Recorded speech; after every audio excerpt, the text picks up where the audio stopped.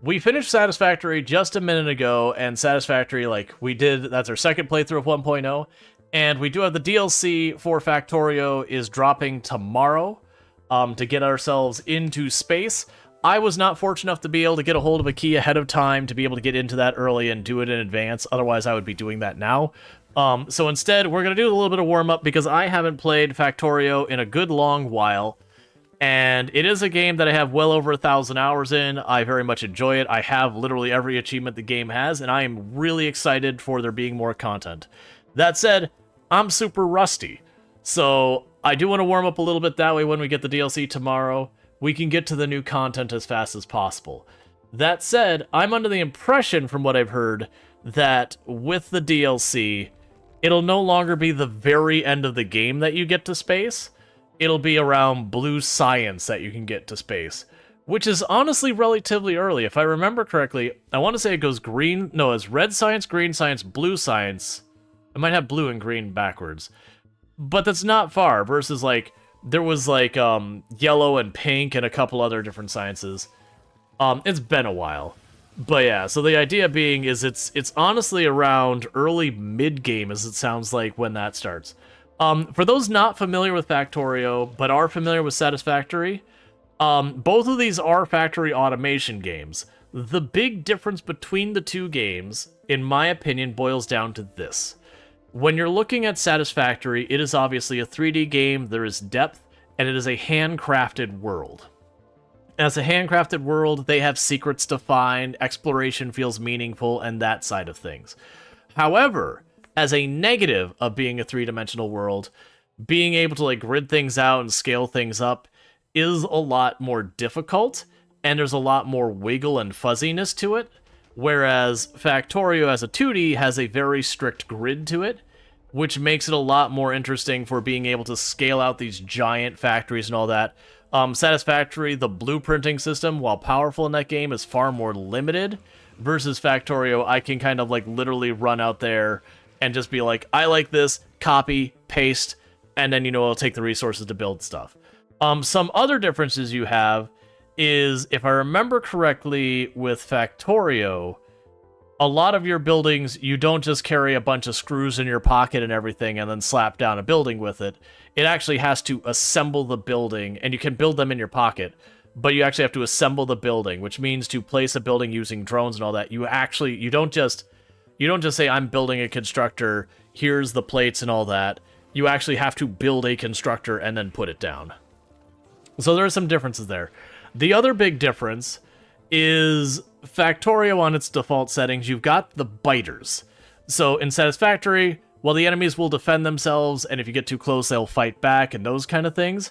In Factorio, once you start exposing the biters to pollution, they hate it and they will get aggressive and attack you. So they will come after your base. You can turn that all off, and a lot of people do, but that's stuff we got going on here. It has been a long time that I don't remember 90% of the stuff. So this will be great. So we did a peaceful stream. Can I see how long ago it was? Will it tell me when the last time we played? Yeah, so we had the peaceful stream I did. It doesn't give me a date of the save file, unfortunately, but it's been a while. But you can see I have streamed this a couple times, so this is like Mystery Funhouse I did, which was beforehand. Stream we had one way back. We did a peaceful stream. We did another one stream. I think one of these we did was was like a death world. I had some mega factories we went. This is a death world. I did one where I deliberately put the materials as far away. Like, I made giant resource-heavy nodes, but they were super far away, so I had to do trains. That version is 2 years old. The peaceful stream is 2 years old. Yeah, so it's been a while. I thought I played it between now and then. Alright, either way, it's been a while. So we're gonna go ahead and do a new game. Right, so we got scenarios. I actually don't know a whole lot of people who do the scenarios. Usually, yeah, so I usually do free play, which that used to not be its own separate thing. But this is the way it's going. Now, for the record, with the free play, your main objective, your win condition, is you launch the rocket at the end. And obviously you can keep building and expanding and doing stuff after that. But it's kind of like September 22. Man, has it really been almost exactly 2 years since the last time I played? Honestly, with how little I remember, it could be.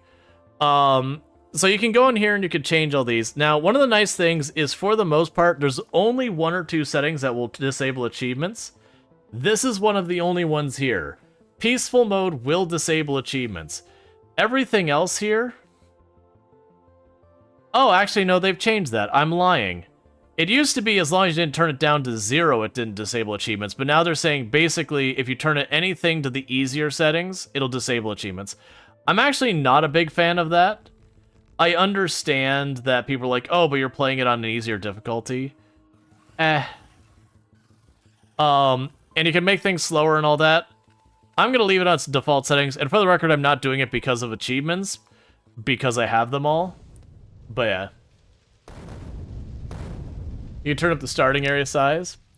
Like, when I first played, this wasn't a thing. You didn't have the burning ship here. This is the Factorio free play. Your task is to launch the rocket into space. You'll need to research advanced technologies in order to unlock the rocket's silo. Start small, work your way up with automation, and don't forget to protect yourself from the natives. Okay, we can disassemble stuff, just like in Satisfactory. I'm gonna go ahead and yank all these bits of ship up.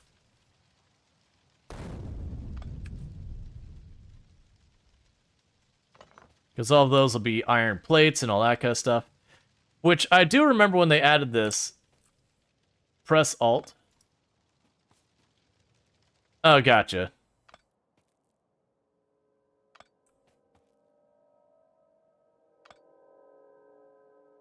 Like, I do remember when you used to start, you with, I think it was like, I don't remember the amounts, but it'd be like 50 iron plates in your pocket and all that. Okay, so ship is all that. That's our backseating. Yeah, tomorrow when I play, I'm gonna have to put on, like, the no backseating tag. Like, today is fine, because there's nothing new here. So I've got iron, coal, stone, and copper nearby, and the water's over there. We do have some biters located up here, some biters located down there. So I won't be able to get to that water. So this is the water we're going to end up using. Got some cliffs down here and some trees. This is actually kind of not of a great start location. My water and my iron are pretty far apart, but that's okay. What the heck was the button that pulls up my inventory? There it is. It's E. Yeah, so you can see here I've got my different stuff to go. Yeah, I haven't gotten off the planet in a legit playthrough. Really? Really? I've done a number of rocket launches. So it looks like I start with a bunch of these things. So I could go and add these to our bar just like in Satisfactory. The controls are a little different. You don't have a reason to put the wood and all that there. I didn't actually mean to craft it, but that's fine. I'm going to use those anyways. Okay.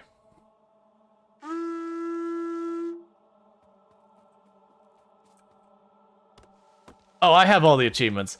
But thank you so much for the raid, Digwood. I hope you had yourself a good stream. But yeah, I actually do have the, I actually do have all the achievements in this game. I've had them for years. Unless they added some. Have they added achievements to this? Tell me they didn't. They did. Is this for the DLC that they've had the achievements, though? Oh, no. They added a ton of achievements to the game. Okay. Aw, come on. There's a ton of achievements they added to the game at some point. So, thank you for the, thank you for the follow, or thank you for the raid. I really do appreciate that. Remember Satisfactory being more 3D than this? It should be showing Factorio right now. For those who don't know, Digwood, absolutely fantastic creator. Been playing some RimWorld according to Twitch and all that, but definitely worth checking. Yeah, so they apparently added a bunch of achievements at some point, and I was blissfully unaware of that. So we definitely aren't going to have those ready in time. Now you'll notice I put those down, nothing's working. I believe for right now I could just chuck wood in there. It's not great. You know what? This is not how you start this. It's fine. We can do it this way. Normally what I'll do is I'll put one of those burners on the coal first. Because if I put on the coal first, then we could sit there and do that. So my coal is up here. So at the early game, there's a whole lot we have to struggle with. But just like Satisfactory, we're going to go bang on some rock for a little bit by hand. That's just what's going to happen. One of the first things I want to do is I want to get 4 coal burners going, and I'm going to feed them all into each other. That way they all mine and keep the coal coming. It has been a long time. I used to have the speedrun. Well, I mean, I have the speedrun achievements. I just noticed that they have a whole bunch of achievements for that. Can anyone confirm, like, how many of the achievements were from the DLC dropping versus before? Because I see that there's 88 now or something like that, and I think I had 33 I unlocked. Which were previously the things. Thank you. I love you. I love you. Enjoy. You enjoy. Are you going to enjoy your cookies? She's like, yeah. They are cinnamon roll flavored. Oh, you can keep those ones then. Yeah, so we'll go ahead and pop down here. I want to grab the plates out. Cookies, you like a cookie? You just gotta let my wife know. Alright, so there's the burner. So that's gonna be... I also need stone, that's right. Man, it's been so long. I remember being able to, like, speed run this. Like, I never was speed run, like, I wouldn't put myself in the leaderboards, but for, like, the achievements and all that, there was an achievement, I think it was 8 hours? From start to launch the rocket. Like, I got that one, and I got that one, like, legitimately. I didn't, like, I don't know what type of clock abuse you can do to it or whatever. But, you know, that is one of those things that I did get that pretty early on and all that. Okay. So I go here, we get 1 burner. I'll need a couple more plates.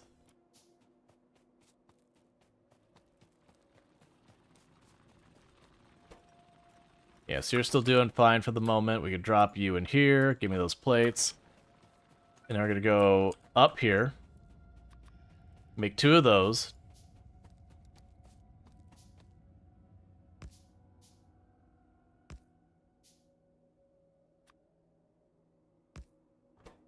Because with that, if I pick up 1 coal, that's all it's going to take. And drop that in there. And this will make coal, which will go into here, which will go into here. And if I get a 4th one, then they just make a big cycle, and I can just go ahead and run over there, and they'll just have what I need in here. I keep clicking on the wrong one. It's been so long. Okay, so we get that. Hey, Jordan, how's it going? And with this, I can now go up here and just do this. And I can just grab coal out of them. They are self-sustaining. You haven't played this since 2021? Apparently, I haven't played it since 2022. Alright, so let's swap out the wood, because I will need some wood for wire and all that. So those are all working fine. Okay, and we'll want to keep getting stuff built here. I'm doing pretty good. And I can go here to get a second one of these going. But normally, when you're not speedrunning it, I prefer to get to electricity as early as possible and spend as little time as I can using these things, just because they are one of those things that they don't scale well. Okay. So I've got those being produced.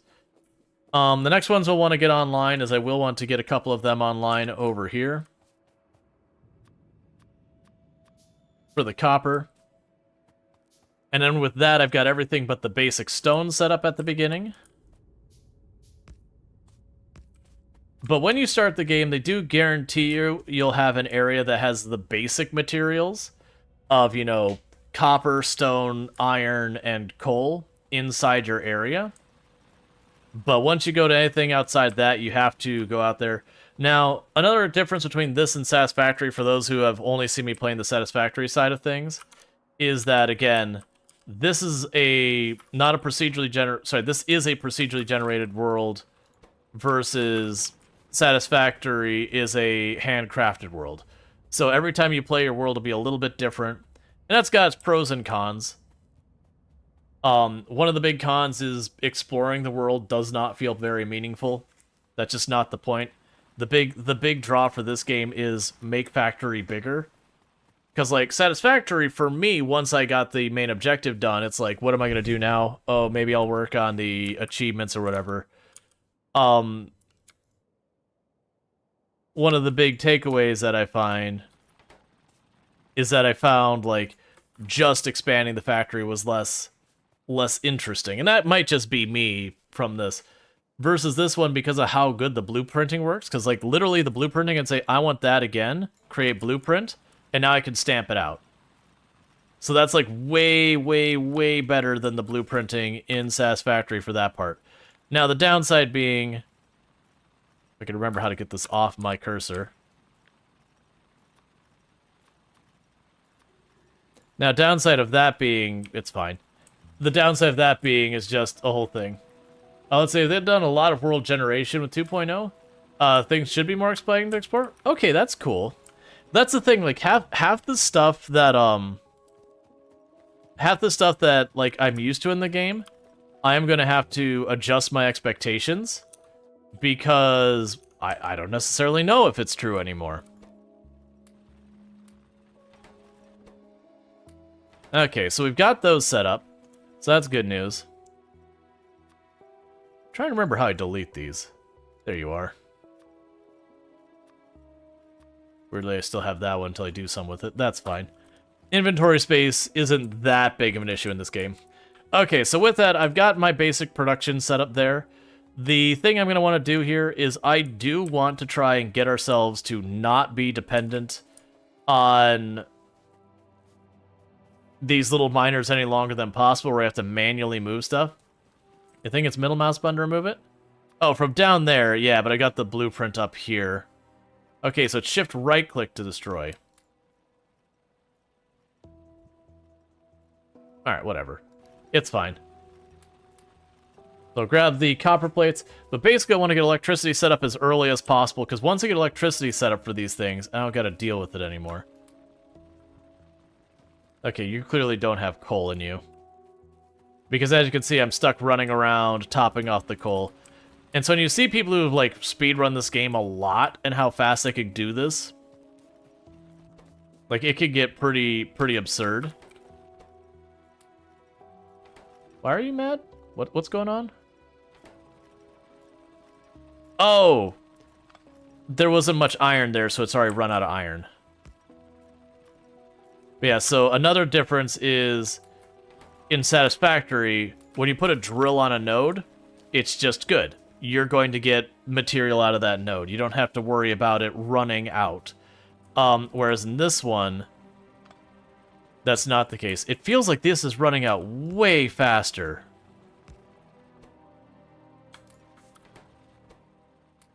How much is in one of these? Ah, okay, they've got it so the center has way more than the outer edge. Gotcha. Okay, I think that's a better improvement. Isn't it possible to pre-order the DLC? Not that I saw, unless something changed. Unless, like, it goes to their website or something. I missed that part. Okay, so we've got the water pump. That's going to be more iron. So let's go ahead and drag that down there.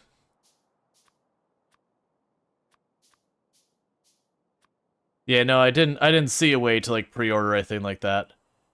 So I've got you two. I need the burner. And if you do the tutorial, it does walk you through, like, all of this stuff, by the way. So don't be like, how do you know what's going on? Like, all that. It will walk you through, like, oh, here's how you set up water, here's how you set up power.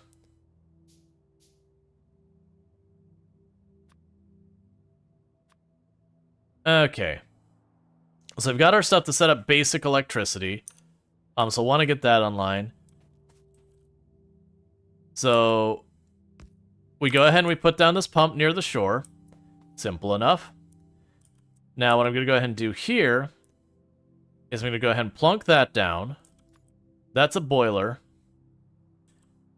Alright, 1 second. I would be making a mistake. I forgot. It's been a while. So let's move this a little ways over, but in line with that, because then I can go here and say, hey, that's going to connect water to that boiler. And then we would have the steam engine over here. Now it's obviously not going to do anything yet. It's not getting materials or anything. I'm also going to need to put a power pole over here. I'm actually going to put it on this side. So what I need to do is we've got you hooked up here. Right now, I've already got a burner inserter already made. Because another thing that's a difference between this and Satisfactory is machines, most of them don't just have like a conveyor port, you just jam a conveyor in and it works. You have these things called inserters, they're a little claw, they pick up material and they move it from whatever's this side onto that side. Temporarily, I'm going to make a wooden box. I'm going to plunk that down. So I could drop coal here, feed it into the burner, the water goes in, water gets hot, goes in the steam engine makes steam, and you have power. That's not going to be sustainable at its current rate, but you get the idea. So in the meantime, I'm going to run over here, I'm going to grab a bunch of our coal, make sure our mining drills are topped off, and grab the materials out of them. Do you really have to go to work tomorrow? I mean, technically no, but, you know, not going is always a concern as well. We can go here. I remember there's a fast... Oh, I remember. You take this, you just... No? I don't remember. There's a way you can, like, very quickly drop coal into those drills. I just don't remember what it is. I don't know, it seems like you've come down to the stomach bug. I've definitely done that type of thing before. Okay. So I just dropped coal in to keep those going. We'll run up here, we'll grab a little bit more coal. Control, drag something to quick load. Gotcha. Like, you know, unloading is just control drag. And same here. Like, to grab stuff out. Ah, okay. Interestingly enough, it did put the coal... No, it took the coal out when I did it that way. Yeah, so you just have to have it in hand. But those are all things that, like, I remember being big speedrunning stuff I used to have to do as well. Like, and I never was speedrunning, like, trying to get ranks and all that, but, like, for the achievement. This was those games that did have a speedrunning achievement, where it's like, you know, launch the rocket... I think it was 8 hours, was like the really, there was like an 11-hour and an 8-hour one. It's like the 11-hour you could do relatively easy, but the 8-hour you had to like really kind of go for it.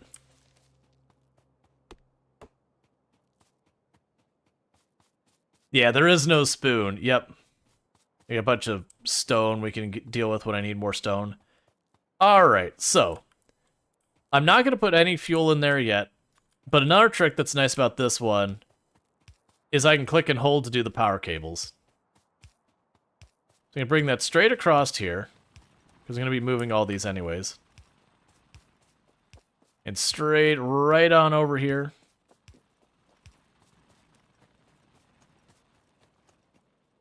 And what I'm ultimately going to be doing is running power to these 3 different areas of ore. We'll also want to take it to the stone.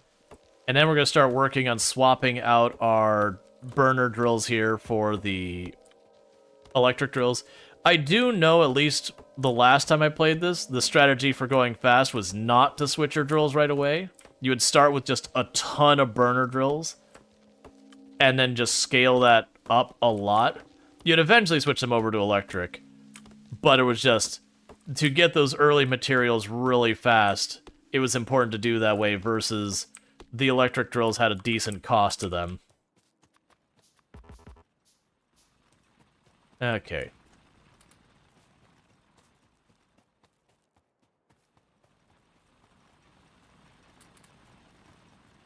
So yeah, we got this going on over here. And there is a day-night cycle. This game does have, like, solar power and that kind of stuff. And it is one of those things that when night happens, the solar power stops working and yada yada. And then they have batteries you can put, but the batteries are a little bit pricey.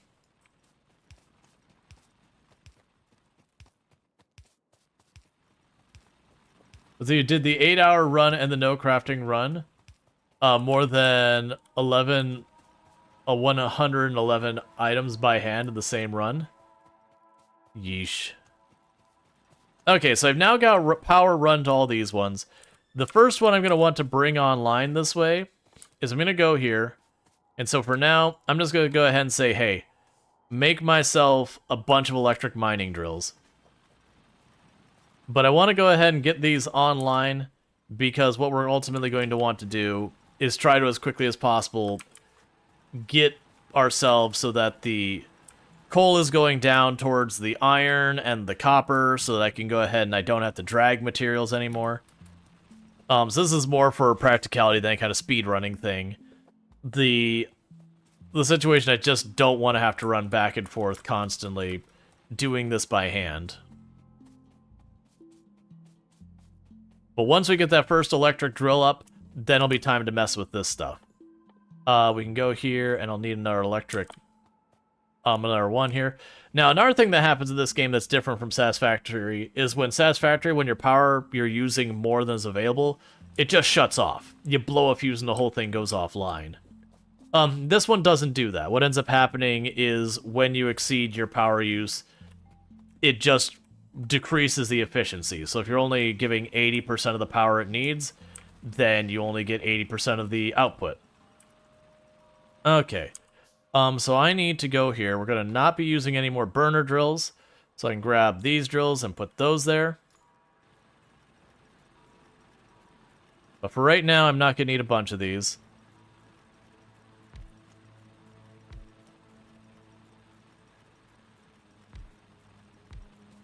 That's overkill already. That's fine.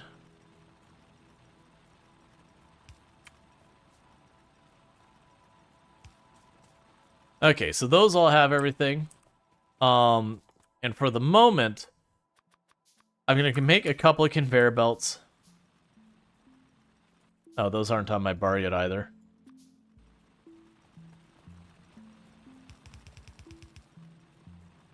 And for the moment, I don't have everything I need for all this. So to get some more iron plates, I'm just going to have those feed into a box. But the idea is to bring that coal over here. We'll probably put our ore processing here. Now, one of the other things, because of the design in this game, where it's different, is you will actually have situations that, one second. We can go ahead and make our better inserters, so put those on our bar now.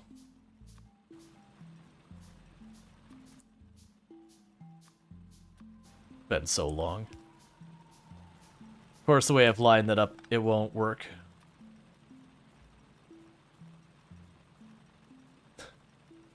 Did that perfect. Okay. So yeah, so what'll happen is once we give this power, these all go on, they'll empty out there, that inserter will grab it off the belt, put it in the box, and we'll get a box of coal. These don't cost me anything to keep running, so for right now, those forward burners will just keep doing their thing.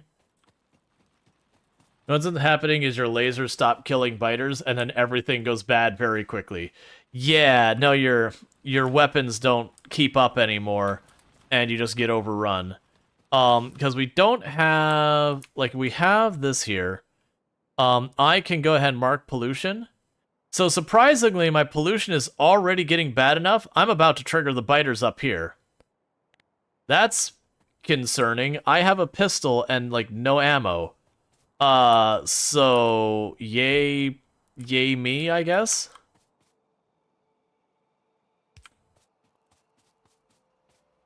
Alright, so with this, I could drop coal in there, and we now have power. Because I'm going to go ahead and drop that in there. It turns on. These start producing power. If I click at a power pole, you can see here, like, the power production versus consumption. I'm producing a bunch, and consuming almost none. You love mowing down 3 acres, and then having to clean out the mower's deck by hand. Grass everywhere, so much grass. Yup. I don't have much to add to that, just, yep. So the downside is the biters will attack us. If we zoom out and we walk up here, I can show you what the biters look like real fast. Yes, those are biter nests. I'm going to stay away, but you see like little biters. What'll happen is they'll group up and they'll attack. Unfortunately, we're very close to them, so the pollution's going to reach them, and then they're going to get angry about it, and they're probably going to break my stuff. I don't really have much to defend myself with yet, so that is just something I'm going to have to endure. Okay, and we're going to do the same thing here, where I put those down. We'll make ourselves more conveyor belts.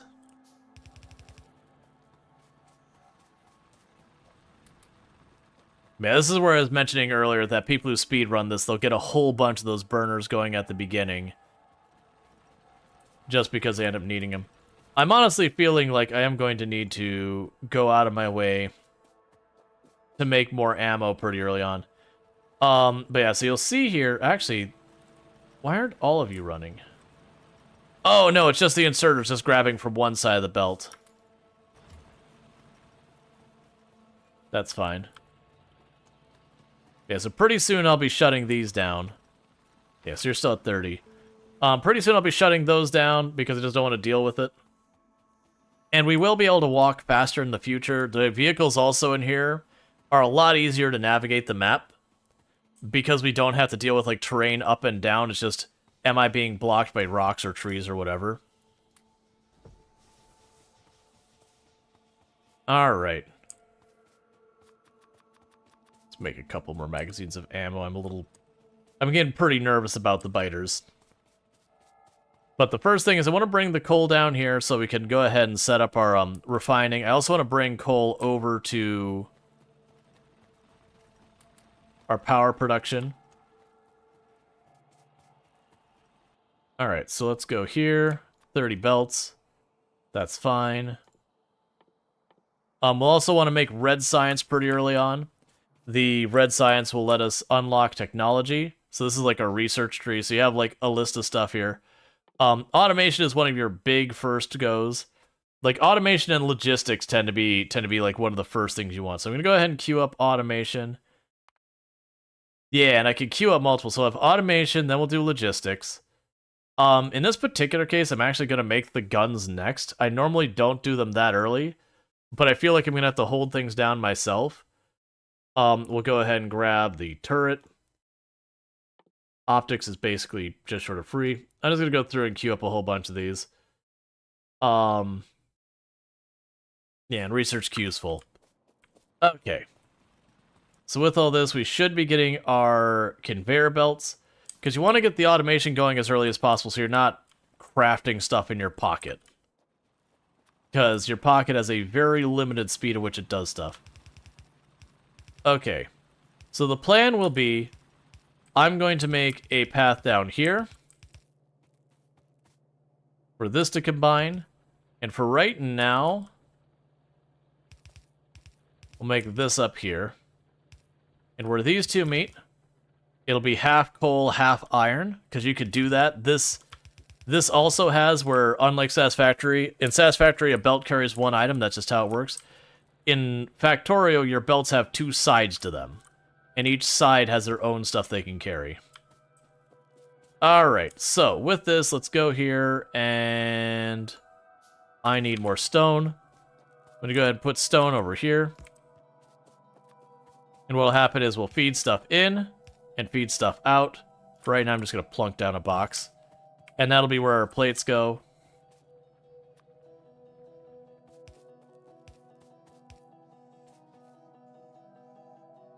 There. Okay. So we'll have that. We need to get coal on the line. For right now, we're getting rid of this and that. I suddenly realize I'm a couple conveyor belts short. Because once I get that set up, then I don't need this down here. We'll be producing our coal, and I can just do that. So I'll need 1, 2, 3, 4, and then just make a stack.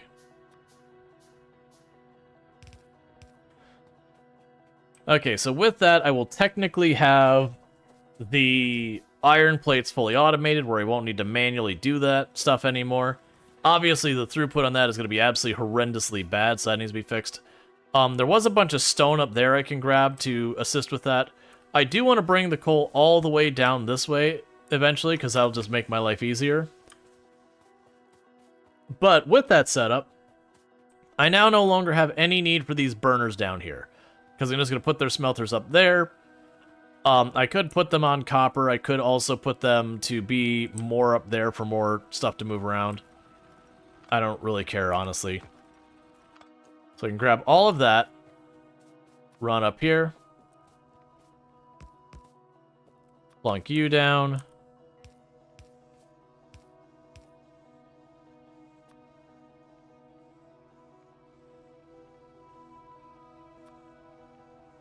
And conveyor belts don't need power either.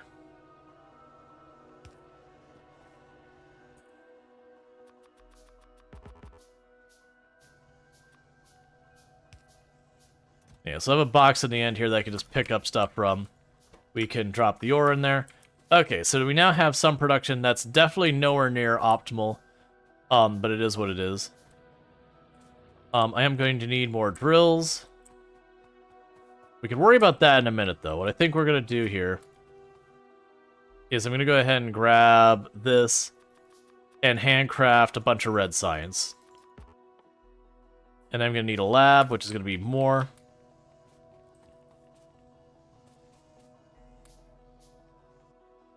Okay, so we got a little while before that's going to be done. Alright. Now, we can check at our pulls to see where our power's at now. So you'll notice our production is still way up here. We're making 5,600k worth of power. And you can see up here the actual gauge of where I'm at. Production versus consumption. So you can get an idea and all that. And we have the accumulators, which is batteries and all that. And it shows you like what's consuming how much power, what else is doing that. So you get the idea. Okay, so we can go here and we'll grab a lab. And so you put science into a lab to do research in this game. So it's not like you don't have a MAM or an equivalent of anything like that in this one. Instead, it literally is you have a building, you shove science into it, and by the magic of that, research happens. We definitely don't want to handcraft that many right now. And so if you look down here, you'll notice where it's like, I'm making gears, I'm making wires, I'm doing that. That's the equivalent of going up to the bench and doing like the little tink, tink, tink, tink, tink, making it and get into a plate. It will do it in your inventory just auto-magically when you need something. You don't have to like memorize everything. There are plenty of materials you cannot craft in your pocket. But that is just one of those things. So we can go here, drop you there. For right now, I'm just going to wedge the science into the building. We can go here and craft a bunch more. So with that, we're going to start seeing our automation coming online and all that good stuff. Thank you for the follow. Welcome to the stream. And the big thing that the automation is going to give me is instead of me needing to do all this in the pocket, I'll be able to sit there and be like, okay, the ingots get passed into this building, and when they get passed in, well, not ingots, there's no ingots. The plates get passed into this building. When they get passed into this building, then they'll be used to make screws and all that kind of stuff. You tried crafting oil in your pocket. It was messy. Alright, so this will be where we're going to put our iron production for right now, and we'll put copper down here. So I'm also going to need to go here and get those online. While that is doing its thing, let's run up here and break all these rocks so I can get some stone. But as you can see, there's a lot of different types of science. But my understanding is with the DLC, it used to be you didn't get to space till this, like, right before the white science. The white science is what you would get back. Now we're able to get to space at blue science, which is roughly halfway. Okay, we are under attack. That's what the red blinking thing going here on. I'm going to be pretty slow to get there, unfortunately, so they are probably going to do some damage.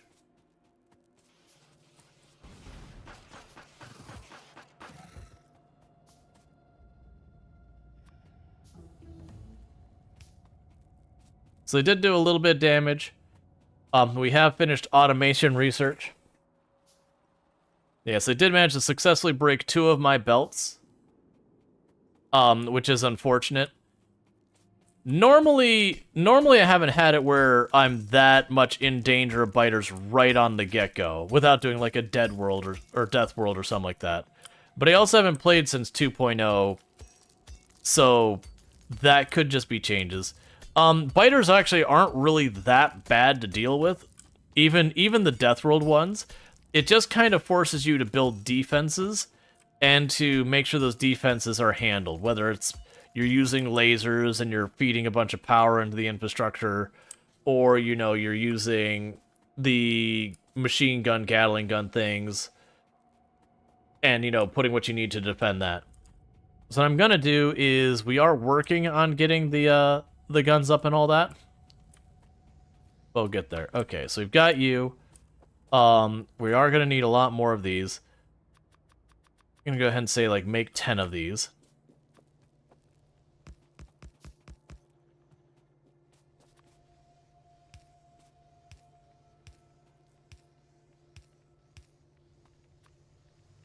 And I can pop here. You need power.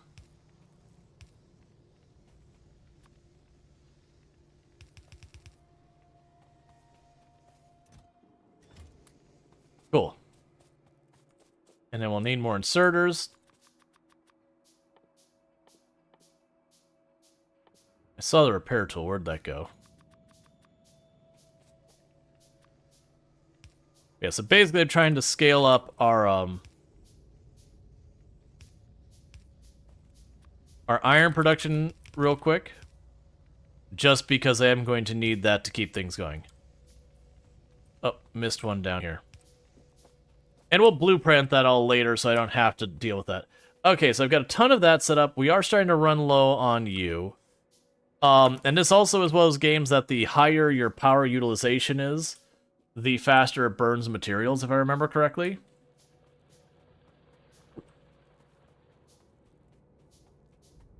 I could be wrong about that. It's been a while. Okay. Yeah, so as you can see... Oh, that's still... Okay, so that being a damaged belt is still acting up. Interesting. That's not the way I remember you working in the past. There must be a belt that's broken there that I missed. That was what was happening. There's another piece of broken belt there.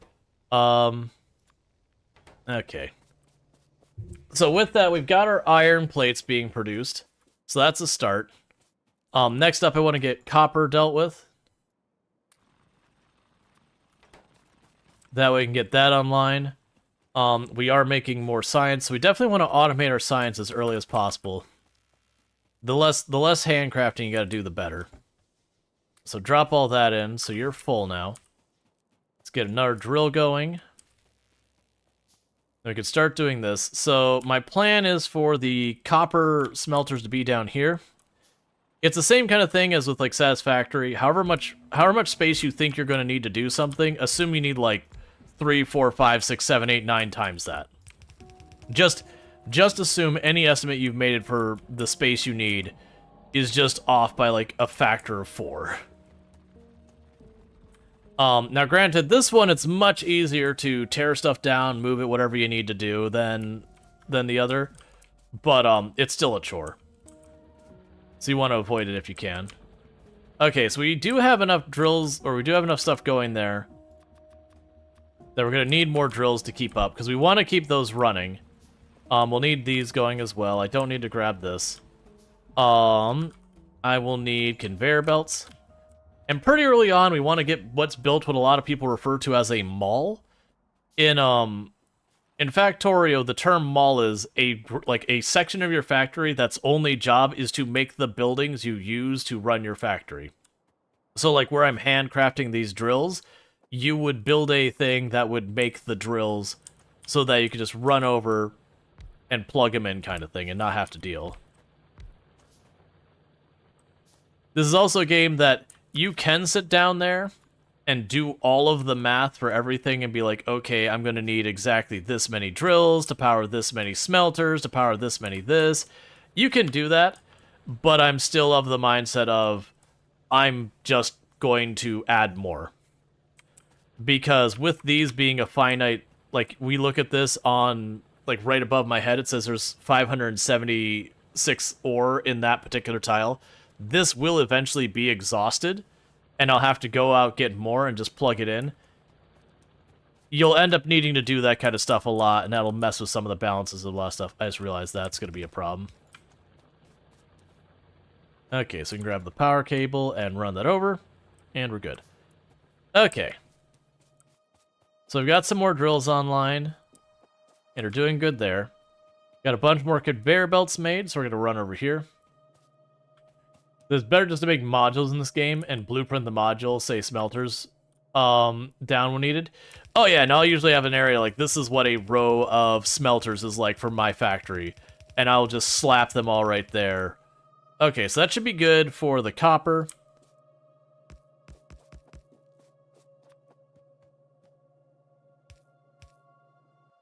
And I need more iron plates. But yeah, so it will be one of those things that I'll just go ultimately and do that. Cool.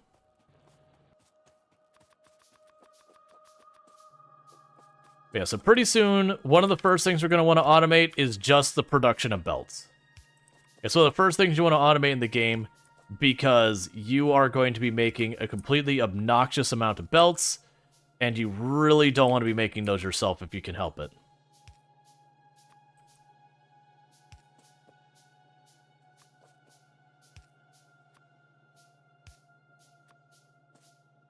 Oh, we have a mistake here. So it needs to happen that's different than what I've got going here. Is first, I gotta pick all this up. And the reason why this is a problem is both sides of my belt are currently getting copper on it. And I do want it to be half and half. So that way I can put coal on one half, copper on the other half, and not have to deal. And the way you do that is if I have a belt just feed straight in, it'll be on the entire belt. If I have a belt where I have two side belts pop in, it will split at 50-50. So the way I fix this is, you notice I put this belt over here, and now I do that. One will go on one side, one will go on the other, and I can just go like this. And so now copper's only going on one half. Okay. And go down here, and do all that.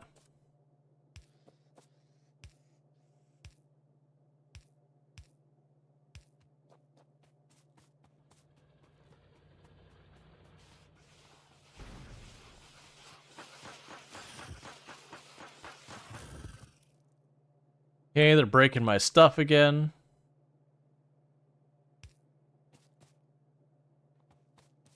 What else did they break?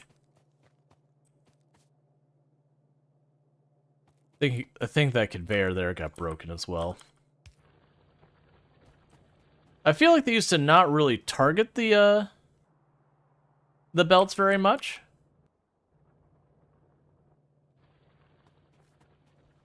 So that's the thing. Alright, so we're getting logistics because that'll give me splitters and all that. One thing I'm going to go ahead and do is I'm going to kill the music for the game again. I forgot that the music really does just get out of the way, which is fine. But it's a bit too quiet for me. So we're going to go ahead and get other music going. I will turn the music on with the DLC, just in case there's a bunch of new music and all that. Alright, so we've got that going. I need to get the coal over here, so while I wait for that, I'm just going to tell it to make a completely obnoxious amount of conveyor belts. And the plan is going to be to bring the coal over here. Oh, let's not bring it that way. Which way do I want to bring the coal? I can split the coal off here, have it go underneath. I mean, I guess it's neither here nor there. As a Satisfactory player, enjoying your explanation comparisons? Well, yeah, and I'm also specifically doing the explanations for Satisfactory more so than I normally would. Partially because we've been playing a lot of Satisfactory on the channel lately. So I expect a lot of people to have come from that side of things. And then on top of that, I would say right now, Satisfactory is the game that's got much more people aware of yada yada. Oh, so another thing you can do when you have the situation where you got a bunch of stuff in your pocket and you don't want to just junk it, this is probably not a good use case. What I could do is here like this. So what I've done is I've got a bunch of copper ore in my pocket. I don't want to deal with that. So I can actually go here. Actually, there's a better way I can set this up that I just remembered. I don't have the splitter yet. Never mind, that's fine. Basically, when we get to the point we start running out of copper ore, that'll start putting it on the line. But that way it's not sitting in my pocket taking up space, and it'll eventually get fed into the system. But there's a way you can put a splitter, a belt, and then put it on that section there, and it will slowly feed in. Okay. So we're getting pretty close to logistics. I probably just need to handcraft some more.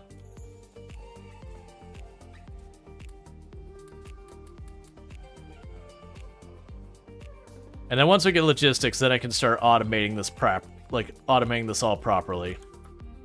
Because what I'll end up doing with the logistics is where I've got these, I'll find some other location nearby, maybe down here, and then we'll move that stuff over there, and then I can go ahead and use the automation stuff to make the red science and feed it in. Now, one of the considerations you're going to want to have, let's see, you only need to handcraft 10 red science to complete the game. Yeah, no, I've got the achievement. What is it, is the name of the achievement Lazy Bastard or whatever? There's like one achievement for, I think you can only make like 111 or 130 items or whatever, handcrafted the entire game, and everything else you use the automation.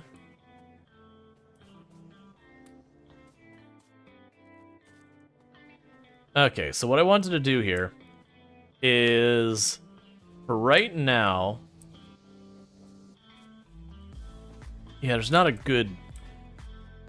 great angle for doing this, because I'm going to want those to be much longer than this spot. We'll just have like a weird interruption in the middle, probably. So we can go ahead and we can reroute this later, because a lot of this I'm going to end up rebuilding multiple times as we tech up. So what we'll do here is we'll have this go here. And that'll be a line that goes down to our copper. And I'll do the same thing over here.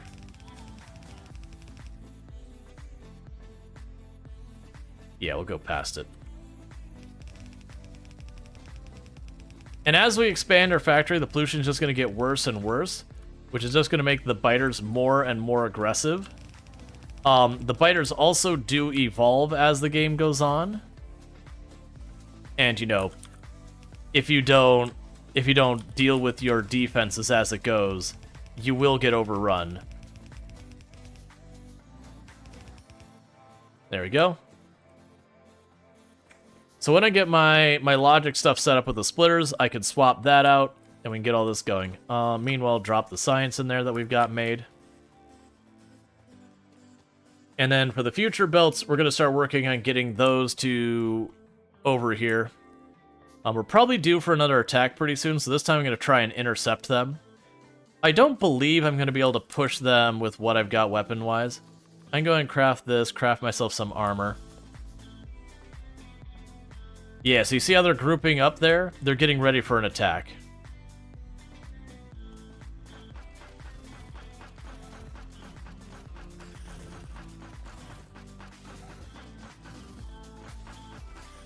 So basically, I prevented the attack by being aggressive. But yeah, so pushing in there, my little pistol's probably not gonna cut it. Okay, so we have finished researching logistics, and next I'm doing military. Military is when we're going to start getting some useful stuff here. So I'm going to go ahead and get a couple of splitters. I'm going to grab one of these as well, just so I can put on my bar easier. Can I? Oh, actually, I don't even need to do that. Yes, I can go here and say, hey, you're a splitter. You're this. Actually, do this.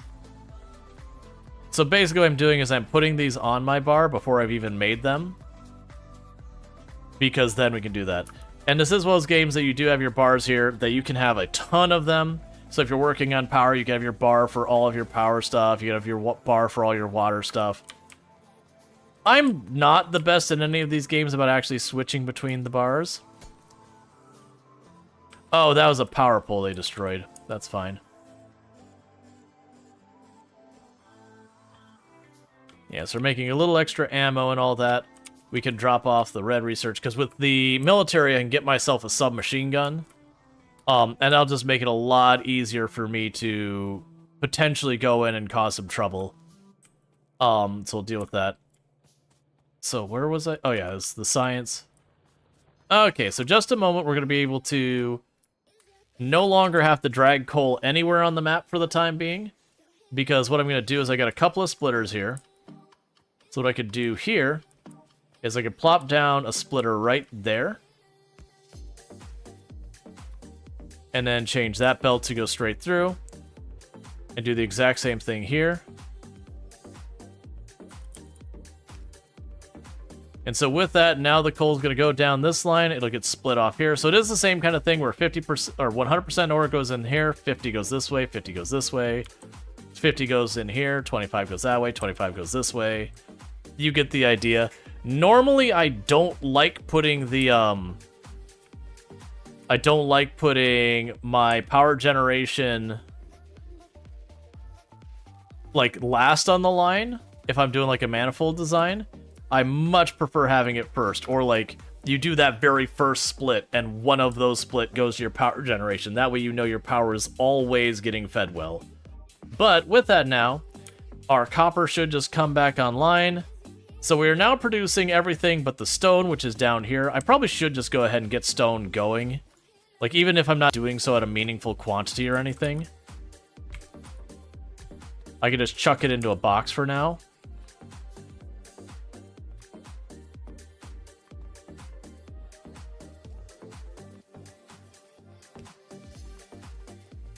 Because I am going to need it. I'm going to want a lot of it, actually.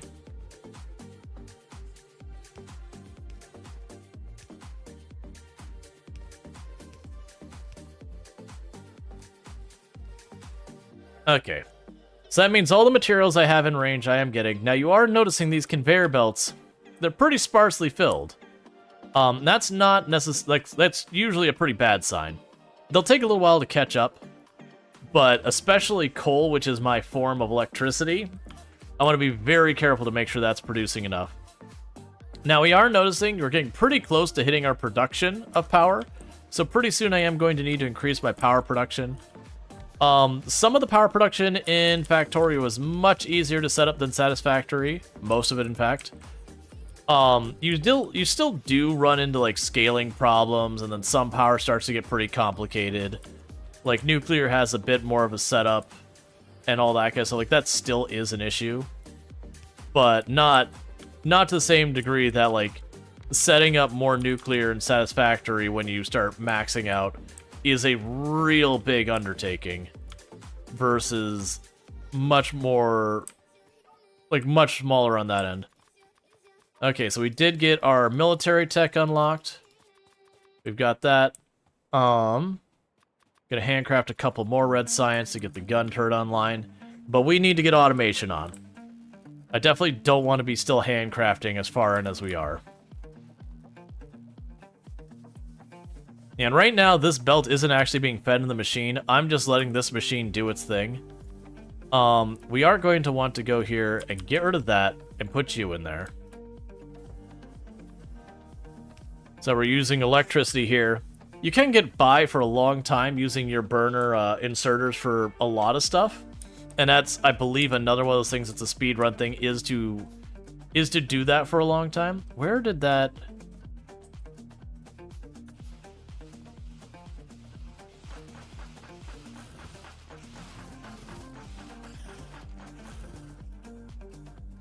Okay, so they didn't manage to destroy a thing this time, they just did damage.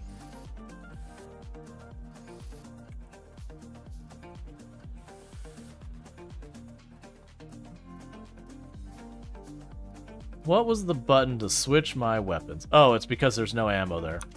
Yeah, it was tab. I just didn't have ammo. Alright, so...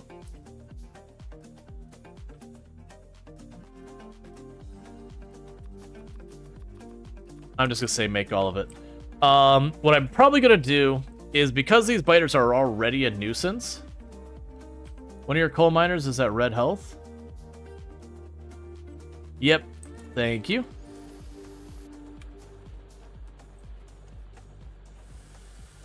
I say, because they're already proving to be a nuisance, I think with the SMG I could probably push up and destroy that.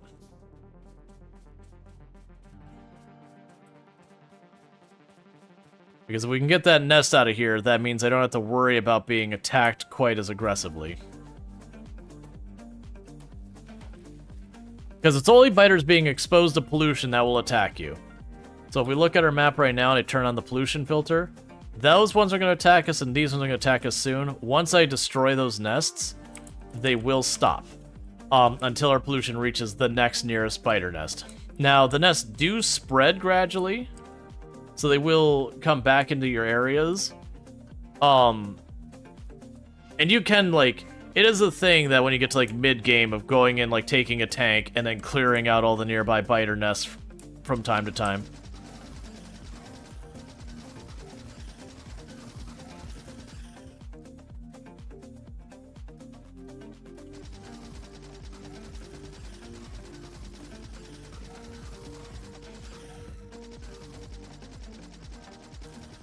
Okay.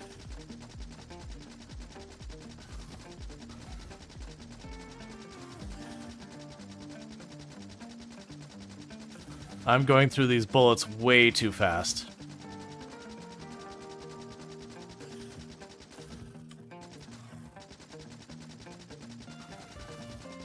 And this isn't a game where you have to, like, target directly. It'll try and target the nearest enemy in the direction you've got your mouse. So you'll notice I'm keeping my mouse relatively towards the nest, but closer to me, so that biters that try and rush me will be attacked first. Alright. So yeah, I should be able to clear this nest, and then I can go after the other nest to the south. Normally I'd want to be dealing with my automation, but these enemies were very close to me and starting to attack me way earlier than I'd really like them to. So we're just getting our rowdy neighbors out of here.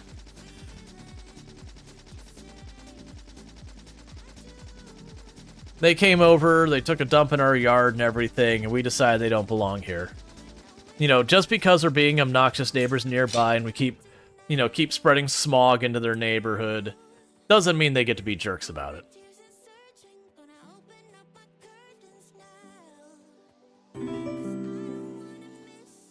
Thank you for the follow. Welcome to the stream. Alright, so let's grab some more iron. Hey, Jerry, how's it good? When should you take out hives? When you feel comfortable with what you have to fight them. If you get the grenades and all that, you could usually go pretty early. The submachine gun makes it pretty good. If you got multiple people playing, you can do a lot more. Someone who doesn't have early access to expansion. Yeah, little bummed about that, actually. But, you know. Okay, so we've got our first one that's got those. I could probably sneak over here and destroy that. Yeah, so those spit shots at you, and they make the ground where they spit, where you see like the little green like snot stuff there. That does hurt you walking through it too. But usually the way to deal with that is they do try to aim where you're going to be.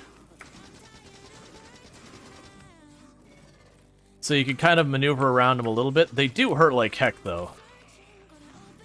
The earlier ones aren't too bad, as I walk directly to the... Would you let me shoot at that, please?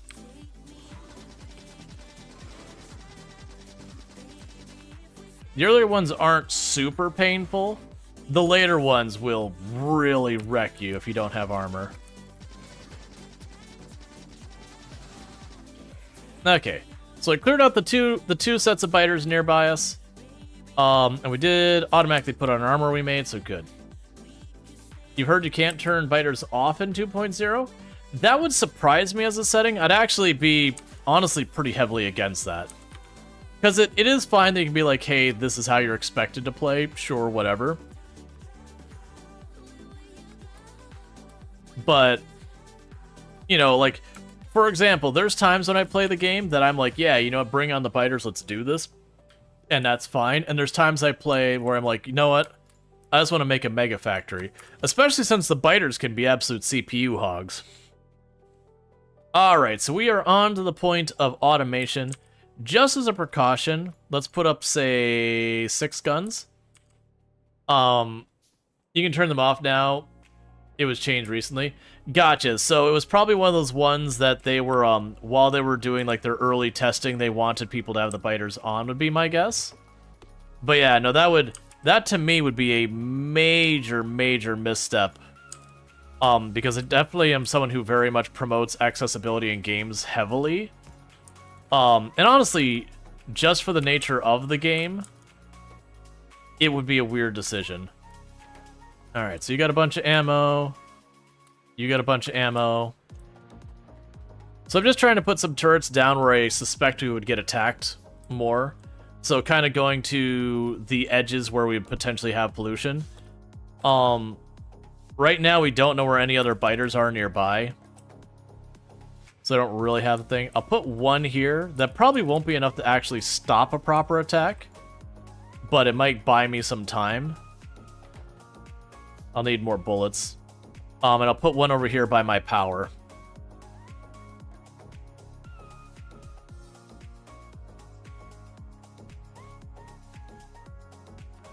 Oh, I have two. Let's put two by the power. The power is very important.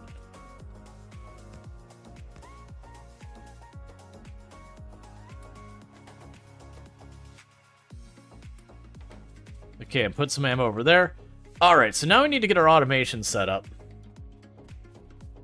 Because, like, as I've mentioned before, for the time being, we're basically just making ingots.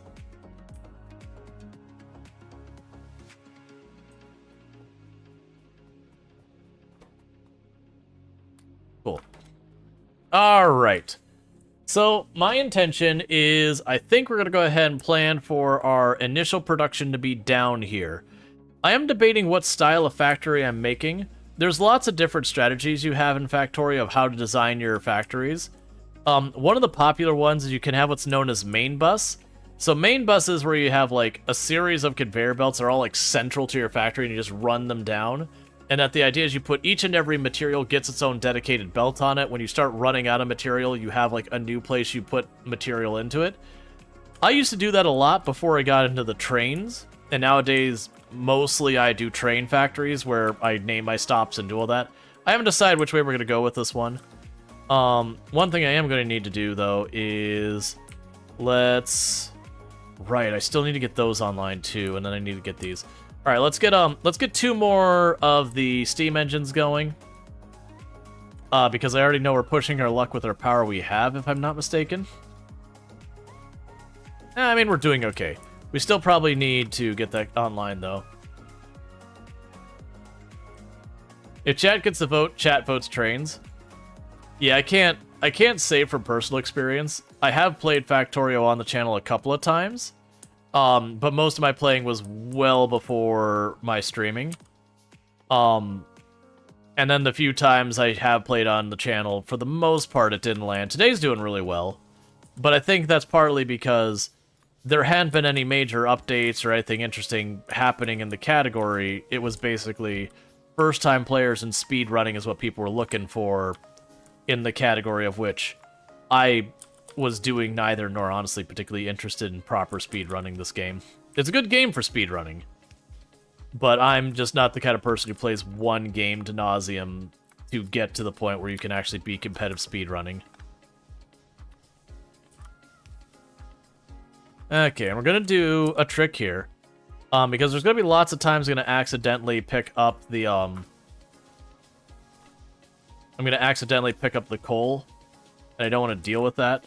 So I'm gonna do here is I'm gonna put down a box, and I'm gonna put down a splitter. So I've got our splitter here, I've got an inserter there, I'm gonna put a box here, and so now when I throw my coal in there, it's gonna put that on the splitter. This will grab 50% here, 50% there. It'll jump back and forth. So what'll ultimately happen is it will slowly drain that box as needed to go there.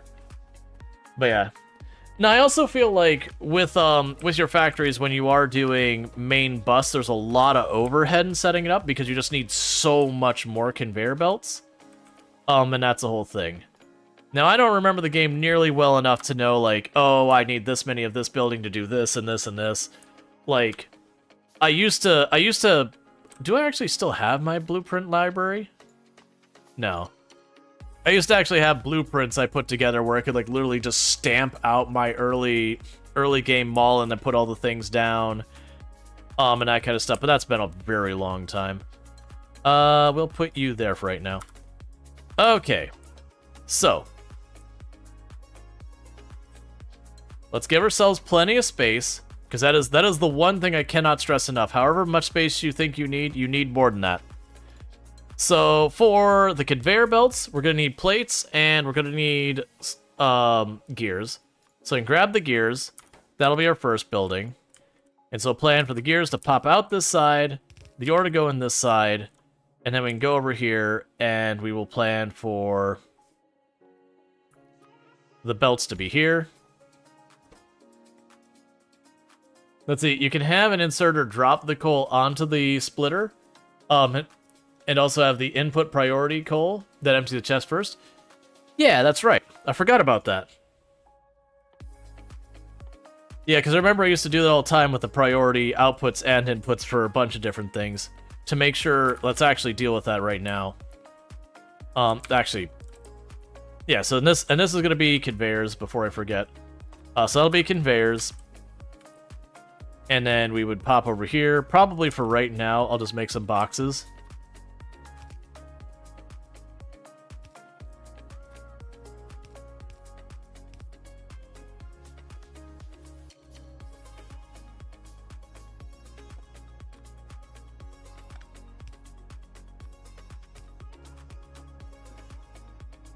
Okay.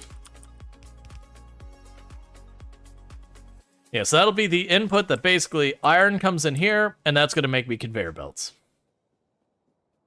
Usually what I'll end up doing down the road is I like to make, like, this'll be the area of my factory that makes this thing, you hook it up to train network, and that's just its job. But yeah, so what I was going to say is, you mentioned that, and that made me remind me that the output priority left, that way it prioritizes my power first. Thank you to follow. Welcome to the stream. So yeah, so that means when the coal comes in here, and it has a choice of going either way, it'll try and go this route, and if it can't, it'll go that route. That way I prioritize always feeding my power first, because the whole factory runs terribly without that. Potentially coming to a standstill. I also think it's time that I just get rid of these. They're not really needed anymore.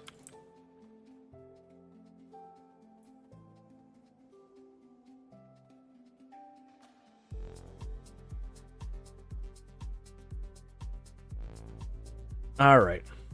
And how do I want to bring the iron over here?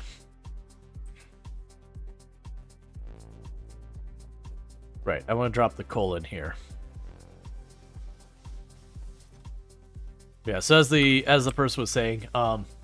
Gohar was saying, we can go here. Input priority on the right. Then it just means it'll take it from this area before that area. So we'll empty that box out.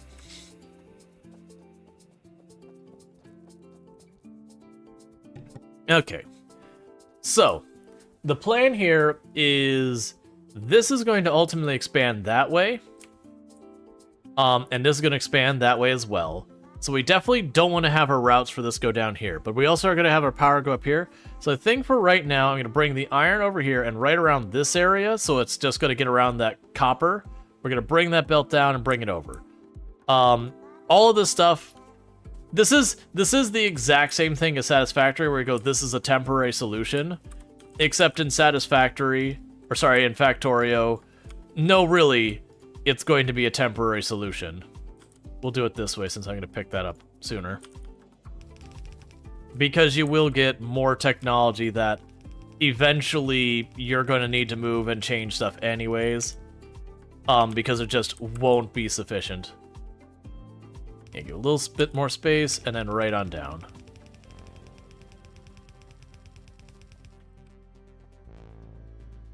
And now we're below this height, so let's go ahead and bring this over here.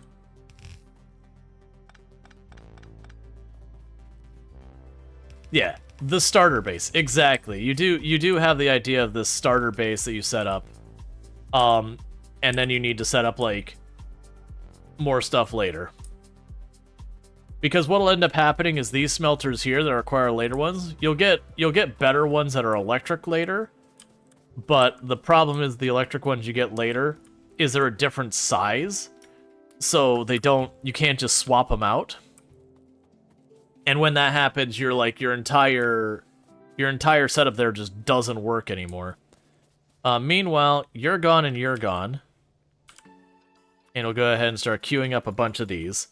And pro tip, there's a couple different ways you can queue this. You can left click it a bunch, and it will do one belt at a time, its materials. That's good for when you need it right now, you're trying to work with it.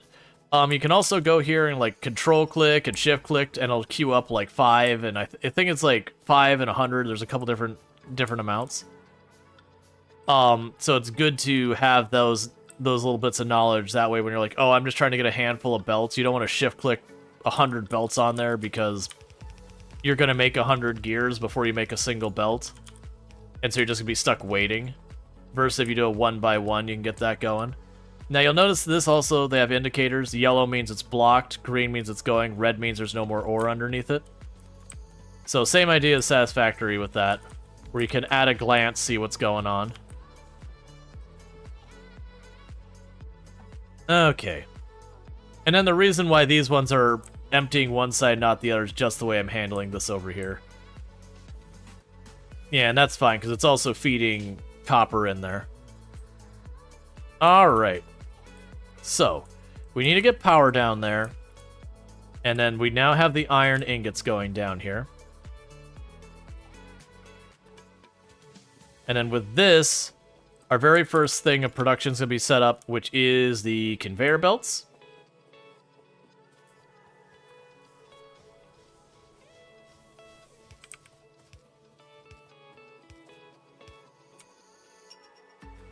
Make a bunch of telephone poles.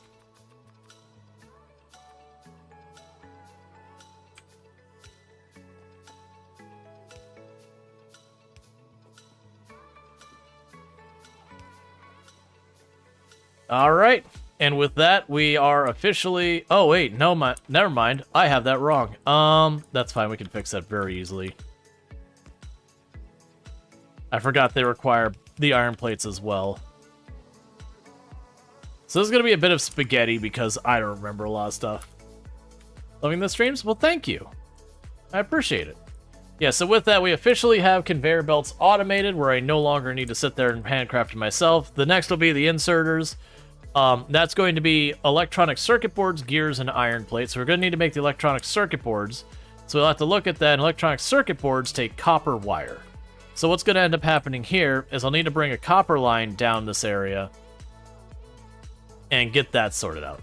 But that's part of the reason I made this extra belt off here is I know I'm going to use gears for a lot of things. So it does give me a bunch of stuff here. Let the pasta flow. Yeah, and we'll do a lot to make this much better over time. Let's see, did you limit your belt box before you end up with the 10k of them? Why would I not want 10k belts?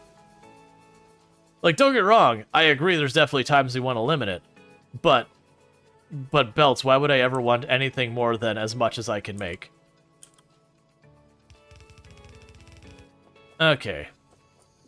So I'm going to grab you and turn you around.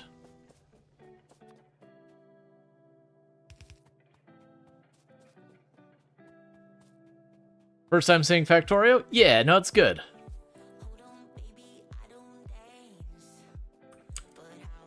Now, downside is I'm probably going to need these way faster than it can produce them. But that's fine. We'll work on it.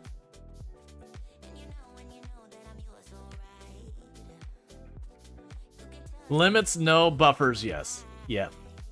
That's what I heard. You're going to be chilling for a bit while you eat your jambalaya. Jambalaya. I haven't heard jambalaya in forever. Jambalaya is excellent. Ooh, do we mix the belts going right in? Yeah, let's just do it. That'll make my life easier now and more painful later. Because what that's going to do is now I'm going to have copper and iron on that belt. That'll be a problem when I need to scale things, but temporarily it'll work fine. So we can go ahead and go over here. We've got our wire. You'll need power.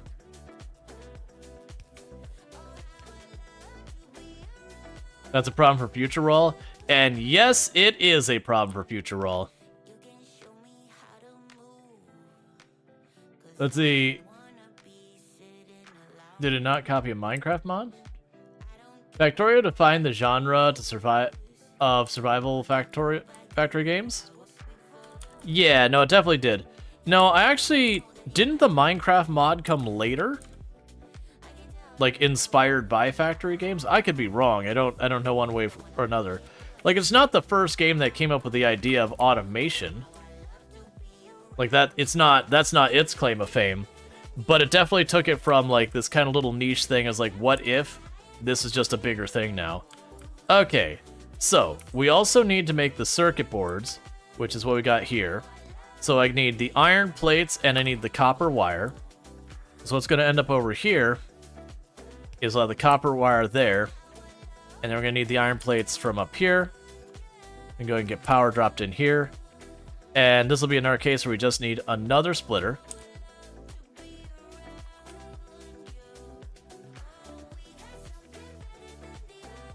Modded Minecraft Factory's been around since like 2011-ish. I don't remember when a lot of these things came out.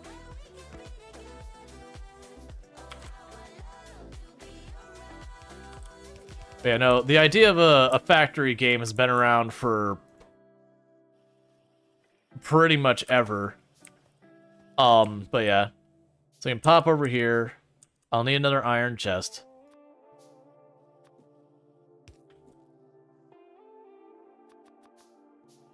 Yeah, so what I'm setting here will not scale well. We're just trying to get the initial setup going. For the versions that will scale, we'll end up doing that later. And the way that's going to work later is we'll probably set up the trains where we'll have like a dedicated place where we make some of these things. Okay, so we're making the green circuit boards. And so for inserters, now I need the gears, the iron plate, and the green circuit boards. So I got a couple different ways I can do this. One is I can have, like, the green circuit boards come across this way. I mean, honestly, it's... These need to go over there, or these need to go over here. It's fine either way. I'm going to go ahead and plan to have the gears come this way.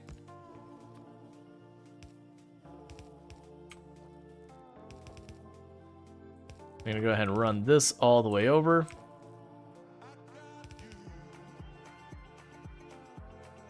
Then we make some more of these buildings. Yeah, so I'm trying to set up basically a mall for the very beginning of the run. Where, like I said before, the entire idea behind a mall in this game is just when I need, you know, when I need inserters. I go over here and I grab inserters. When I need belts, I go over here, I grab belts. So it's not about making anything at scale, it's about just producing them at all so I have them as I need them. Okay, we can go here, there's the inserter. And like I said, I used to, back in the day, have tons of blueprints that were like, this is the way I set this up to be really efficient. So pretty much anytime I have a new building I need, the idea is I want to go over here and have it making a non-zero amount. And you'll notice with the conveyor belts and the inserters, I haven't bothered done that. So much for dimensional storage. Yeah, no, there's sort of an equivalent in this game. It's not quite the same idea. But it's not like an infinite range storage. You have a logistics network. And that logistics network will let you have the robots deliver stuff. Okay, so with that, we are now moving the gears over here. And that'll get ourselves the inserters being made, so that's good news here. We're going to go ahead and run these down here.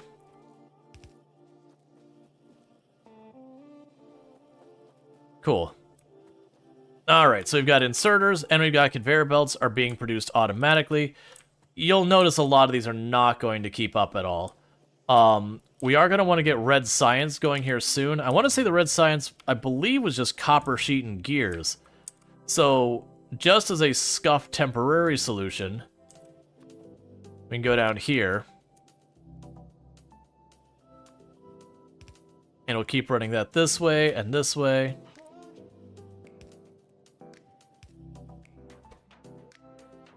And we can go here and say red science. And this'll absolutely be something I will need to scale. Like right this second it won't be scaled, but this will be something I will absolutely need to scale. Okay, so you're getting stuck waiting on the materials getting in here. Which I recall that being a thing, is that there's a couple of these that you need more than one inserter to keep moving. Yeah, so we are making the red science here. And what I'm going to do here is we're just going to do the cheap way of doing this. I'm going to drop down here and just have a lab right there and just feed it directly into it. And that should cover us for red science for now while we're getting our mall set up. Down the road, what I will want to do is make a dedicated place for making red science specifically, because that is one of those things you want to scale. Alright, so now we have automated red science. So next up, we've got all these. The next thing on my list is let's get the mining going on. So good news is that's already stuff that's the same requirements, I believe, as our inserter. So we have the gear, the circuit boards, and all of that. So I can plop right here. Actually, probably move it over here even. So we'll have the circuit boards, the gear's already going through there. We'll have to have a splitter come through this way. So what I'm going to do is I'm going to go down here, and then I'll put the splitter here. And bring that over here. So that'll be your iron plates, your gears, your circuit boards. And then we can have that make the electric mining drill. And have us inserted there. And one of the things we'll also do with all this is eventually we'll change these to logic chests. Because then I'll have a whole thing where I say, always give me 10 of whatever, give me that of that. So with this, we should be getting, yeah, so we're making our drills automatically. So these are the ones that I don't want a full inventory. So I can grab this little thing here. And I can say only make 2 stacks of the mining drills. Because those are a rather pricey thing to make, and I'm not going to usually need more than that. We are making more goodies here. We've got more science going on. We will want to add the electronics and steel going. We'll get the green science. Normally I wouldn't, well, we'll get the fast insert next. So I'm kind of just going through here being like, let's keep queuing that up. So that's the armor penetration stuff. We'll do automation 2. I don't think we're gonna need landfill right away. We can go here and grab the advanced material processing. The circuit network is for programming stuff. That'll be important for us later. Okay. Basically just want to keep a queue full for all that as best we can. Alright, so as you can see, I'm clearly making nowhere near enough gears.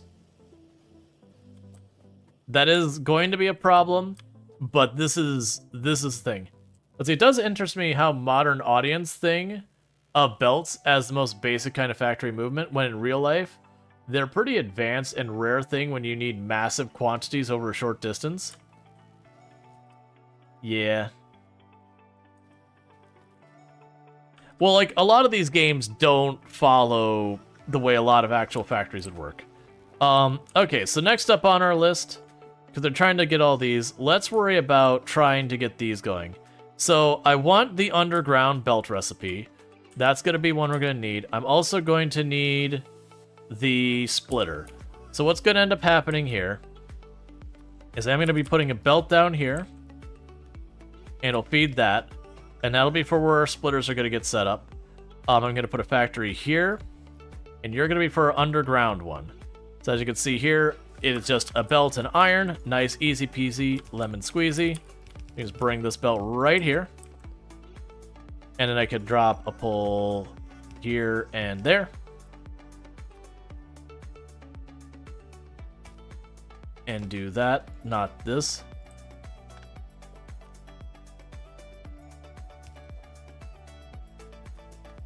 And I'm going to have it pulled from this side. That way we still always make sure we have the box getting loaded up. And then we're going to go over here. And that'll give me that. So with this, we should get everything I need to make the underground belts.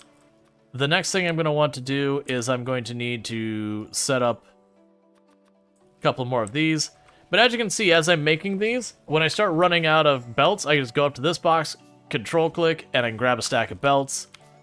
Honestly, these I probably don't need that many. We'll go to 4 stacks. I will limit that to just one row. All the wires and circuit boards and all that, we can go to our inserters, one row. That's probably overkill, but that's fine. Okay. So let's see. So for the splitter, so I need to get the electronic circuits over here. The problem is the electronic circuits are over there. I'm also consuming most of them. So we're going to have to do a little bit of shenanigans here. Because what I'm going to go ahead and do is I'm going to put a splitter... Ooh, the splitter... How do I want to do this? Because I can have it go underground past all this and straight across. But only if I give it enough space. I can make this work. So you're all going to have to move a little. So I can go like this. Plunk you there. Put the inserter there. We will do this again. Drop the spares in there for the moment. Now we can put power here. Now put the underground there.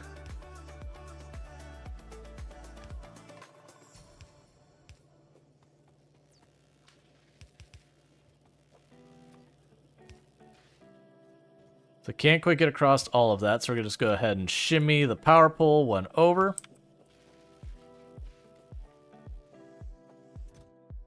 Give me your undergrounds. That'll just have to deal with that. Yeah, so we'll underground that way.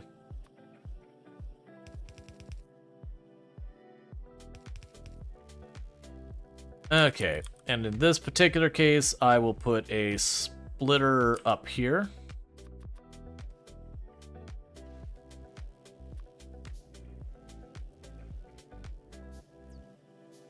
Actually, I think I could literally just put a splitter here and grab it off the splitter. So you're going to be my splitter there. So you need the conveyor belts, you need the iron plates and all that. So I bring this here. We will now have the conveyors brought over there. We'll have the circuits brought up there once I figure out what I missed on getting those set up. And then we need iron plates was the last one. Oh, the issue is I'm just eating up all the iron plates fast as we get them. Right, and it's taking too long to grab them off the line.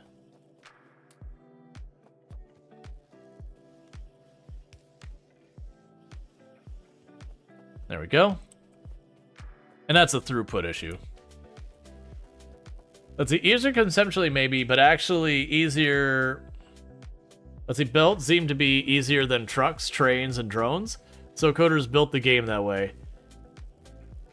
Well, yeah, no, actually, like, with these belts and all that, Factorio does some amazing optimization with that, where even though when you look at this, this should be one belt, 3 iron plates, and 3 copper plates on it, they actually treat it as one object, if I remember correctly from the code, that it is a belt with those on it. Now, the more complicated you make the belt, the more of a hassle it ends up being. But they do a lot of, like, fudging of things for making it run well. Which you do that in all games. Like, all games have a lot of weird stuff you do for optimization purposes.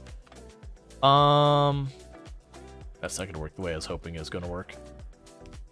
I'm trying to get the the iron line down here.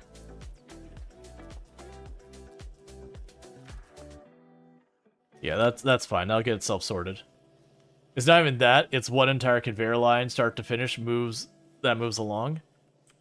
Yeah, but they do like all sorts of wild stuff. Yeah, and that's the whole thing. They've done some really absurd stuff just to optimize this game. Which, you know, like I said, you have to do a lot of that stuff. So I'm just trying to decide how I want to run this belt, because I need to bring this belt down here. What I can do here is move that to give me enough time, like enough space to run stuff underneath it. Again, 2 stacks. I'll grab 1 stack for myself. And then we can put the splitter here. Turn the belt this way.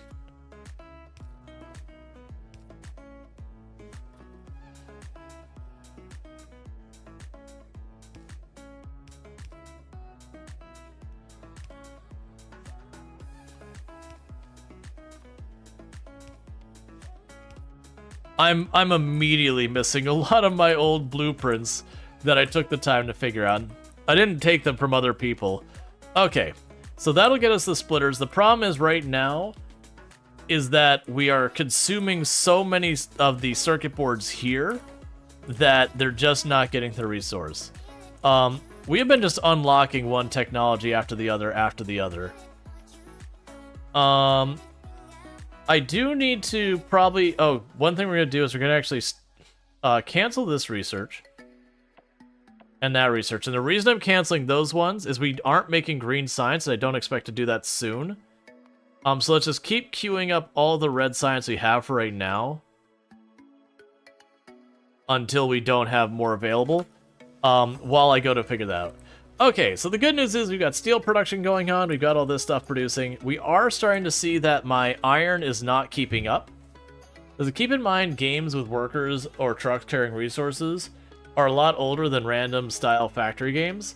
Things like Pharaoh had quite advanced hub-spoke distribution systems. Yeah, no, the thing is, the ability to scale those up to the size that these games are ends up being its own issue. Right now, I'm just gonna pocket craft those. Because I can just go down here and grab a stack.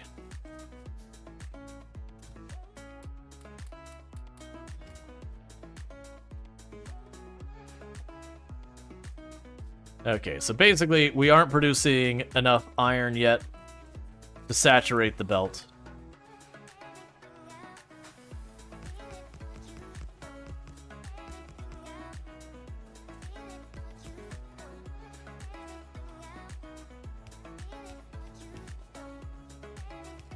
Oh, that's not right.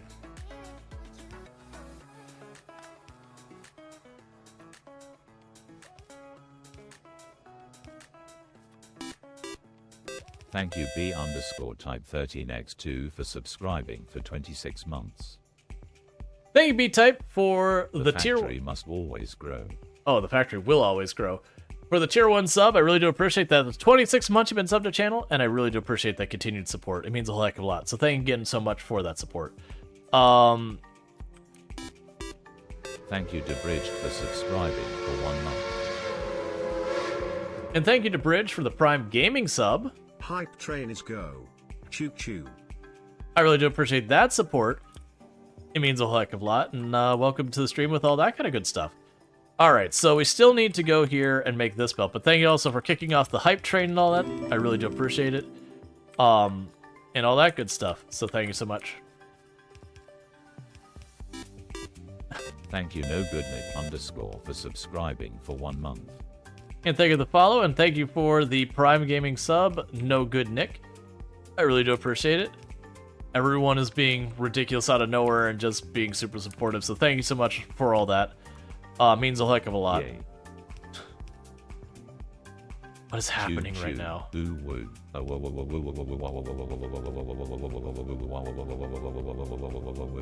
has been so great. Well, thank you.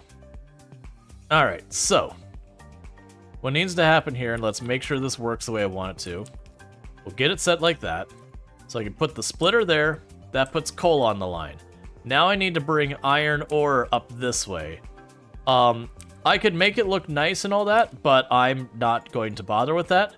Instead, what I'm going to do is I'm going to grab another splitter. I'm going to put it here, have an underground go here, and just smash it into that belt.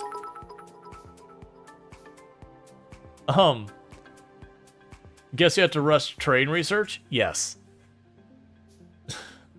And thank you for the biddies cookie, I do appreciate it. And the Gigantify. Thank you for the follow and all that stuff. I never know when to expect chat to do stuff. Like, genuinely expecting just kind of like a quiet stream and then chat starts blowing up and I'm like, what? What do you mean chat's blowing up? Alright, so needless to say, these drills not keeping up anymore. I am already making the drills, so I'm going to grab a stack of drills, and we're going to stamp out a bunch of those. The other things that I need to add on to the mall is I am going to need to add on the steam generators. I won't be able to do the other stuff with stone. I'll need to bring in a stone line here. Yeah, so I can go here. Oh, I realized I got ore in here. But yeah, so we go to our box here and grab a stack of those, and we're good. But that's the whole idea, is we'll keep coming back here. Do we have anything I really need more of? Let's grab the splitters that we've got being made here. Alright. But yeah, and there's people who figure out that, let's say you're not that good at this game, you tend to scale your early factory too much and screw yourself by the time you're in oil. Oh, well, that's one of the things that's nice about this game, is you can always recover. Like, I mean, you can get into a situation where the biters overrun and destroy your entire base, and that's a rough time. But it is just a thing that in this game, you will be rebuilding your factory.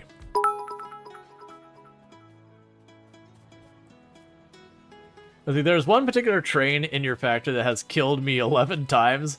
You didn't know inanimate object could be such a serial killer until it repeatedly happened. The trains in this game play for keeps. I have absolutely killed myself with trains in this game more times than I care to admit. But they will absolutely annihilate you.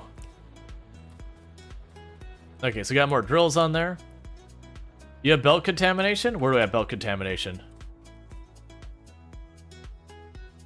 Where do I have belt contamination?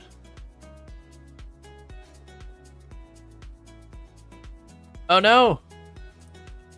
I already know what the problem here is. This is actually not a hard problem to fix.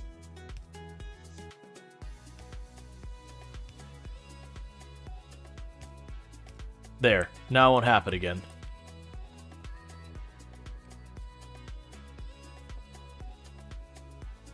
Yeah, no, the issue there was basically one of these was a straight line and the other one. Are you planning for a full, like, space age playthrough? Probably. Oh, I see what I did there. Hey, the belt's not contaminated anymore. What do you want?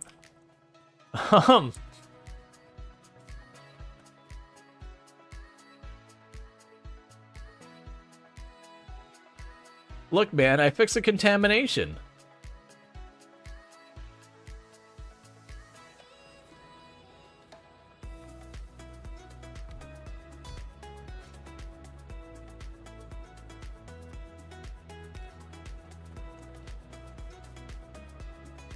Are you already out of ore?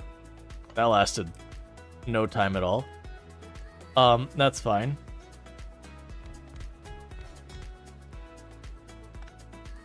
And all of that's just about to go offline. Don't worry about it. We'll fix it here in just a moment.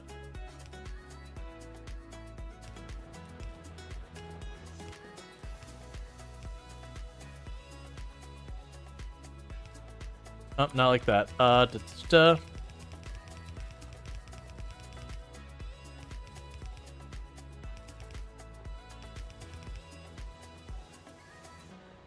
Let's not do it that way.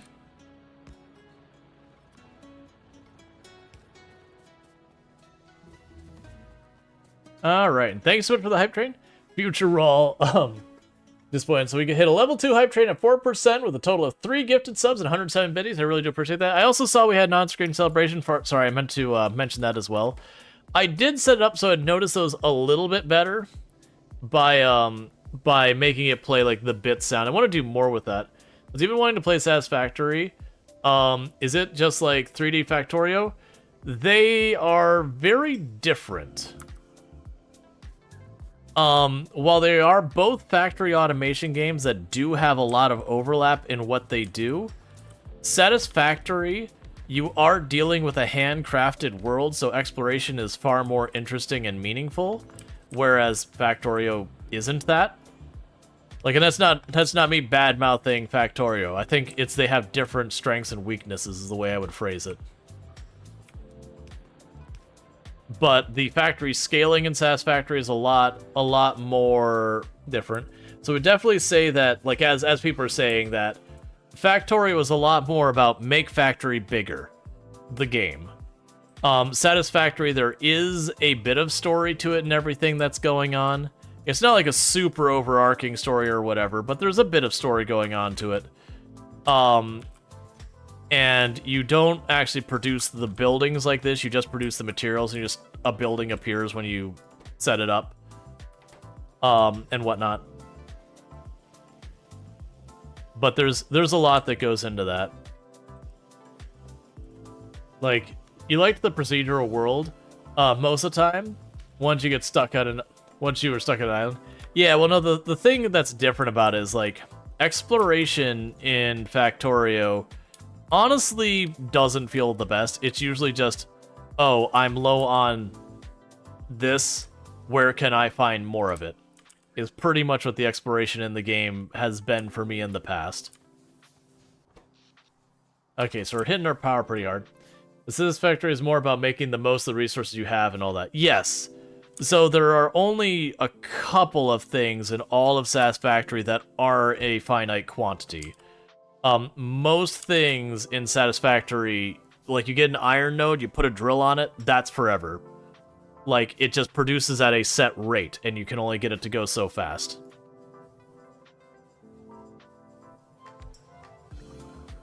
Which, for the record, the map is huge.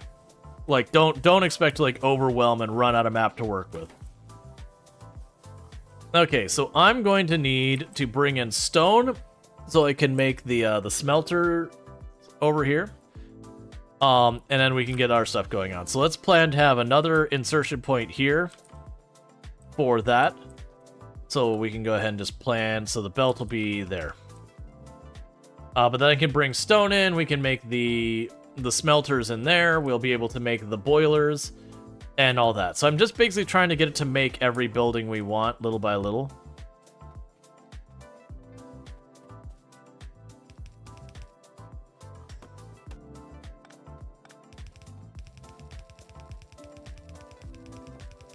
Okay.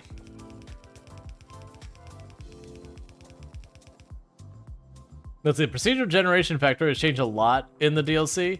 It's not really noticed, but it's a great quality of life improvement. Yeah, no, I've had multiple people say that the procedural generation is more interesting now. I can't answer how much better or worse or whatever it is, but just that I have been hearing that people are like, it is better. So a lot of, to give an example, almost all of the takes I've got with the two different games, for Satisfactory is up to date. For Factorio, I'm about 2 years behind. People think Mercer Spheres, Somber Sloops, but weirdly, it's wood and leaves that you can't replace. I thought wood and leaves recovered slowly. I could be totally wrong with that. We definitely don't want to go this way. We can do it this. Plug that in.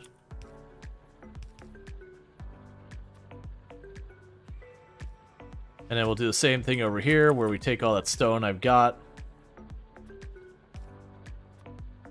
Yeah, no, early game, the wooden leaves is a pain. Yeah. Let me grab, like, 2 stacks of that. Oh, wait, I still have a bunch on me? Never mind, put it back. Let's see, wood in the ground will respawn eventually, leaves do not. Yeah.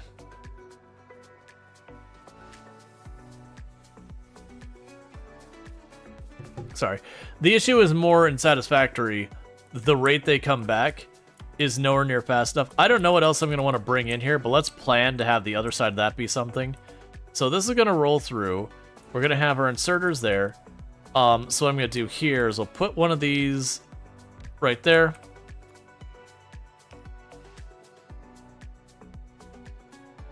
Get power over to it. And you're going to make my smelters.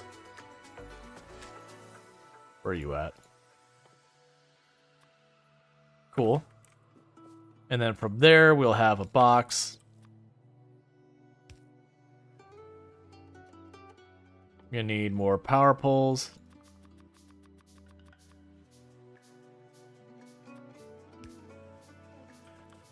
Okay, we'll grab you, and we'll say 2 stacks. But yeah, so it's one of those things is foliage just takes so long. Oh yeah, no, if you're talking Factorio, when it's gone, plant-wise. I was under the impression Satisfactory came back. Even if it doesn't, there's a whole thing. Like how long it takes. And ultimately, you can even get away from a lot of that because you end up killing the enemies, and they give you the same products that you'll use for a lot of it. The only one is like wood to make charcoal, but I mean, that's for Satisfactory. Yeah. Like, for me, having that finite is more just early to beginning a mid-game problem. Once you get past there, it stops being an issue entirely. Okay, so you're going to be for the boiler. So that's going to require pipe, which is going to require iron. That's not a problem.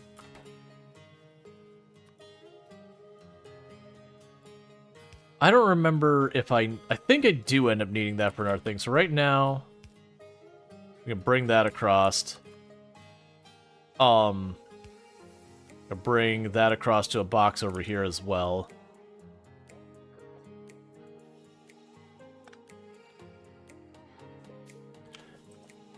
Let's bring this. Okay, so you need to come over here farther.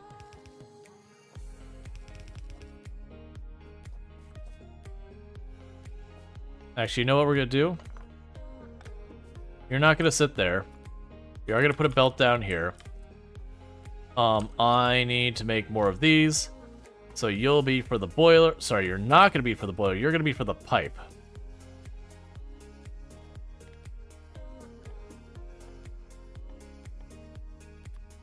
Pipe here.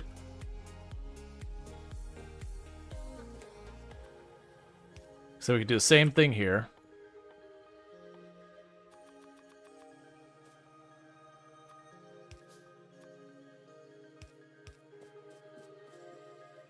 And drop some power poles.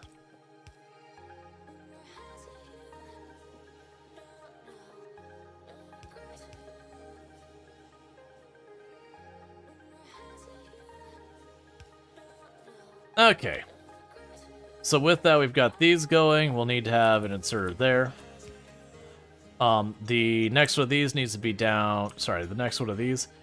Yeah, so just trying to get all these set up. Like I said, we are going to get to the point where this will be more and more broadly spread. And we can deal with that. So we can go here. You are going to be for... Let's maintain the distance, that way I can continue to run stuff in between if needed, so we have room for a conveyor belt. So you're going to be for the boiler. And I'm just trying to set this up, that way we can automate the power. Yeah, you just need those two, so you're already configured. We can grab you and you. And we'll have you pass up to a box here.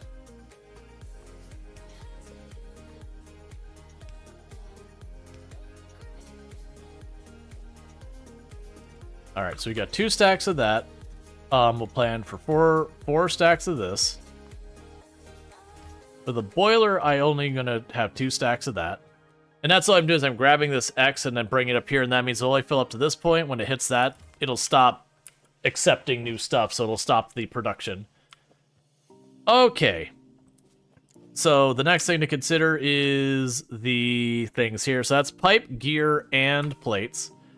So that's going to be our first time. We're going to go ahead and add another thing for producing gears, because we already know we're pushing our luck on what we've got. I've already got the materials right here. So I can go here. You are going to be gears. And this is one of the beauties that Factorio allows you to do that you can't really do in Satisfactory, is this one will put the gear on that side of the belt, and this will put the pipe on this side, so I don't actually need a whole separate belt going by here. Because then I can go right down here. Grab off this line, and then you also needed, what was it, plates? They'll go ahead and put a splitter up here to bring the plates down there.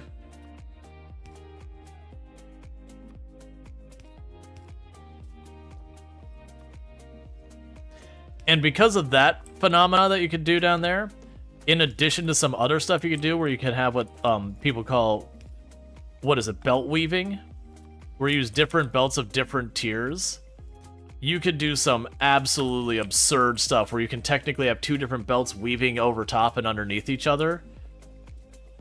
That I could sit here and have like the yellow belts here, and one goes under, and then up comes like a red belt and it goes under. So I actually technically have 2 separate belts kind of occupying the same space. It gets pretty out of control pretty fast. Okay, so we've got the steam production. The next thing we need to do is, so I don't have to make these. Okay, so we will need gear, plate, and those. So we've got the gears, I'll go up here. The circuit board's over there. The plates we got, coming down here. So I need to put a building here. And that's going to be for assemblers. And I will plan to have boxes down there.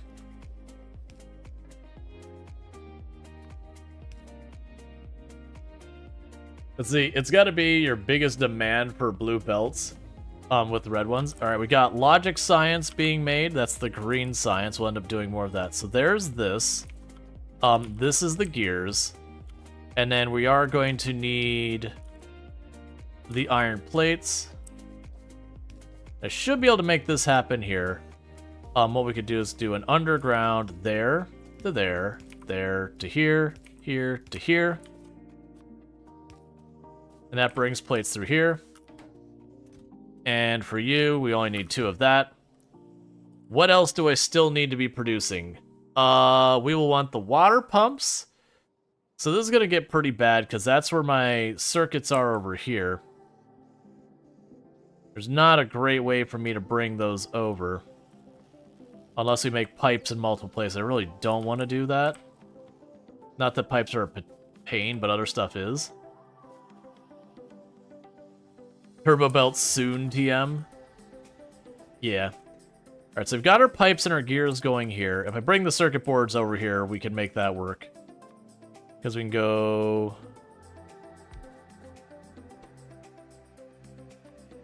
there. So I can go bring you down. Yeah, a lot of this is just a matter of I don't have enough of a lot of things. And this is, like I said, the mall is not about scale. The mall is about does it function and can I get the goods at all. Scale comes later. So we already have this. We're going to plan to have a belt come this way with the circuit boards.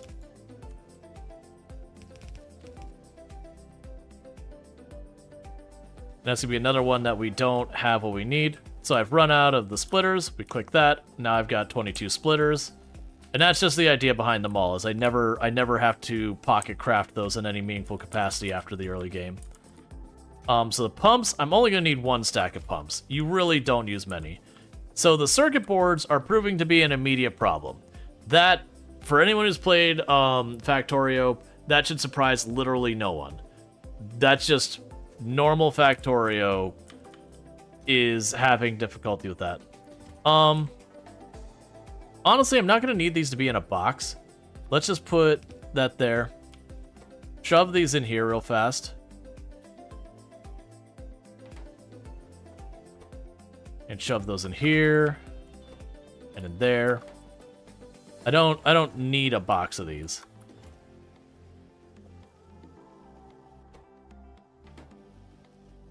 Cool.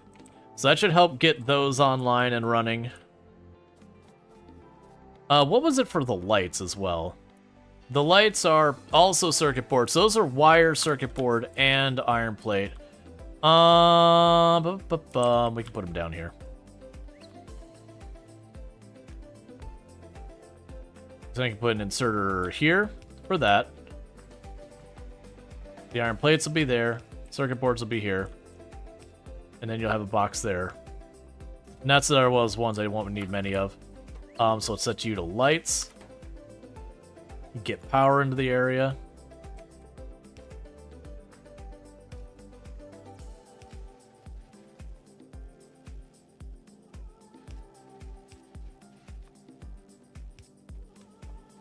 Now give us some spare wire. Okay. In hindsight, I could have actually put the circuit boards in that one as well. But that's making lights for us, and the reason we want lights is I can put lights in this area, and then when it's dark, I'll actually be able to see what the heck is going on. Okay, so we've got all that set up. What is the next thing? We're going to need bent pipes. That's a very easy one for us to do. We can just go down here, line it up with that one. Pipe with bend in it. We can put a box up here. And then we have the input of the pipes here, and the plates there.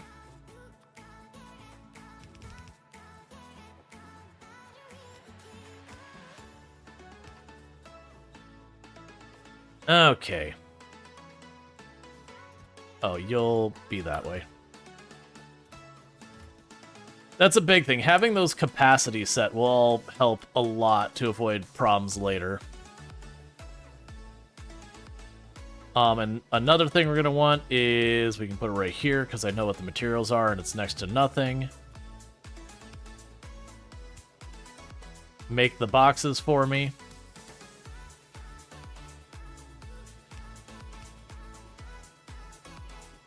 Oh, and 2 stacks. Okay, so I'm making everything on this page, except we're not making the bricks yet. We'll want to get those going. We're not making the electric poles yet. Those are a problem because they take wood, so I'm not going to bother. And then we're not making the steel chests because I don't have steel. I am making everything but the labs and the repair packs on this page, which we probably do actually want the repair packs. So I've got gears and circuit boards in this area. So let's plan to get the repair packs going. Yeah, you're gonna be waiting on gears. Gears are gonna be a constant struggle until we get later on here. But yeah, so you can go down here, we can make the repair packs. That way, when I run low on those, I can deal with that. We'll probably also want to check to see when we have the biters. I put those 2 radar dishes down up there. Down there. That's what you see, that tile's lit up. Those will gradually reveal the map around me. It's a decent way to watch out for biters building bases. Because they do expand over time. It's not amazing, but it will help. Screws met gears. Yeah, no, this has the exact same headaches between, you know, the different things. What was it? I was making the repair kits. And you're gonna have one of these. Did you automate radar? Not yet. I still need to automate radar. I need to automate bullet production. These ones are gonna go ahead and make that 4. Okay, so we've got everything here because I'm not going to worry about the science lab. You don't build enough of those to matter.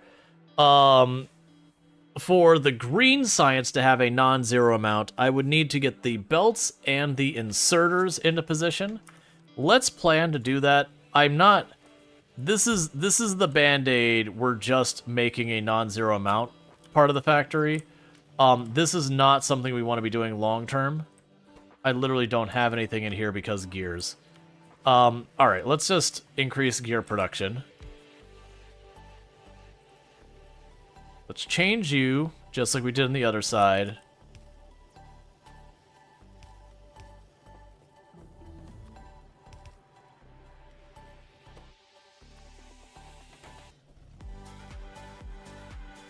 Okay, fast inserter is one we've got. Those will be something we want to get. And fast inserter is the other inserters plus circuit boards. Great. That's gonna be a headache. That's fine. For the moment,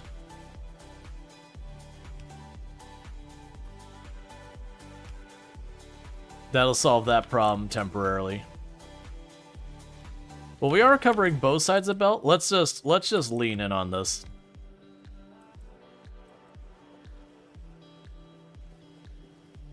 Because I'm going to need a lot more of those.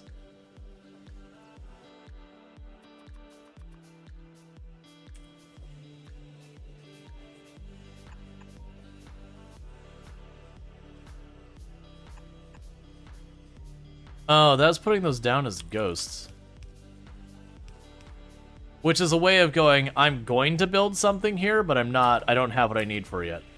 Alright, so we've got that going. So now I've increased the amount of gears we're producing. We're going to be using both sides of that belt. So hopefully get the gears over here to the inserters so I stop having to pocket craft them. We're also getting this, which means I won't have to pocket craft those. And we'll have that all that going on.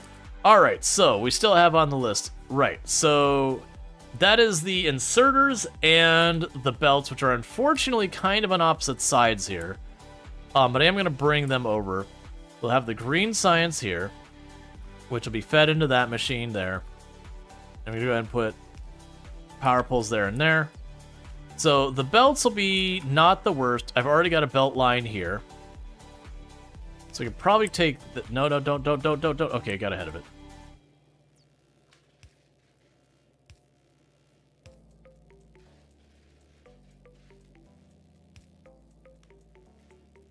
Probably something I don't want to do, but I'm going to do it anyways. I have a plan on how this is going to work. Because what I can do is the conveyors are only going on one side of the belt. So I should be able to bring the inserters up and over and through.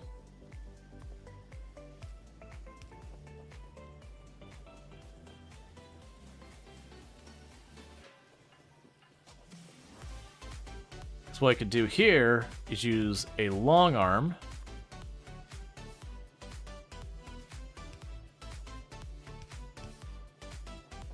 Okay, so you'll be on that side. That puts on the same side as... Here, we'll deal with this real quick.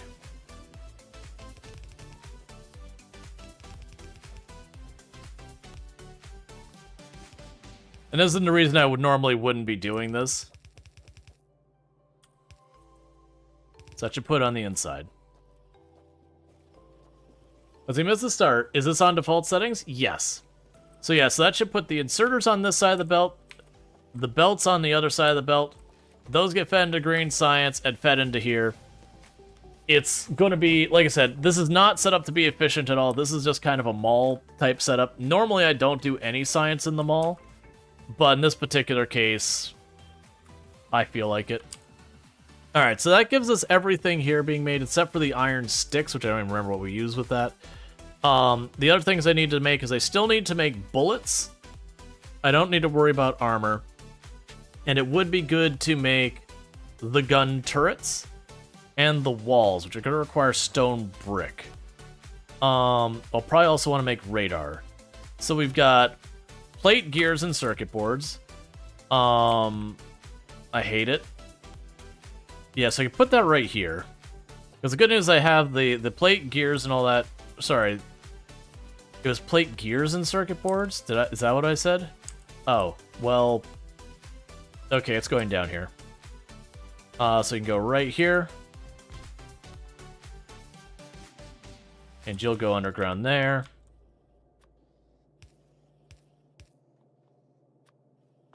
So that'll be the stuff there and there. Put the radar tower here. But yeah, no, I used to have a blueprint I made for the mall that was like everything was nice and organized. All of the goods would be conveyored off to the end, so you'd have like all the boxes on the end of everything you could want. Okay, so that should get everything once we start getting enough materials through there. Let's see. No, I'm lying. I need one more thing. There we go. Okay, so I've got that. So the turret is gears as well, and then just iron and copper. So I've got the gears here, but I don't have iron and copper nearby that I can get a hold of. Same over here. I do have that up there. So that's going to be an issue. I mean, I could make another place with gears.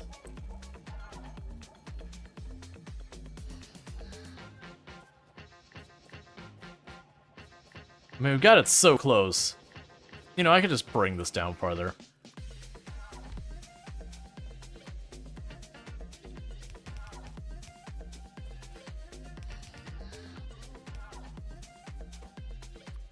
So that's the turrets. Thank you for the follow. Welcome to the stream. Okay, and we'll do 2 stacks of those. And I did say you. Alright, so the things left is I need to make bullets and the walls. The bullets are at least a very easy recipe. So for the bullets, I'm just going to go right up here and just go plunk, not there, plunk. Do this. Drop some power. Put a box up here. Bullets. That one I'm going to go ahead and make like 6 stacks. So just imagine the power poles needing cable to all machines. Yeah, it doesn't surprise me to hear that there's a mod for that. Meanwhile, we've got the inserters. Let's grab that, so we got a stack of those. Cool, so we're making bullets now. And then the next thing I need to do is I will want to get the fast inserters and the red inserters. For the fast inserters, okay, so we can't make the... Actually, yes, we can. So circuit boards, plates, and regular inserters. So there's our regular inserters. The circuit boards are way down there. And then the plates are right here. So this will actually work out pretty okay, because I can go right down there. We can put a conveyor belt that goes right here, right on through.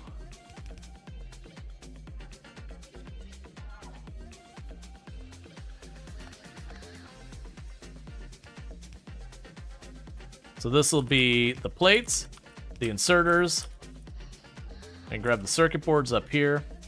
We'll put in our underground over there. That'll be for the fast inserters. Yep, so that'll be fast inserter production, so we should have all the materials I need for it here. Yeah. It's not going to produce at a good speed. 4 stacks. Meanwhile, since we are going to be making the fast inserters, this just became obsolete and completely unnecessary. So we're going to go here and say do that. And we're just going to skip right up to the better inserters. Okay. And for the long inserters, it's plates, gear, and inserters. We've got the gears, we got the plates, so I can put it right here. And then that'll work. So let's go ahead and grab the stack of those.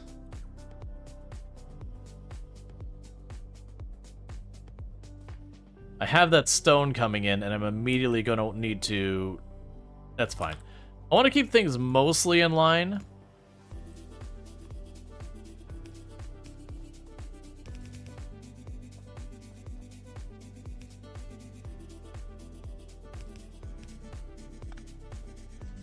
Just because I know we're going to need a lot of these things that I'm not planned for yet. So there's the gear. That'll be the inserters. They have the gears, the plates, the inserters, and all that. You are going to go into this box. You already queued. Okay, and then you'll also only get 2 stacks. Okay, so we are making all of those things, not at a particularly good rate on literally any of them, but they are being produced. Is there anything important I'm missing? I think we're literally making everything except for like the shotgun shells, which shotguns tend to be really good for taking down bases, but that's not urgent. The next thing I need is stone bricks. That's going to be doing smelter stuff. I'm also going to need to go in and deal with some other stuff. So there's the smelters. We'll grab a stack of those. So for the moment, what I can probably do is maybe set up some smelting of the stone here to make the bricks to drop in there.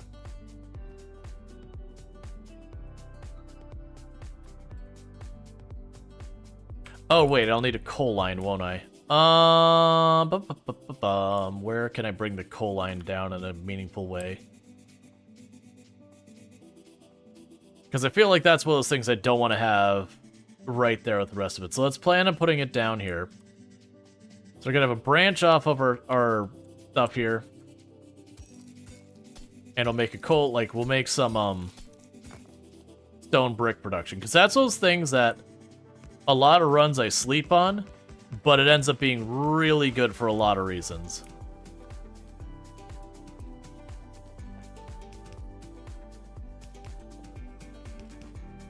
Okay.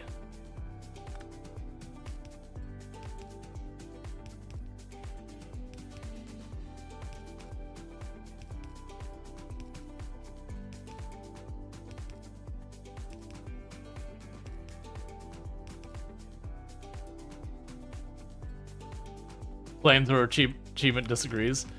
Oh yeah, no, the burning down the forest. That's always both a curse and a blessing when you do that. So my plan here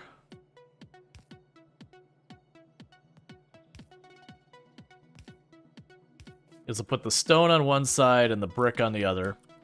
Right now it's on both sides. I'm not going to sweat it too much. And the reason I'm not going to sweat too much is that is pulling off that line. It will just deplete that line. It will be good. But in the interim, I need to get coal down here. Oh, I shouldn't do it this way. 1 second. Bring the stone the whole way around here. And get that there and break that line off. And there's a reason I shouldn't do this, and I'll go over here in a second. And the reason I shouldn't do it that way is I need to put coal on that line as well. So I could go ahead and do here is I'm going to go ahead and put the T here so that we can get that. Put a splitter there. So that's the stone side. And then we need to bring the coal line here. Right now, we're just going to make this work. It is a thing that's going to need to be changed.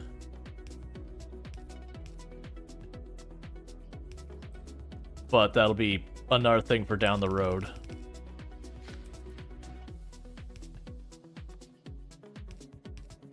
Okay. And now I just need to run power through all this, and we will be good to have ourselves some stone production. And you'll see why is like, oh, I really want to get the brick online.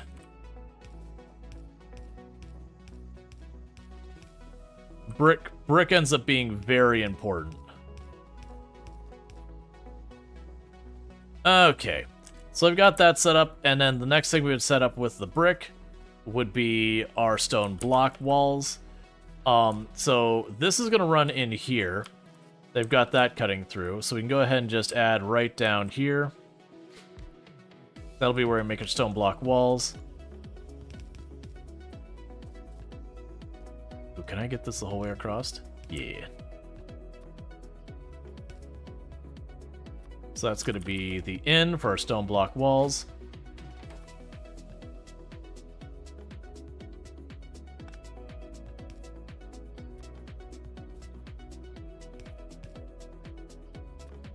And that'll be the out. That's one, honestly, I want a lot of. Like, a lot of stone block walls. It's one of those things you get in the game that at no point during the game do you start running that out. So like I said before, this is going to take a while to deplete. Which side of the belt are you pulling from anyways? Are you pulling from the inside?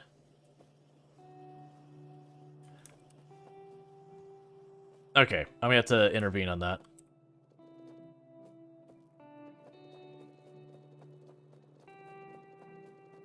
There we go. And you no longer need this.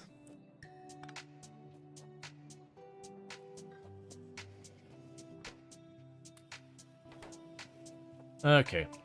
What hour is Space Age releasing? I believe it is like 6 a.m. my time.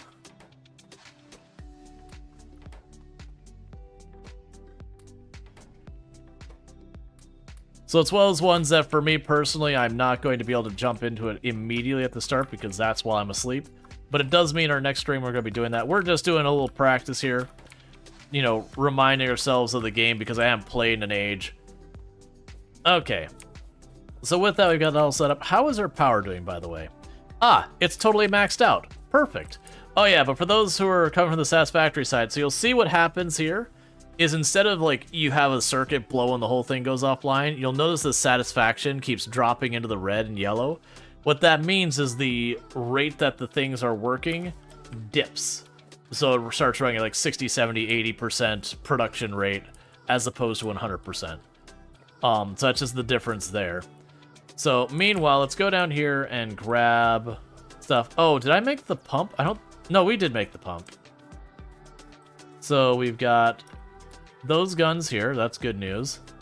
I'll grab a stack of these, grab a stack of those, grab a stack of those. What are you missing? Oh, literally no pipes are getting by, so we haven't made any of those. That's fine. I don't need one right now anyways. Oh, what I would need is the pipe, though. Cool.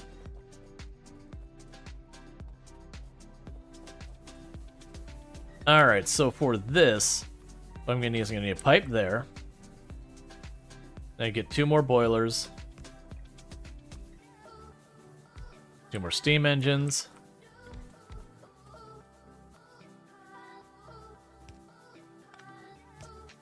Those are all hooked up here. These don't need to be anything special inserter-wise. A regular inserter will keep up with it fine.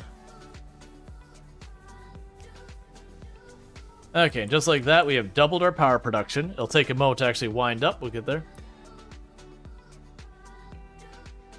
That's a range, though, not defined instant. Oh, yeah, no, that's one of those things that when the things come online, there's sometimes, like, some fuzziness to it. Okay, so right now we're going to go run down here. We're going to grab bullets, and we're going to start setting up our guns and all that. Because we don't really know where the next attack's going to come from. We haven't seen biters yet show up again on our radar. We'll probably find them in one of these angles. So it is going to be a thing I'm going to run into where we get attacked. So what we're going to try and do is just give ourselves as much cover at the different likely angles of attack we're going to get.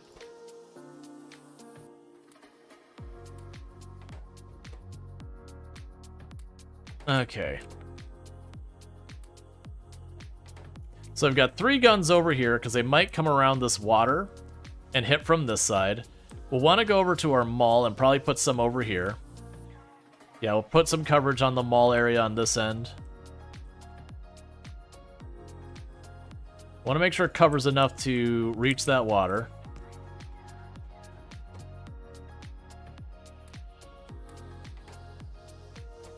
Okay.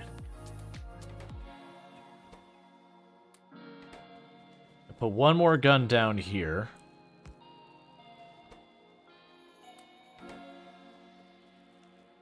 Is it too early for an ammo belt perimeter? Yeah, I don't have enough throughput yet. It is fun when you do the death worlds and it's like literally you just are feeding ammo into a solid wall of guns around your base because that's just the only way to make it practical to handle. Ah, I see a problem here. We can go ahead and grab all the stone off the belt till we get the block here. Cool. So one thing I do want to do on top of this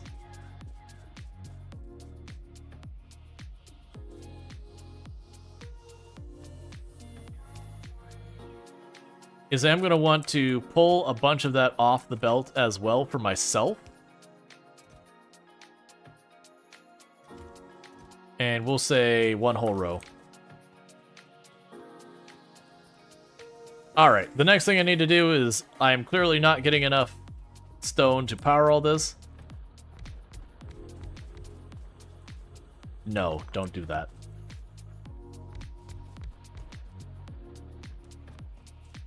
And we can just stamp this out down here.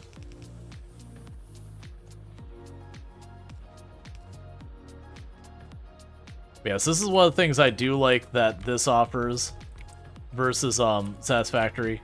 Is so I have literally covered this entire stone field with drills. And it is just one of those things now. So we can go over here. So I put that there, which is kind of a problem. So we can fix this real fast. Because what I'm going to do is I'm going to put a merger here.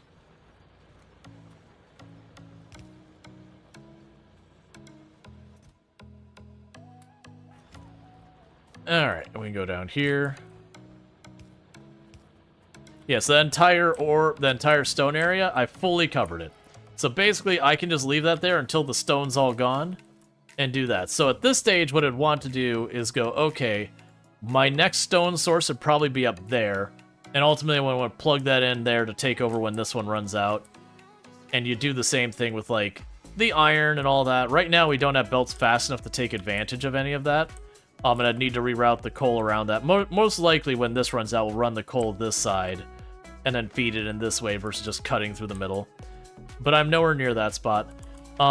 Let's check on our research again, because we probably have more of the red-only research.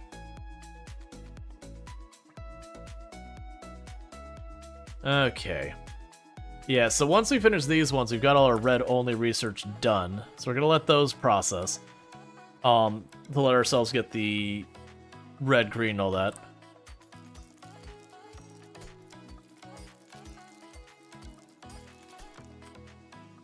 I need to check in on our ammo, because I want to get defenses around what we've got here first. But we'll just need to keep expanding. And how is our power with all this now? Honestly, I could use more power on the line.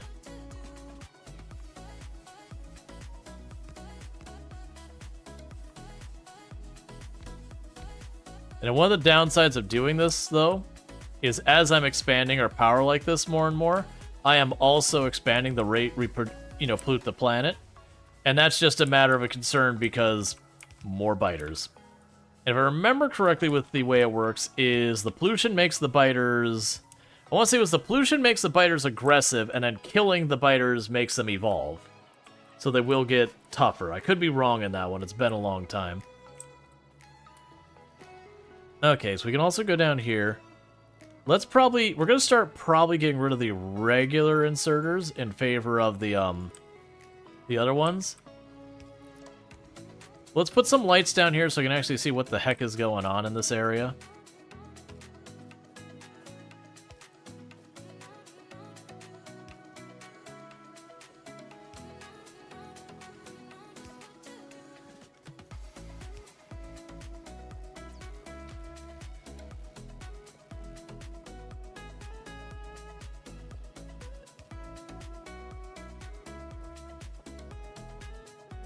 We can go up here. We got a couple of radar dishes.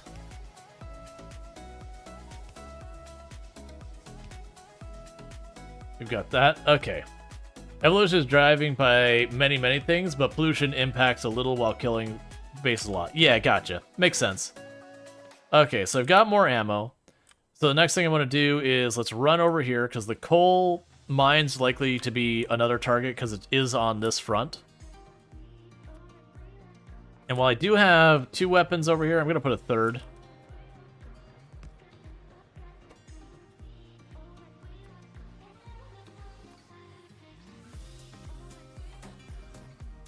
And go down to our iron mines.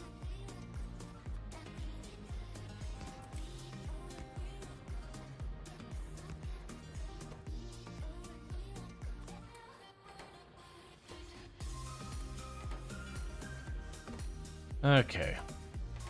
Yeah, so you can see I'm trying to put a bunch of weapons up kind of at all the extremities of the base. One of the worst things is when you have a gap in your defenses and they end up running through and getting behind stuff. And that's real bad. Evolution is time plus kills plus pollution, but each has its own multiplier. Gotcha. Fair enough.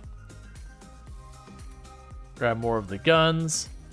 And as you can see, we are splitting this iron out so much that not everything is getting iron, which is slowing down the rate we're producing stuff. That's a difference between where we're doing just like a mall thing and actually something that'll scale. Down the road when we're trying to set up something that'll scale, we'll be able to do more. Let's replace that with a fast inserter.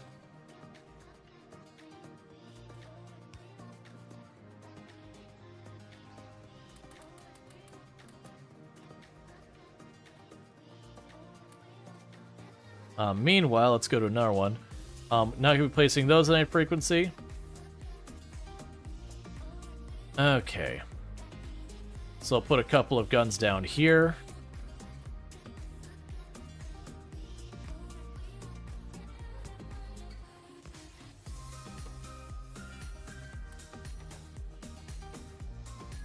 I need more bullets.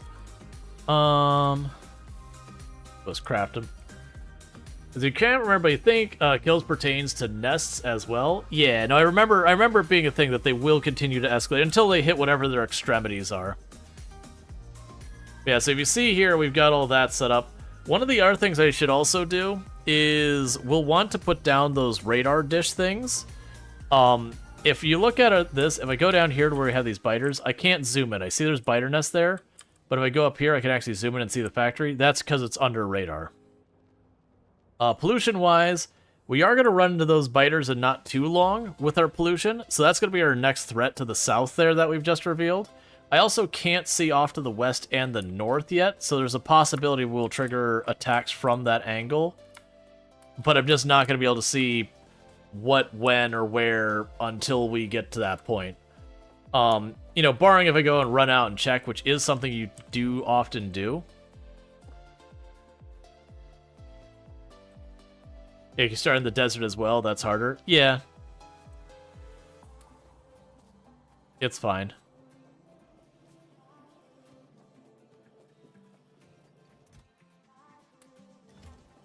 Alright.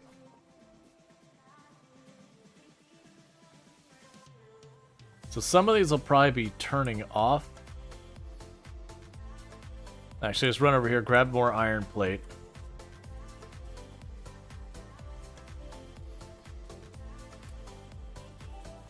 There goes just the one.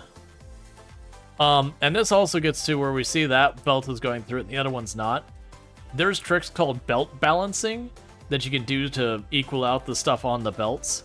It ends up being a very important trick as you get later on. But right now we haven't needed to worry about it. I did not get enough.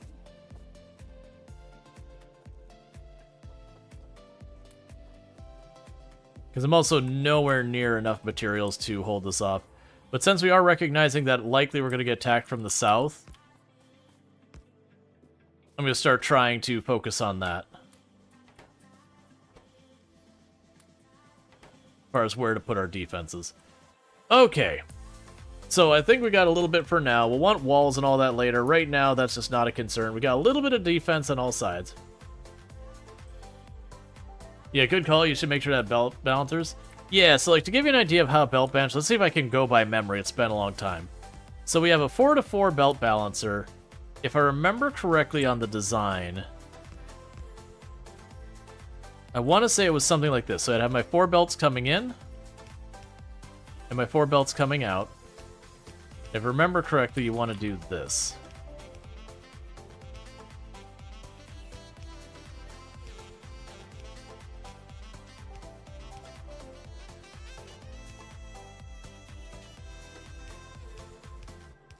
I feel like I'm missing something here. There's something I'm missing with that. Because it was you wanted them to go in and out through the same number of flips. So the idea is each one of these would split these out 50-50 from the inputs and the outputs. And then this would split. I feel like there was...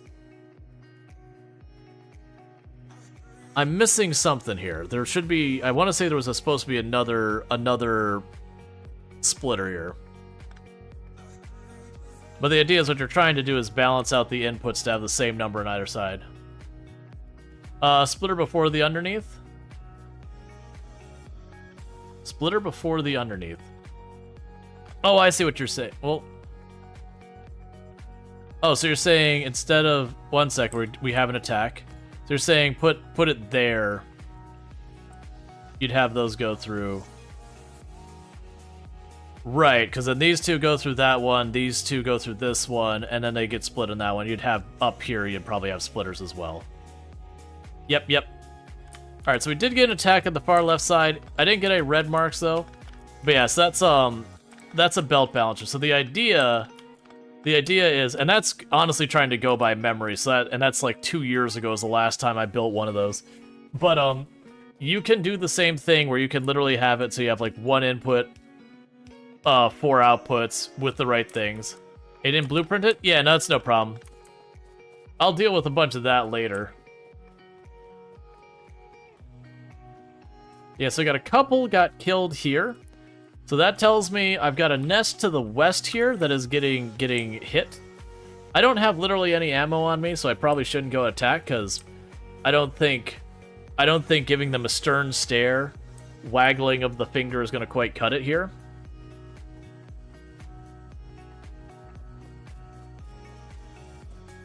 Oh, and for those who didn't catch, like, why is the desert harder? The game does have the idea of pollution absorption. You have an axe. Yeah, it's not gonna cut it. So the game does have the idea of pollution absorption. So stuff like these trees, they'll actually absorb pollution for a little while. You'll also notice, though, they will die from the pollution over time. So if you look at these trees that are closer to my, like, where they've been in the pollution longer, they're really starting to thin and look scraggly. While if we look over these trees a little bit farther over, they're doing a lot better. So your pollution will gradually kill the trees around you. The axe is supposed to cut it. It's what it's there for. You got me there. But the point with the desert is sand does not absorb, like, any pollution that's worth mentioning. Alright, that nest kind of sucks. Whereas when you're looking at, like, the grasslands and all that, they're a little bit better. If you're in, like, a very heavy forested area, they do really well with pollution absorption. But yeah, so you can see here where these are starting to yellow and those ones are still kind of lush and green. Can you plant new trees? No. What do you think this is? Environmentally friendly? There's only death and killing the planet on this one. Deep water absorbs a surprising amount. I felt like water was bad in the past. Am I misremembering that? I probably am misremembering. I remember it used to be that, like, water was bad. Thank you for the follow. Welcome to the stream. That, it just didn't absorb. You think replanting is available in Space Age? That would be neat, if you're willing to invest the time and all that. Fun fact, if you concrete land, it absorbs no pollution, but if you then nuke it and make it irradiated, then it'll absorb a bit. Yeah, no, that's the reason I actually got all the stone brick, is you can make yourself roads. And so the roads end up being really good for moving around. But, you know, the consequence is it does help get the pollution around.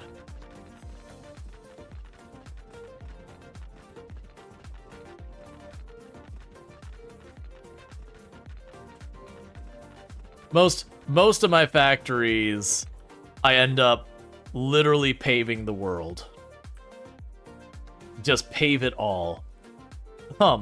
Which again, makes pollution a real big problem.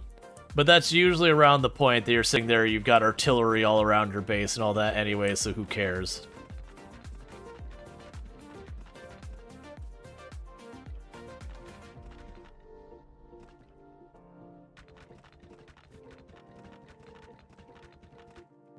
There, so I'm just making a couple little roads here so I can get around the factory a little bit faster. If I find I'm following certain paths more, I'll grab stone brick, and that's the reason I set the stone brick around. But it's one of those things that, like, you can see I'm probably going 1.5, 2 times as fast in the stone brick as I am when I'm in the sand. But then when you get, like, concrete, you can go even faster. Okay.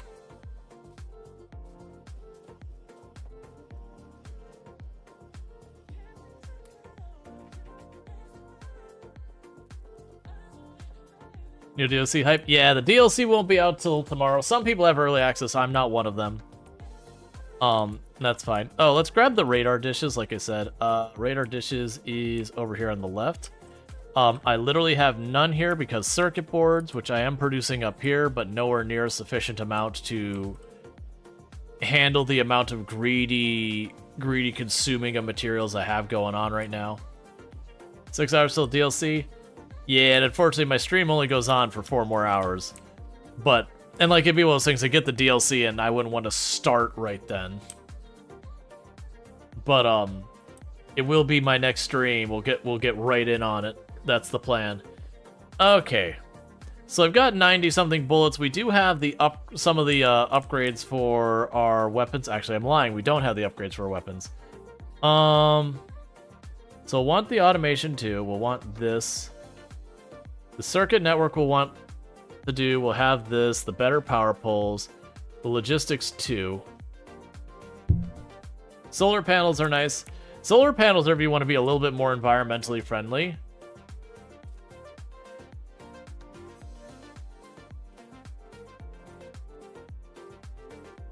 And we got Soul Adams on a 35 stream streak. Catch the last 35 streams without missing it. Let's wait to attack the biters till daytime, just so I can actually see them well. But we can go over there and push that. But yeah, so it is those things. I also am not worrying. Oh, never mind. The biters are coming to me.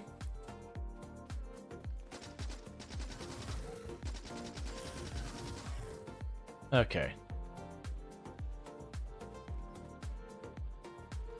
So you are out of stone. No more stone underneath you. But yeah, no, Death Worlds, when you look at him, it'd literally be like a ring of red just all around here.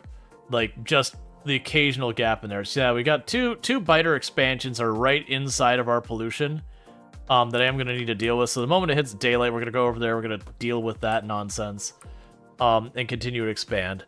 The thing I should be working on now is, instead of where I've got right here, where we're just doing the mall, where we're just making a bunch of stuff, I need to start actually building somewhere that we start setting up our factory with the intent of scaling things, which I think the answer is going to be up here. So usually the way I like to set this up is, once I get trains, I'll have like, this is the area that I process all of my iron ore into iron, plates. And then I'll have like my train that take the iron plates all over the map. And then this is the area that I have my, probably not gears, usually I'll make those locally, but you get the idea. I'll have like an area that specializes in making one thing. Loads it up on a train, and that train goes onto the network. And then using the trains to ship stuff wherever I can. Because that input-output method with the trains, once you program them to turn on and off the train stations as needed, goes a long ways. This will be a little tricky to push in on this one.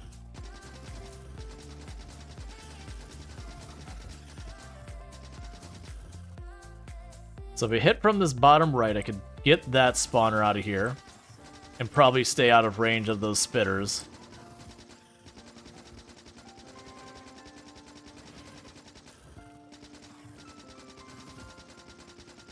And I might be able to, I might be able to hit all these without putting myself in range of the spitters at any point.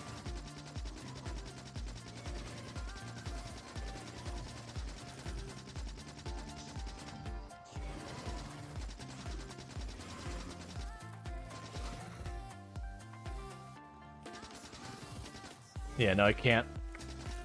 We have to deal with the spitters.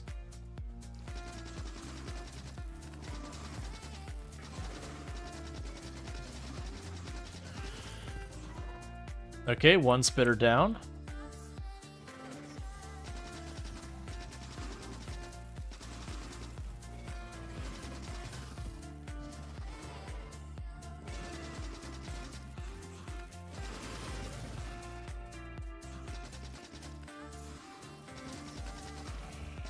Two spitters down, but we're low on life, so we're gonna back off.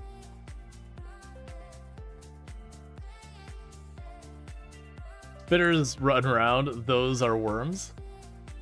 I mean, yeah, and that's the thing. You recover life relatively quick. I'm just going back for a top off on ammo. I want to deal with that nest. Because it is going to keep attacking us. Generally speaking, normal playthrough, not Death World, the approach I will typically have is, once a nest starts attacking me, it's got to go. Assuming I'm in a position to do something about it. If you're dealing with those giant nests with the really big spitters and you don't have tanks or anything, you're just like, all right, I'll be by later.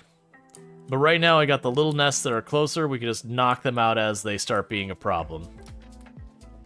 Because it's better to go deal with them on their turf versus they show up at your base, they knock out a turret, and then they tear apart a couple of buildings and all that.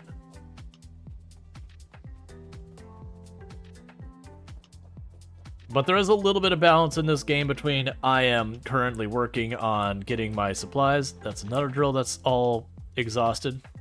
I'm getting my supplies and all that, expanding my factory, and okay, I gotta deal with these threats out here. Once you get the tank, you can kind of knock out a lot of nests real fast. Grenades also usually work really well with those, because you can just run around and dodge and just huck grenades one after the other.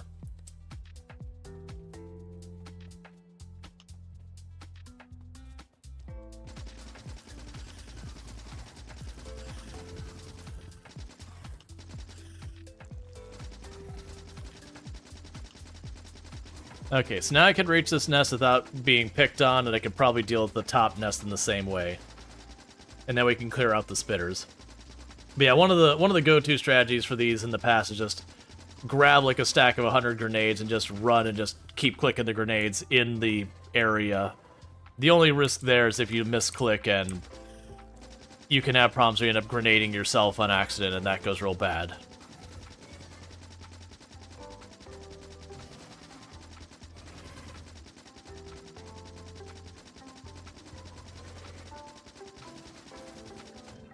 Oh yeah, no, you're fair. There are spitters and worms are different things.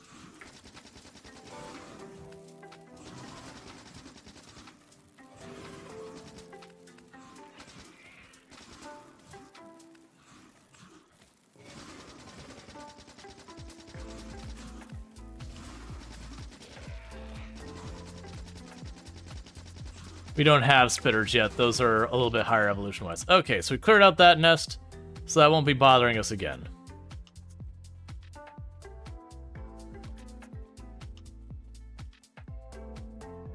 So we check on our pollution map.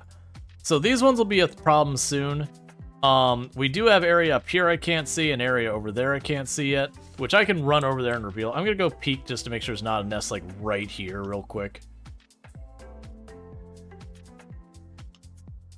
Yeah, so it looks like we're fine.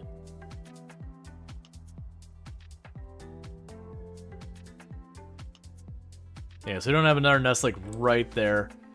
So these will be a threat soon. I could try running up to where pollution's reaching up here as well. You see a ton of iron though? Yeah, the good news is like we're actually doing pretty okay on our iron right now, but I haven't scaled up my base at all. The one that actually looks like it's going to run out quickly is stone, but that's because I'm very greedily just gobbling it up and making it into block and wall. I'm not going to be able to see. I've run into a nest in the dark like that before. Just not even see the stuff and all that. Is this a rail world? I mean, I don't have trains unlocked at all yet, so not yet. It's not anything world. We have like a half-built mall and then some ore processing. Alright, so next move we have, we want to pop up here. I think we are going to go up this direction. Oh, you mean game settings? No, this is default. This is literally I just said go. Didn't change anything, didn't configure, like didn't turn up or down the enemies, didn't change any of the resource stuff. Because I honestly don't know, like, with the DLC, how much has changed. I've also been told by a bunch of people that the generation has completely changed and all that. So I'm not sure what to expect with a lot of this. So I do think this area is going to be good for us down the road, because we've got coal and iron over there. We got some iron down there, too, that's looking pretty solid. Got coal over there. We got some stone up there. So it's looking like South doesn't have much to offer for us, but we do have a lot in the other areas. How are we doing on our coal, by the way? Is that looking good still? Still filling up the belt? Yeah, that'll end up being a problem, but right now we're fine. Okay, so I am thinking like way up here. Let's start trying to get actual production. So the actual production we're going to start trying to do up here is we are going to need to escalate our red and green science. So we are going to plan for that to be up here. So that's going to be gears and copper and inserters and conveyor belts. So just plan to do this way over here.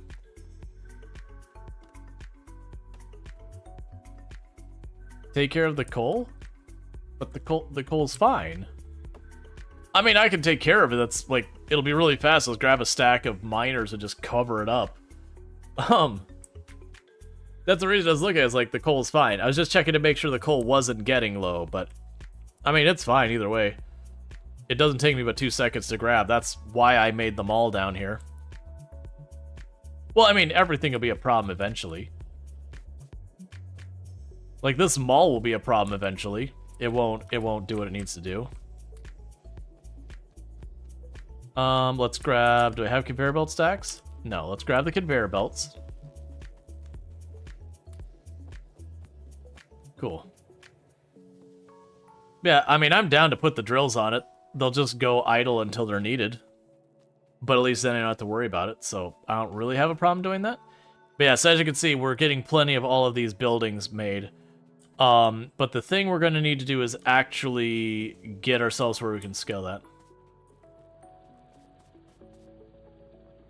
And grab the drills here.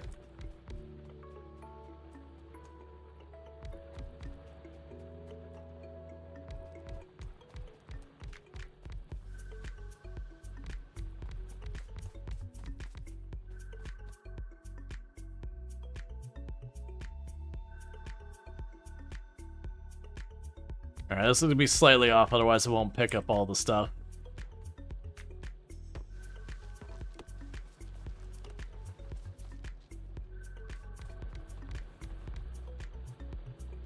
Okay, and with this we can now go over here.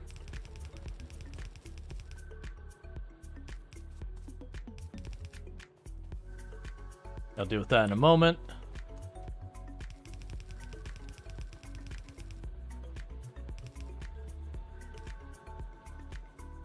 Let's actually have you go like...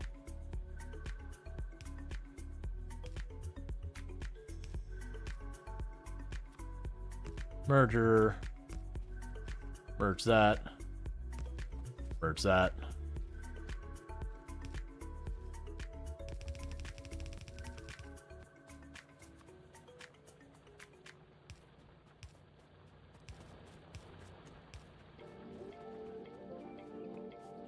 And with that, the entire coal node is completely covered. So that'll just make it so I don't have to worry about it then. Alright. So what we're looking at doing is up here, and like I said, I want to give myself lots of space to work. Because that is one of the mistakes I've made time and time again, is by building anywhere near where I'm already trying to do stuff, I end up doing a problem. So we've got here, I want to make red and green science. We want to make those at a decent amount. So we're going to go right here. So let's plan for red science. And those are just copper and copper plates and gears. And I don't think it tells you the rate you put those through, does it? Yeah, so it's 5 seconds of crafting. Like, you can do the math, but I'm not going to worry about it. So we got all those going in.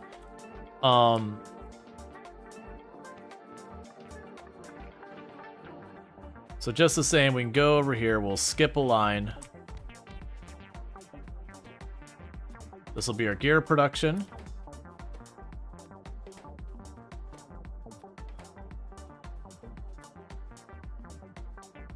So iron ingots here. Gears out there. Straight across. This will also have the copper on it. And you'll see how that does.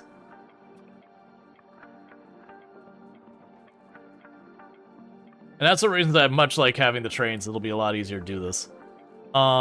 So. That's already got a throughput problem on that belt.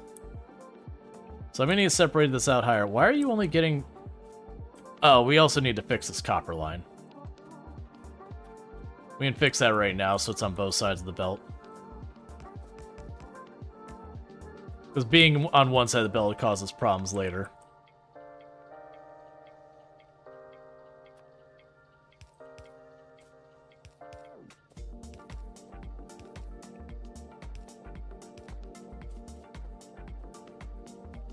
Okay, meanwhile, we need to get these all sorted out.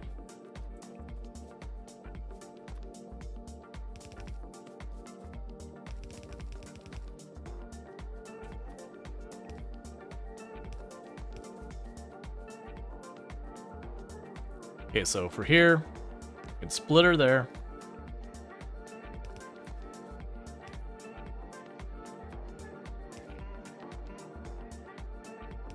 Bring that down and around. Okay, so here's this, that. We can go like this. Have you go under here. And go from there.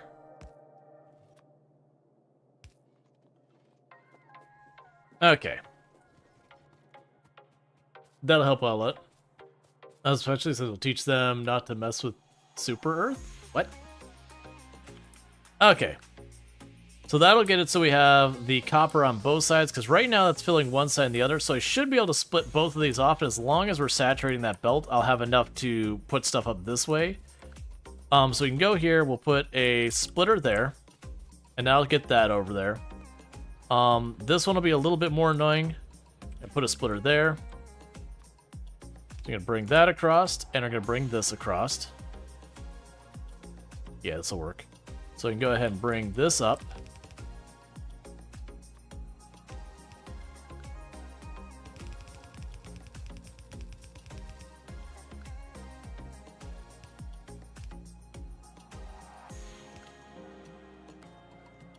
There we go. You can bring this up here for now. Like I said, all of this will probably get converted over to trains later. I say that, but realistically, with where we're going to get on this run, it'll probably be one of those things. Yeah, so this is going to stay the copper and iron.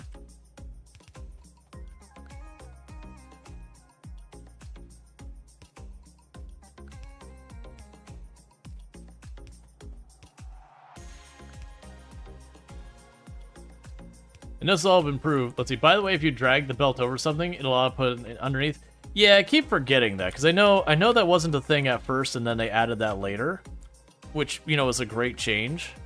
I'm also realizing it's fine. I already know how I'm gonna deal with it. And what we could do here is we will need the red ones. That's fine. And I do know I'm making this redundant. I don't need this many power poles, but I am putting this many deliberately, just in case we get like a biter nest attacking here. It gives them more to attack before the whole thing goes offline and yada yada. So it is something I'm aware I don't need to do, but I'm doing anyways.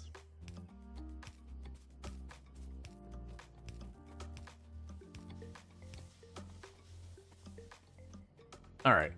So that's going to be for the red signs they've got up here.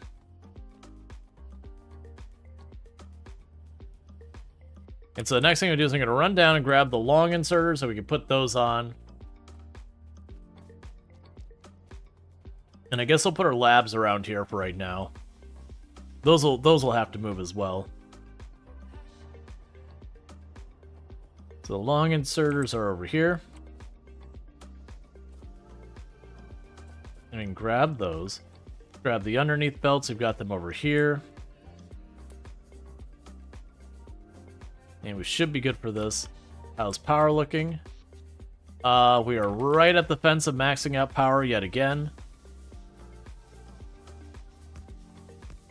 I'm trying to remember how many you support. Wasn't it something like 10 rows? You are pumping speed, whatever, of 1200. So it looks like I got plenty of left here. Because I do show you like the throughput and all that. Let's add 2 more rows on here. And you'll know when you hit the limit because a bunch of these will start turning off. 20 boilers, 40 turbines. Okay, so I was actually giving myself half as many.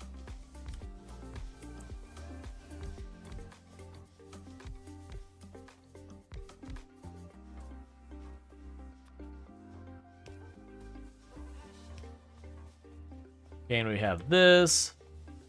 Run the belt over here.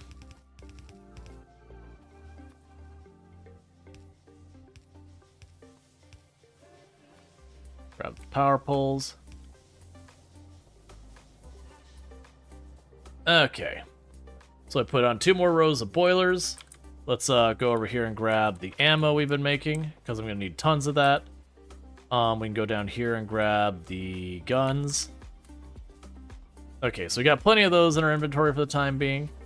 Most of the other stuff I'm not worried about right now. But yeah, so you could definitely see the advantage of the mall that we've got going on, where generally once I'm low on something... Oh, the radar dishes. Oh, the radar dishes are probably still not being made because of the circuit boards.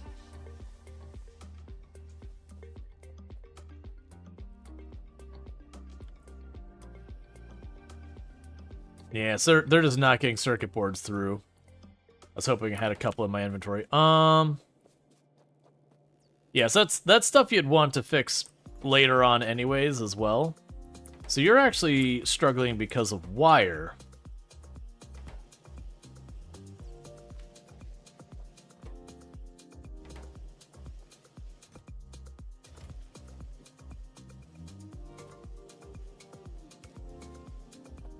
Because they made more interesting ratios, like 7 to 11 or whatever.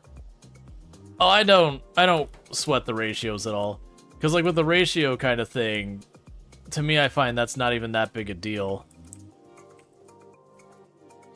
Because, like, you can do the thing where you calculate, okay, I need this many of this and this and this just to get what you want. But for me, I take the approach of, I don't have enough of it, I'm just gonna slam in more. Oh, you mean with these? Ultimately, you'd still do the same thing. Like, it'd be like, okay, 7 to 11 or whatever, and people would just round it out to be like, okay, 5 or whatever. Or they would do the thing where it's like, okay, 2 pumps, you get 15 or whatever. So we are being attacked from on our coal area. Well, before we do that, let's get this hooked up. So what I can do here is on this end,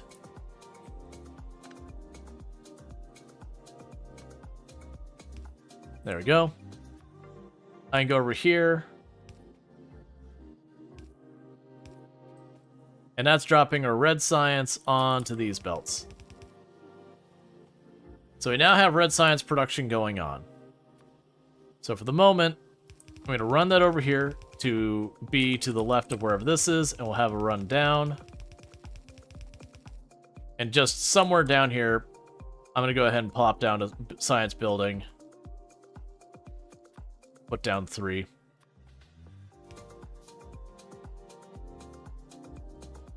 So it'll be 1, 2, 3, boom, 1, 2, 3, boom.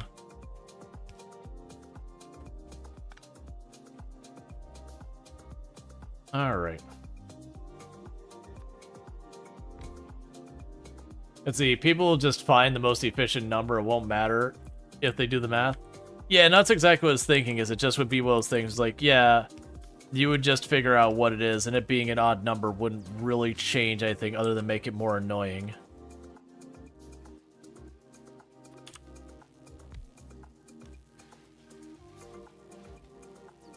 Do you know any of what's in the DLC? Instead of being on one planet, there's 5. And you have, like, a giant space platform you can crush asteroids with and all that. There is a whole new mess of enemies in the game and all that. There's a bunch of stuff going on with it. Specifically what's in there, I don't know, but yeah. So we've got that. So let's run over here to the coal because it got attacked. And trying to figure out where it got attacked from. Because, yeah, okay, so that was an okay size attack. Enough that we could still handle it with just one weapon. Oh, hey, get... I'm trying to remember how I can drop the pistol forever. Here's what we can do. Is I happen to have a wood box that I don't care about. So old trick, if you have stuff you don't want, put in a box, let the biters eat it. Because I do not want my bullets going over there and accidentally switching to the pistol in the middle of a fight or whatever. Yeah, so we've got pollution all up in this area. Let's try crossing this bridge and see if we can't figure out where those biters came from and deal with them. Yeah, because I vaguely remember, like, people said that the water absorbs a lot of pollution. My memory remembers that, like, I want to say that water was bad time for dealing with pollution. Oh, that'll be an easy nest for us to take out. Like, that pollution covered the water very effectively.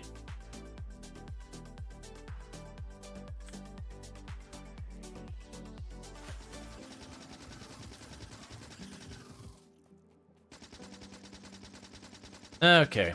So we got ourselves a really tiny nest here, which is just because there probably wasn't enough room for it to do much of anything. It might have also been here towards being. It looks like we got a group up to our left. I'm not sure if that was an invasion force that's still forming. Or that's just another nest right here. It's just an invasion group that was in the process of forming.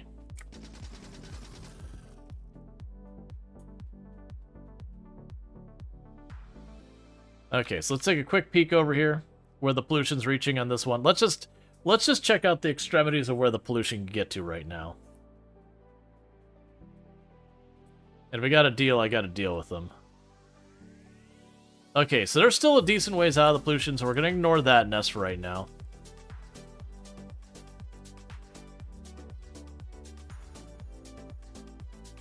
Like, when I have, like, the tank and all that, we'll have times that we just go out and say we're in bug hunting mode, and I will just zip across that. Let's see, water and sand are about the same now. Water used to be very different to shallow. Gotcha. Yeah, no, because I definitely remembered I had a factory I was setting up, and I remember it was like on one side of my factory, I don't remember at all what the biome was, but I just remembered that I had water on the other side, and it was just the pollution would just shoot right across the water. It was like, oh my god, please. I also remember the days of having to kill the biters for one of the types of science. That they were physically the source of it.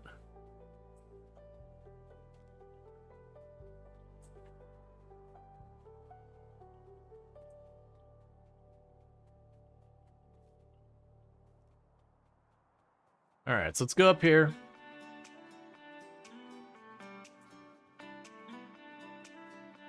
It seems like pretty soon I would need to make sure we're good. Okay, so we're at the extremities where we're past the pollution, so we're just going to cut across here. Basically, I like to be proactive in dealing with the biters attacking. And just trying to go where I think we're going to be attacked from and deal with it. I'm trying to remember a lot of how I did stuff in the past. Or like when I got attacked. Okay, so we got those out there. We also found oil. So we've got oil up here in the future. So realistically, we're going to be going north to go for that oil in the future. Because so far, that's the only oil we've seen. That nest is outside of our pollution range for the moment. Okay, so I've got one pretty large nest to the north and one pretty large nest to the southwest that will eventually be a problem as my pollution spreads, because unfortunately we do have desert all around us, so that pollution is getting some distance. That's fine, regardless of whether or not you have desert or forest, eventually it becomes a problem. That just means it'll be a problem faster. So if we look here,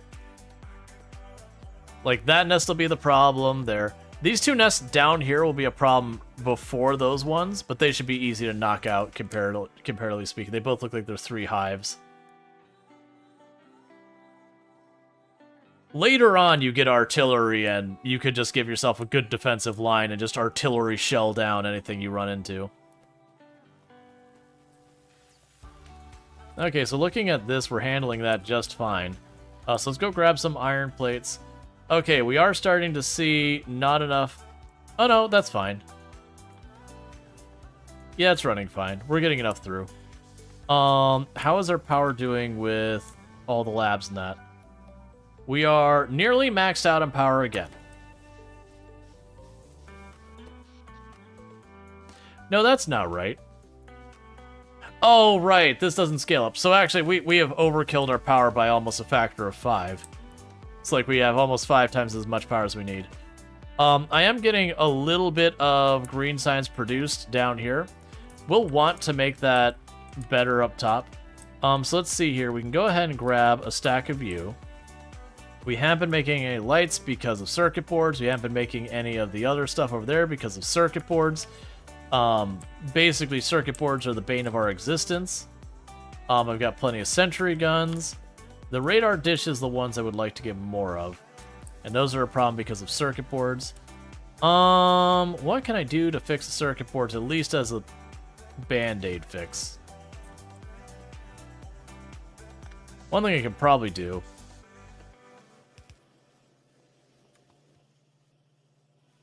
So I could probably get the wire to be better. That won't necessarily fix it, but this is still hesitating from the wire. So I can fix the wire a little bit. So I can go over here.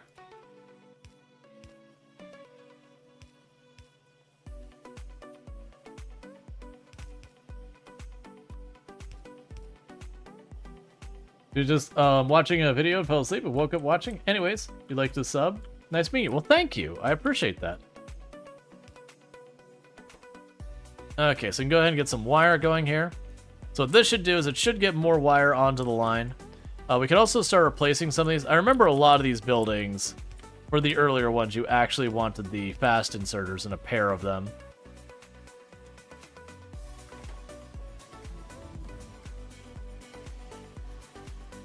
Okay, so we finished the shooting speed tech. Okay. Yeah, so now it's the iron plates that are the difficulty, and that's... There we go. So that's going to speed up our production of circuit boards. It's not going to make everything better, but it should help. And one of the good news is, though, as these start filling up, that should improve where you have to worry about less and less. Oh, hey, wait a second. You don't... Alright, give me those. Stop making them.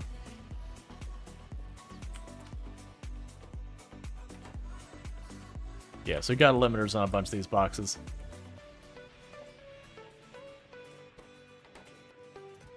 And just the same, we're getting a lot of... Let's restrict those smaller. Because I do need to get those radar dishes happening. And then... These are waiting on materials, and the next thing's waiting on materials, and those are waiting on materials. Ah, circuit boards. You are always a bad time. Yeah, circuit boards is a bad time. Wire ends up not being nearly as big a deal in this game, but circuit boards are a big pain point. Gears can be a big pain point in this as well. Okay. So we do have our red science being produced up here. So next contestant is going to be our green science. We're going to build that over here, I think, for right now. So that's going to be a little bit more involved, so we're going to go way over here.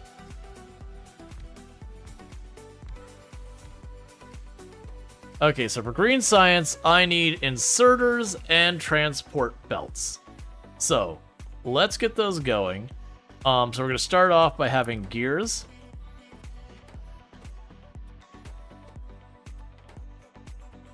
This is something, though, we probably won't have enough throughput on these belts to do. Until we get the faster belts. So that's gear production.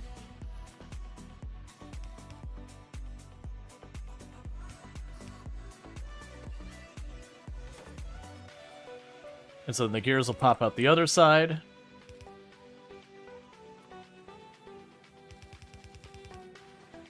And let's go run down here and grab more assemblers.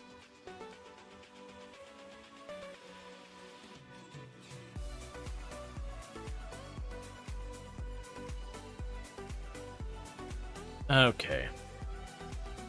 I'm honestly surprised our copper lines aren't having more problems. We can go down here, grab a stack of those. Other than the radar dishes, we should be good in everything else. And you'll probably notice we'll end up needing more of the turrets up here as well.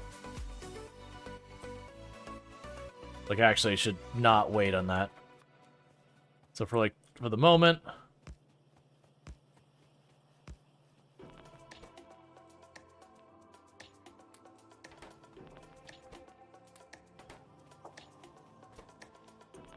Okay, so we can go boom, boom, boom. Okay. So that way, if they do get attacked, it doesn't just fall over. Because that's the worst one, is you build everything, it gets destroyed, and then going, okay, what is the actual situation in my factory now? Trying to piece that out. Okay, so with this...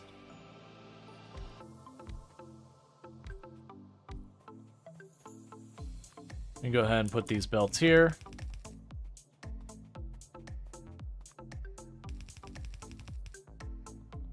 That'll be for the conveyor belts.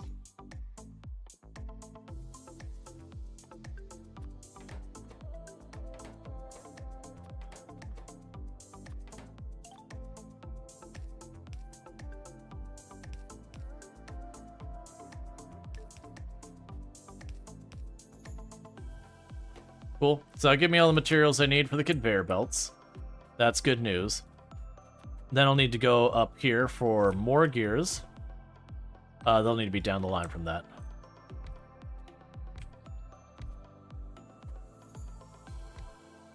Actually, we'll wait to do it that way.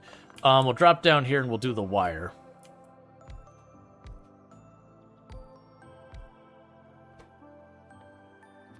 And there's going to be people who are going to see this and be like, your ratios are all wrong. You only need 2 of those to have like 4 of those.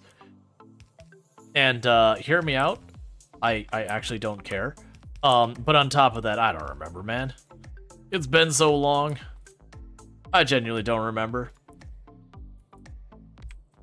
Okay, and this will be for the circuit boards.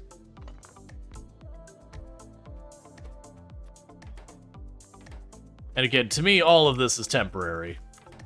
Because once I get trains, I will make a dedicated, this is where we make the circuit boards location. That way I can keep scaling up more and more and more. Always make more than you need. Yep. I would rather a conveyor belt sits there doing nothing than, you know... Oh, those are backwards. I'd rather it sit there and do nothing because it's all overwhelmed. Okay, so that'll give me this. That'll give me the circuit boards. So we've got the conveyors up here. That's one of the things I need for green science. The next thing I need is for the actual inserters, which are the iron, the gears, and the circuit boards. So what I'm going to go ahead and do here is we're going to want to grab all of these circuit boards and get them onto a belt and bring them up here. And then we can go ahead and build it over here. So let's pop this up here. For the inserters.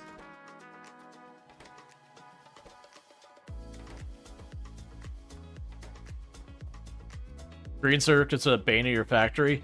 Oh yeah, no, green circuits are a big problem. So this is our iron plate we will need.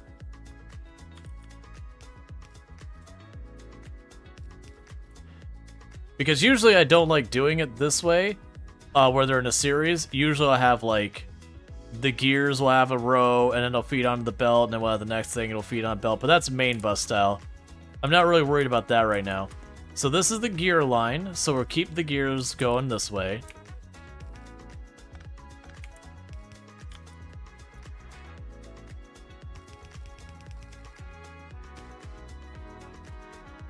And honestly, what I could probably do...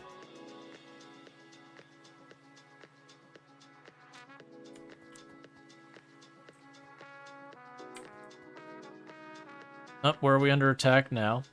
Okay, so if it hit the point that those nests down there are attacking us, we'll deal with that in a minute. So this... The plan here is dump those across the belt. So that right there, that's the line for those. And then these are going to have their line down here.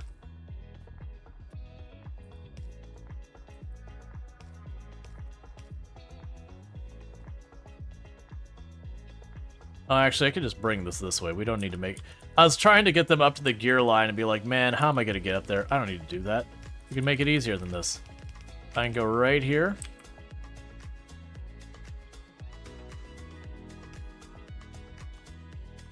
And you can grab them off this belt. So that gives us the inserters here.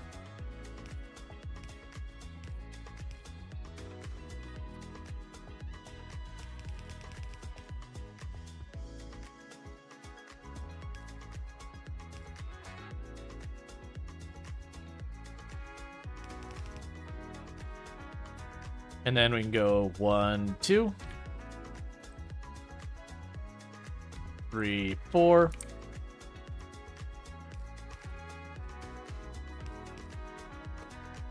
And you're now making the green science.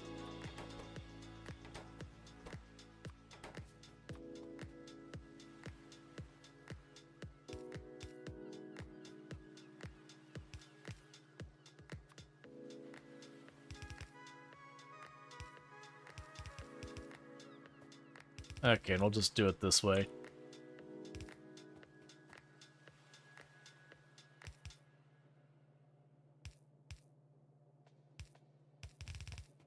We We could definitely make that way more efficient. Alright, so what I'm going to do for here is we're just going to plug this into the existing red science line. And I'll probably have to reroute this a bunch of times as well. Like, everything we're doing here is just for the moment. Part of that is because I do know we are literally starting a new run tomorrow kind of thing with the DLC.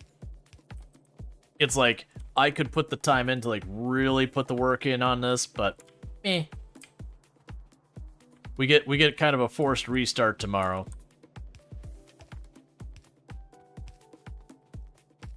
I got too close to myself.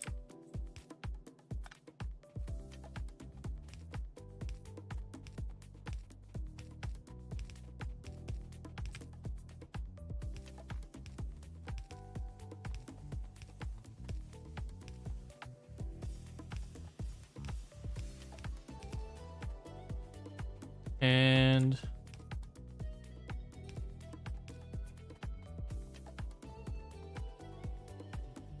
okay, so let's see this all do its job. It is probably going to hang a little bit as things balance out. Yeah, so you can see we're absolutely obliterating those iron plates by comparison to the copper ones. But that's a whole bunch of things. Because like these are also good ones, not necessarily a bad idea to have multiple lines run in. But like I said, when I get trains, what I'll do is I'll make a dedicated green circuits area. And like when I say, it'll be a huge area. I'll probably have like 8 or 9 trains running in and out of it in the long run.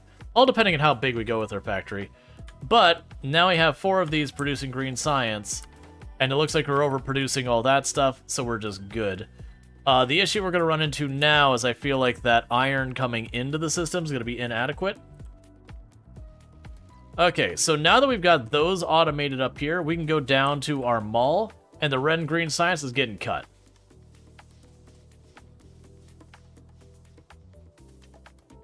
They don't need to be a thing here down here anymore. So what we can go ahead and do here is we can grab that segment of belt up.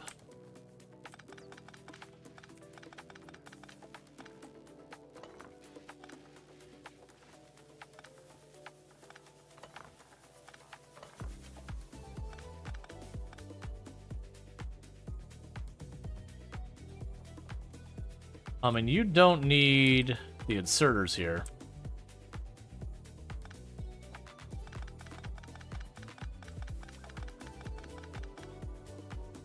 Because the whole point of this area has nothing to do with doing science. It's just meant to produce goods.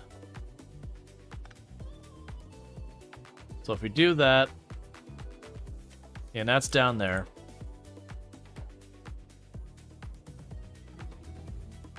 So I could deliberately chuck a whole stack of that in there. That's waiting on those. Yeah, so you see I have a ton too many of all these materials that we're not going to do a whole lot with. That's fine. There'll be a lot of that cleanup we end up doing over time. Right now I've got a giant mountain of the yellow inserters. Is there an easy way I can shove those back into the system? Let's check. Yeah, so your belt is just inserters. Yeah, it should be easy enough to make happen. So what we can do here... I'm just going to go ahead and add that there.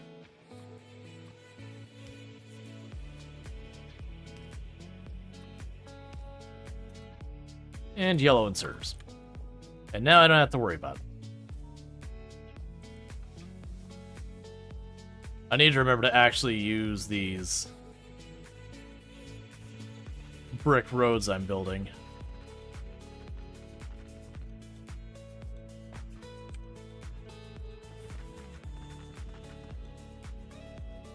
Just to get around the map faster. And then we can go down here real fast, and I can just chuck that in here. And we can go 1, 2, 3. Make a couple more of these.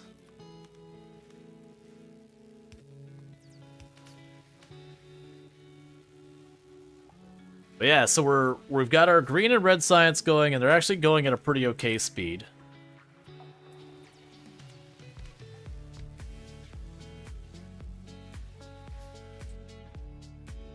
You need iron plates? Let's pop down here. Okay, so we are starting to see those belts thin, so we are not making enough iron or copper plates, which no one's surprised with how few drills I've got going on the copper right now.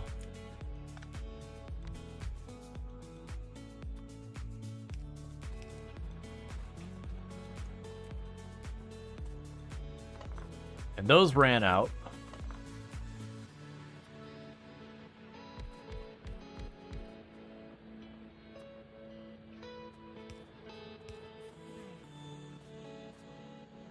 So worry about expanding all this.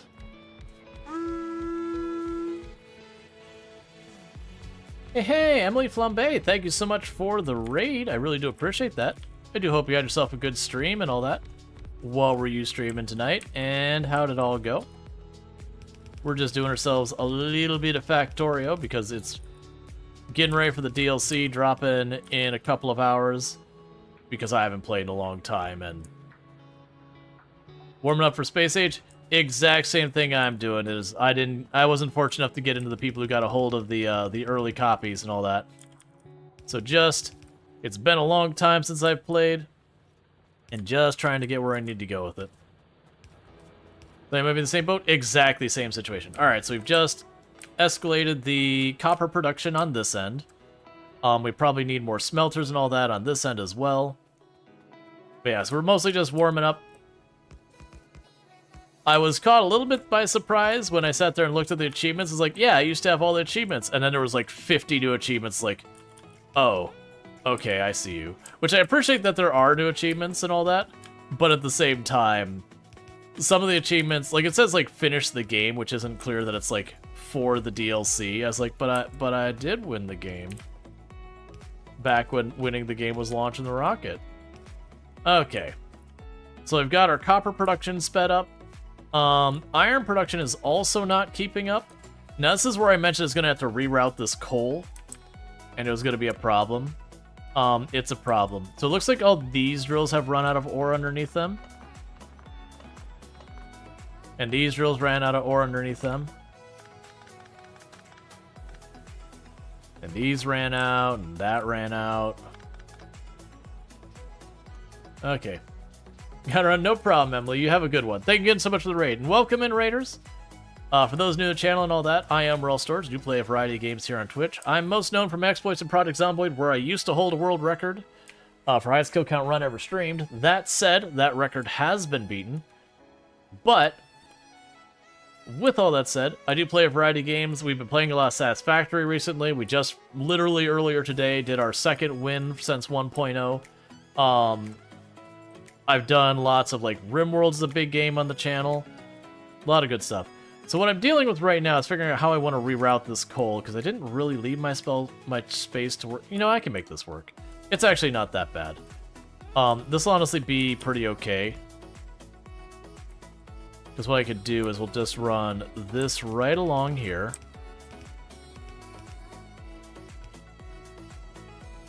That's probably good enough. And then I will make a bridge spot there. Bigger than I need. But that's fine. It doesn't cost me anything extra.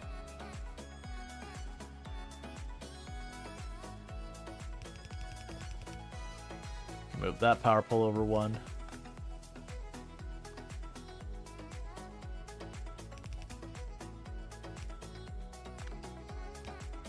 Don't worry about it. It's okay for literally all of my iron to be offline.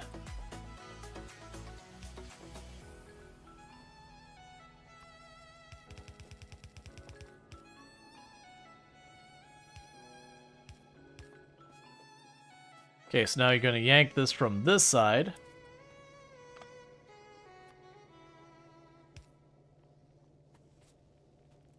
Because what's going to happen? All right, so we got another attack to the south. Yep.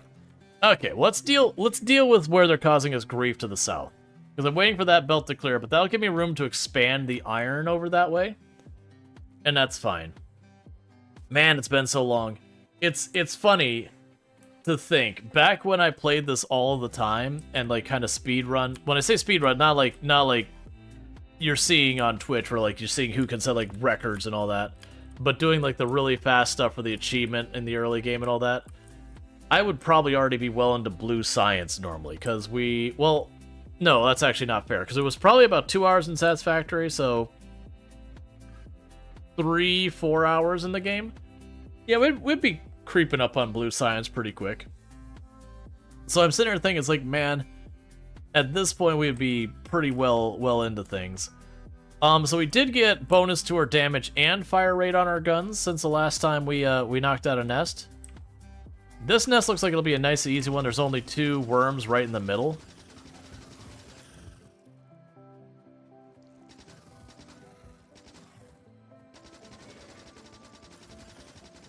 Nah, it's gonna do the thing where it's gonna trigger both nests because they're right next to each other. That's fine.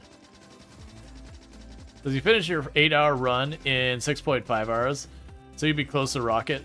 Oh yeah, no, that was yeah, I used to I was never at the point of like 6.5 or anything like that.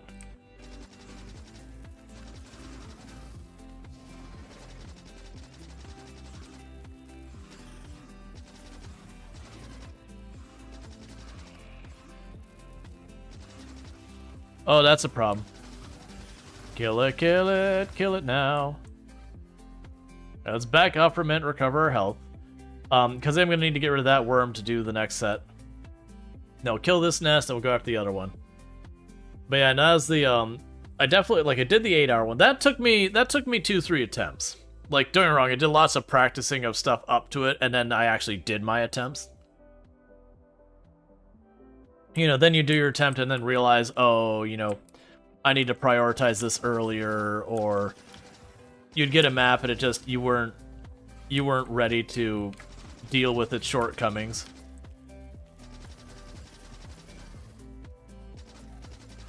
All right.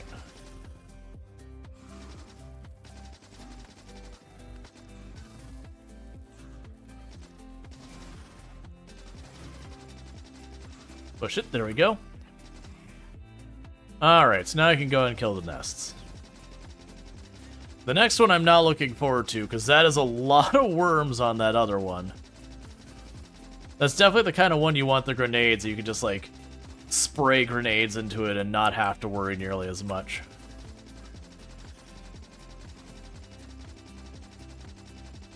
Okay.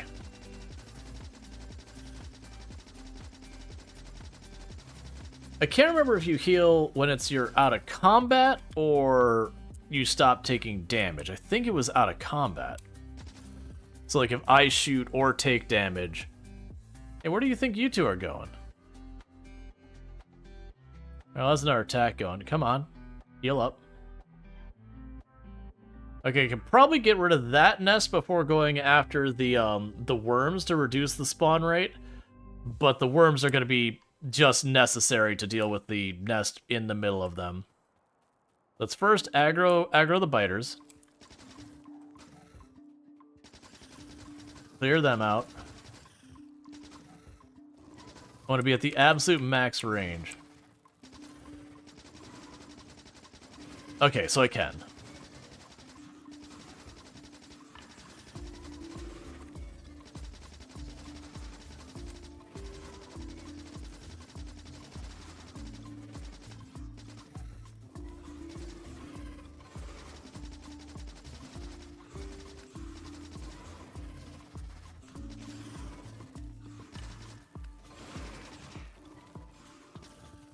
Okay, so I've got this one.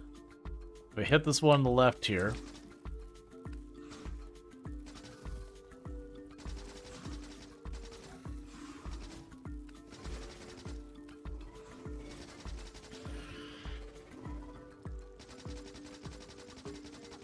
Okay. So I can get rid of this nest, and then it's just a matter of the last worms.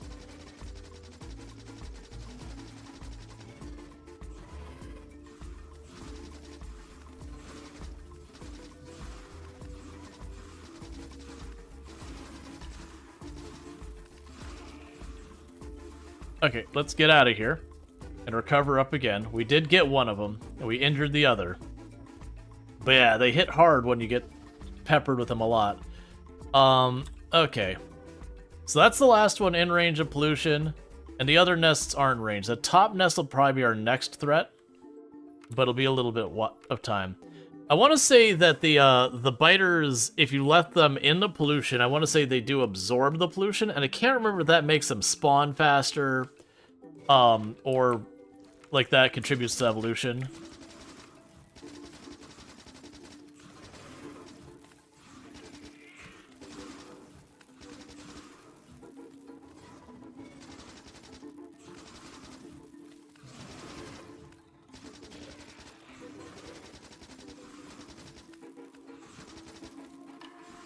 There we go. I'm starting to get the feel for it again.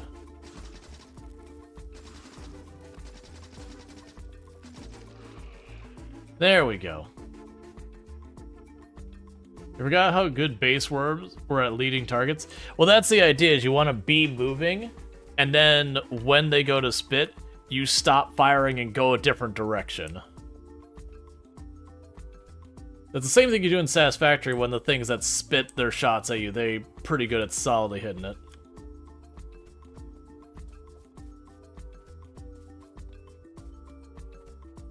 You're gonna buy a Satisfactory too?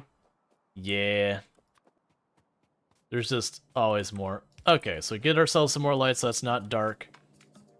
Alright, we can run up here. So we're starting to get our advanced material processing going online, which will also be good. That's when I believe we'll get our bigger drills and all that. Or not drills, the bigger smelters. And we were making these when all of that started.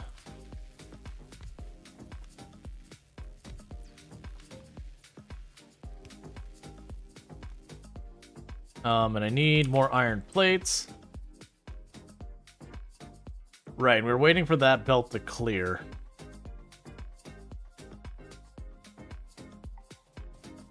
Should have done this before we left. Change the input priority.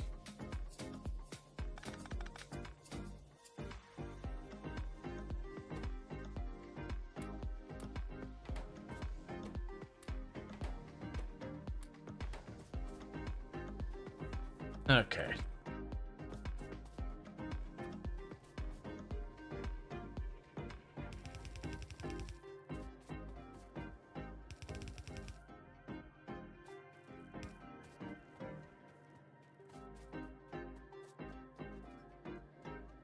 I mean, I'm actually surprised we're not consuming that. Oh, right, because we have that one. Yeah, that's fine. I was gonna say, I'm surprised we're not consuming the coal faster with all of that being down there. Okay, so we've got the advanced material processing. So that adds the steel furnaces. I'm not actually making steel now I think about it. That's a problem as well, because steel is really greedy on iron plates.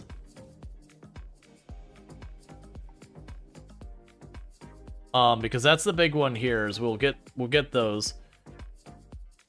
So steel furnaces are... Wait, didn't the old steel furnace recipe require the initial smelters? That's fine. So I am going to need to build steel production somewhere. It'll probably be down here. And then put in there and get, like, the better furnaces. They just process much faster. You are not... Okay, we're just tearing it up. I wanted to wait and be lazy about it, but it's just taking too long. So you drop you off, and literally that's all that was the setback I was waiting for. I don't remember exactly where the limit is, but there is a limit on how many you can put on here before the belt throughput becomes the problem. I'm pretty sure this will be past it. You never have too much iron. You can never have too much of anything. All these factory games teach you real quickly. It's like, hey, all of this stuff you're making, make more of it. How much more? Yes. But isn't that wasteful? No, more.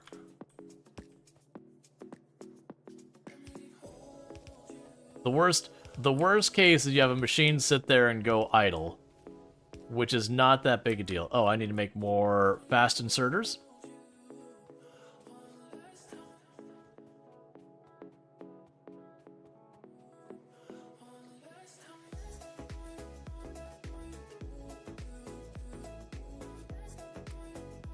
That's what I like to see, is we're finally actually getting circuit boards on the line.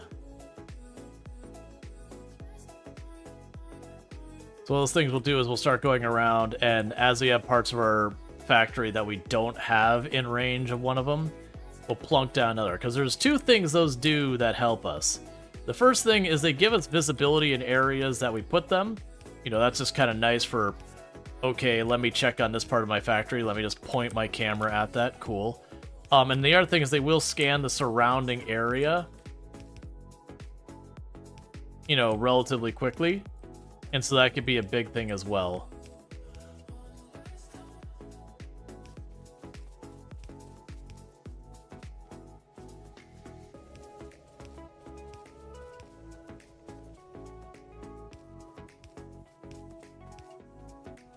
And just like that, we have massively increased the amount of furnaces we've got making iron. Why are you... Oh, right, because we're not belt balancing this in any way, so... one side of the belt is backing up and the other side isn't. That's fine. So that should fill in with this, so we're good on that. So both the copper and the iron are sorted out for the time being. We are going to need to pop down here and start making steel. So I'll go way down here. This will be the output belt.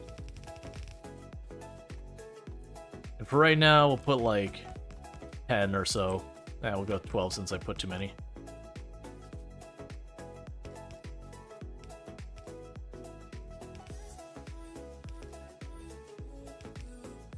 Just to have at least some steel production happening.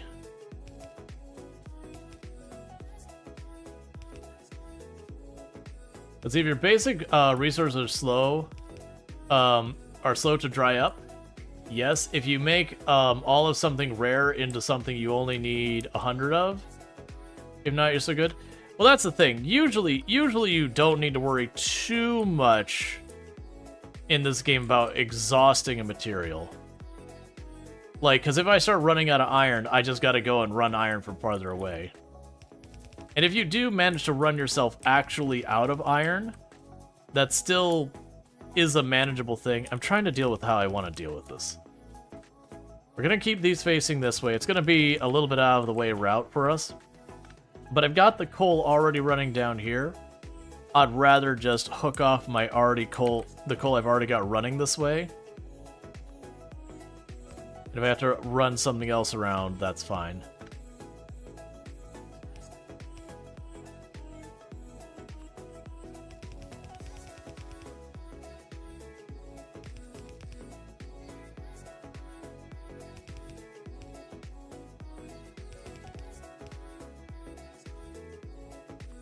And we'll do this.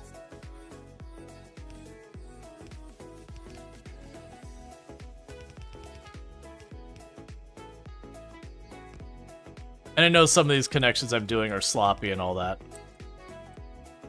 It's fine. Okay, so we've got that set up. So now I need to bring the iron plate over here. Now I've got iron plate way up here. I can just run it down this way, which is probably what I'm going to do, because the alternative is I got to break it off and go way around there.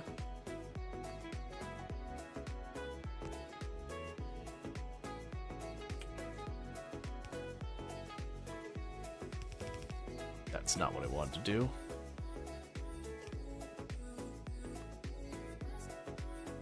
Okay, so we need to go across this.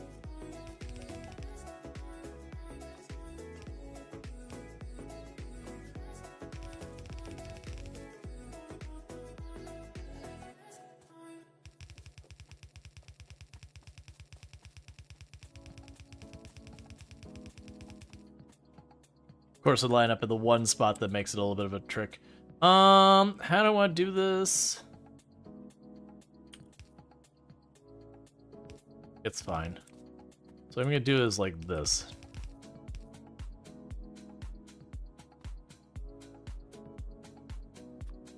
So you'll go here.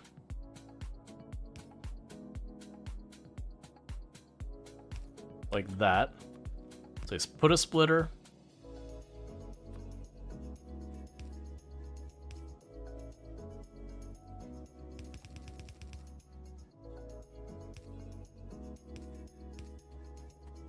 Okay, we've got this.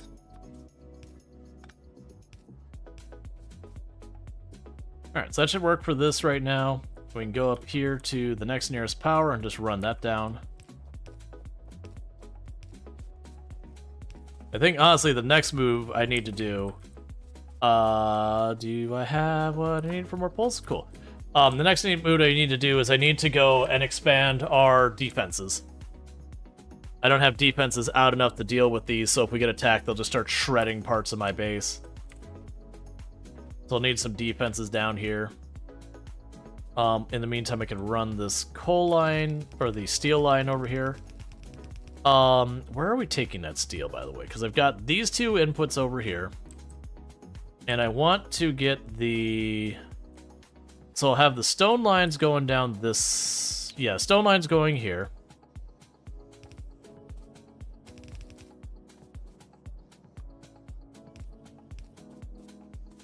Yeah, this will actually be perfect. Can run this right here.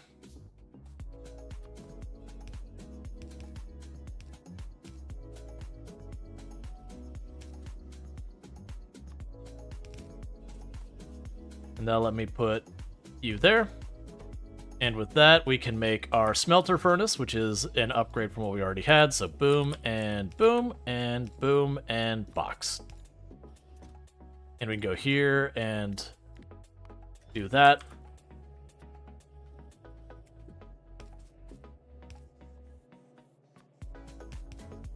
Cool. So that'll be our steel output. That'll take care of all this. And now we can run over here, get the last of these power poles hooked up, and we will have our steel production online.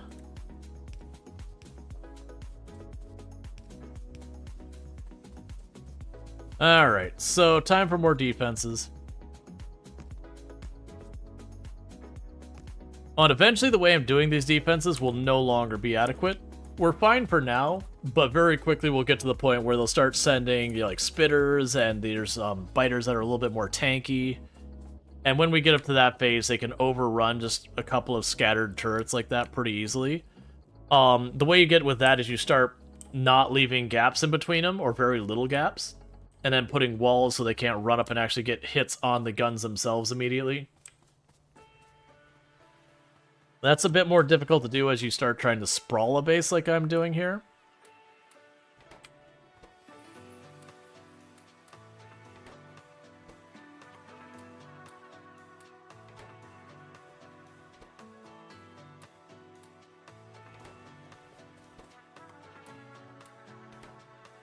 Okay, so we've got those ones. We've got some guns over here in this area. That's got guns on it. Let's check up top real fast on our red and green science production. Alright, I was gonna make 2 of those. I need more iron. Hey. This'll work. There's a whole row of these that are backed up. And now I have the iron I need. Trains are cool. I really like the trains. I find trains one of the ways to scale up your factory. I find them to be one of the ways of doing it the absolute fastest. Cancel that one. Granted, we're making more than enough science to run this many research labs.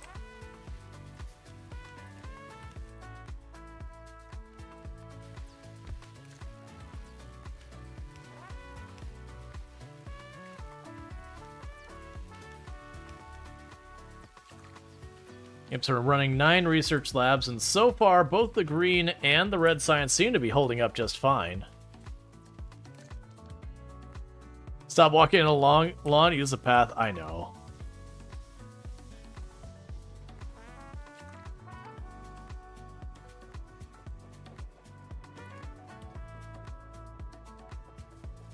Did I already set you not to do that many? Yep. I'll have to deal with those in a minute. I keep finding I'm missing the, I'm missing being able to just, like, drag and drop it into the trash can and be gone. So we're good on all these. They're pretty good in most of the materials here. That's one of the reasons why this is finally having enough room in it. is because we are getting those things. Oh, we also need the assemblers. I did not leave myself room to do much with the assemblers. Actually, you know what? I made the comment that I'm not using this side of the belt, and I probably should. Yeah, so we're going to be using the other side of that belt now. I'm going to grab you. And we're going to chuck you in here.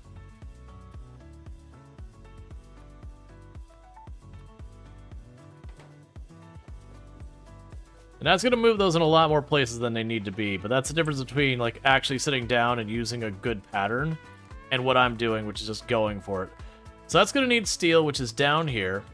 So it needs steel, gears, and all that. So I've got this going on. We've got the steel going on.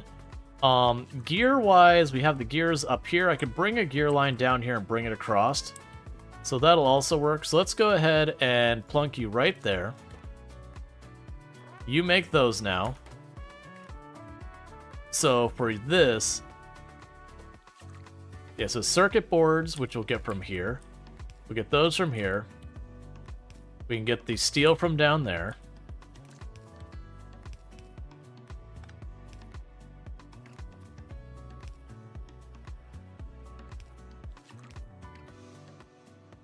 We'll have storage right here.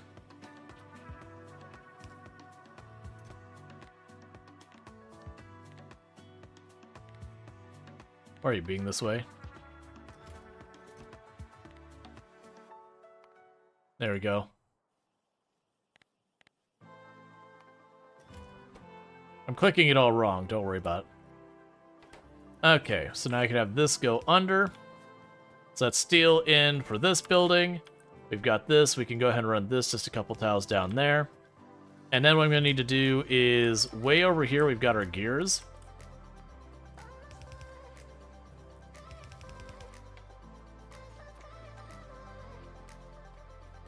Alright, how do I want to do the gears? Because gears are one of those ones that I want to be mindful of where I'm bringing it in. So I don't block like a whole other row of assemblers. But I also don't block that. So what we'll do is we'll do this where I run it through like the median here.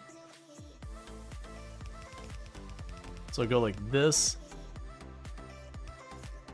And then I can clean it up on the other side. So we'll grab you that way.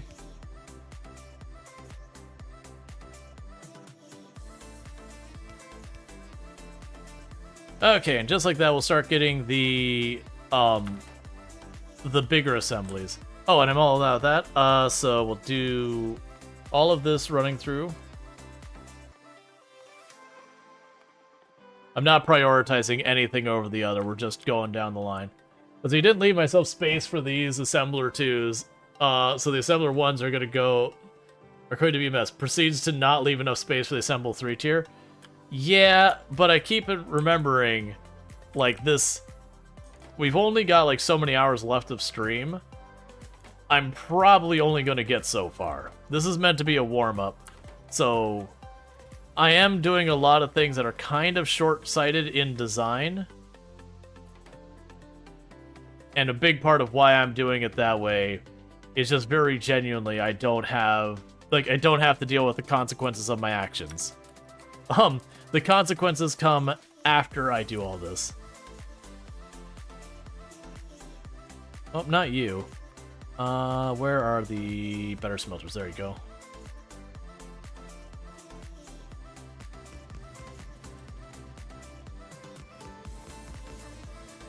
So we're teching up our smelters here.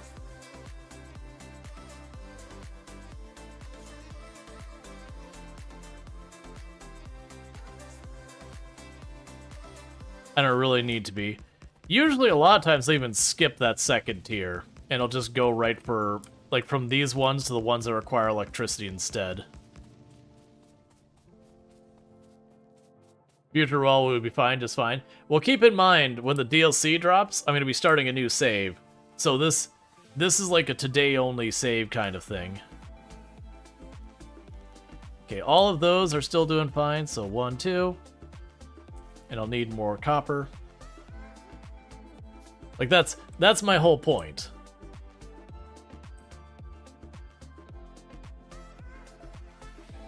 Okay, and you finally cleared off this belt of all the coal.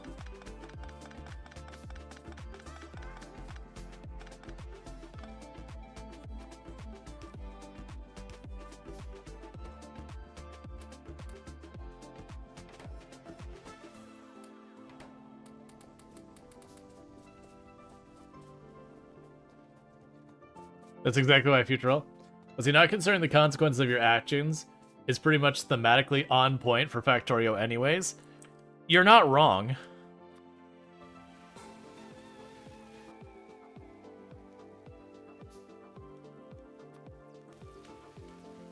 You can play through the game in 24 hours? Yeah, no, I have the achievement where I've done a whole run in 8 hours. That's been a long time, and, like, I'm obviously nowhere near going that speed right now. But that's where you do, like, a lot of strategy, sitting down, figuring out how you're going to blueprint stuff and all that. You know, really figuring out, like, what do I need to get up in what order, and not even worry about, like, building out everything, just being like, what is the minimum I need to get everything online? I think I can make these 5 deep, and then still fill them all through. Even the new DLC is like, okay, new planet. I'm honestly very curious about how that works. Like, will we hit, you know, say blue science and get to like the next phase and all that kind of stuff, and then just you're done on the first planet? Or is it one of those things that you get to the next planet and you'll be ping-ponging back and forth? Like, and don't spoil it, by the way. But like, I'm curious when it comes to actually playing how that will go through. Let's see, if one of like 5 people, you can play through the game in like 90 minutes. Oh yeah, no, like some of the speed run stuff, I've seen that as well. It's a thing I find interesting to watch from time to time, just to see the shenanigans. Like, I'm not even that interested in the competition side of speedrunning. That just doesn't hold my interest. But just like the types of things that people do, like strategically to speedrun and all that. Like the games with the speedrun strats are very straightforward, of just do thing faster. That doesn't really hold interest for me very long. But the stuff where you're dealing with it, where just it gets to be more and more scale, that it becomes more interesting to me. Alright, so we have the engine, which is steel, gears, and pipes. We'll want to get those. We'll also get the medium and the large poles. We already have the pump, I don't know why that's flagged. As well as landfill, and a bunch of these others. Okay. So, let's look at what we got here. So we have the medium electric pole, which is copper sheet, steel, and iron sticks. And then the large pole, which is basically the exact same ingredients, just different ratios. So I've got steel. And I've got the copper sheet and that, so we can put them here and here.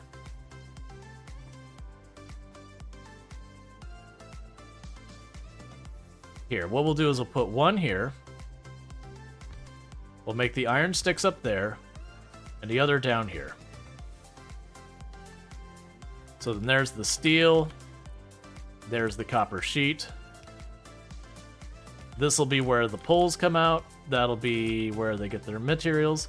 So we'll have parts, iron poles, those ones, and these ones.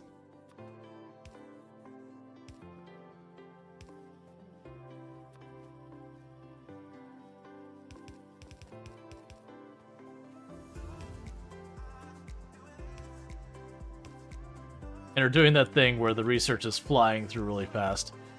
Okay, and then meanwhile, we could go ahead and put a box there. And there.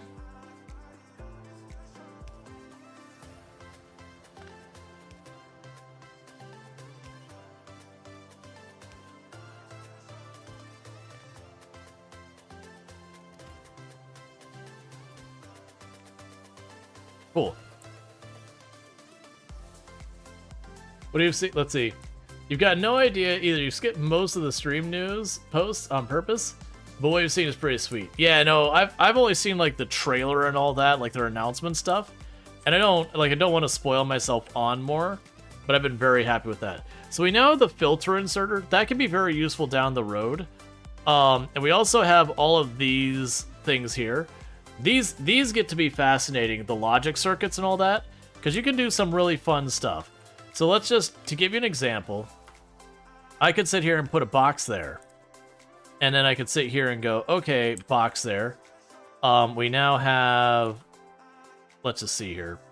I think I could turn on and off an inserter with it. Usually use stuff like train signals. So I've got a box here. I've got inserter there. And this isn't something you'd actually do. But I should be able to go in here and make a red signal wire. And I can attach the red signal wire to this. And I can say, okay. You know, we could go to, yeah, so we can read the contents here. And I can say, all right, I can say if the red signal coming through there, if that red signal is below 100, turn on the wire. Like, I don't have power and all that.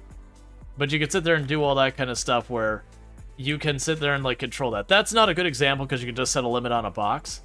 But you can use that same strategy for chests. That what I'll do is I'll put that down there. I'll have, like, or sorry, for trains. So I'll have that, and I'll have my train station say, hey, if this box is full over a certain amount, turn the station green. If it's under a certain amount, turn it red. And so I basically will make a train stop appear and disappear off the logic network.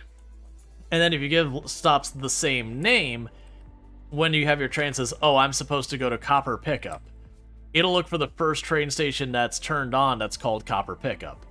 And it'll go to that train station. So you can literally have like 8 or 9 different Copper Pickups, and it will just go to whichever one it can get to that, you know, fits its logic.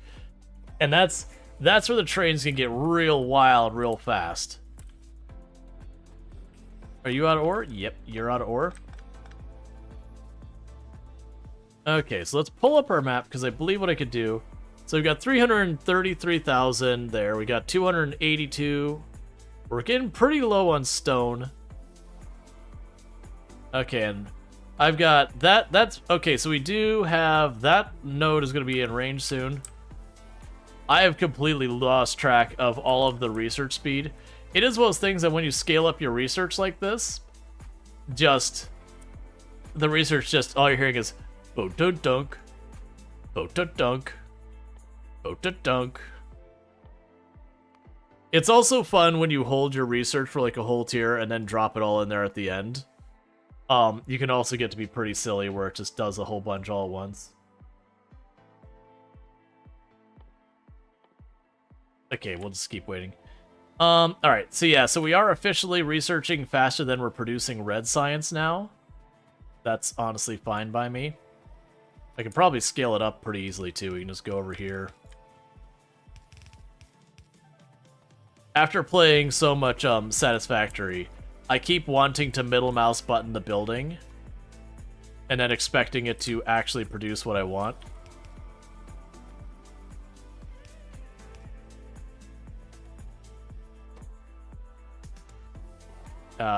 And you are making red science.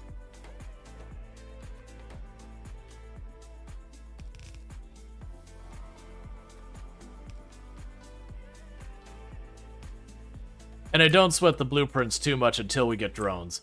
When you get drones, that's when the blueprints really thing. Can you queue the building? No? Or is that coming from a mod? What do you mean by can you queue the building? Oh, do you mean where I could, like, phantom place it? Where you say, I want to put a building here, but it's not actually there? Because that is the base game. For me, it doesn't usually hold much purpose until you get the construction drones. When you get the construction drones, you can just put down... Put mouse over and push Q.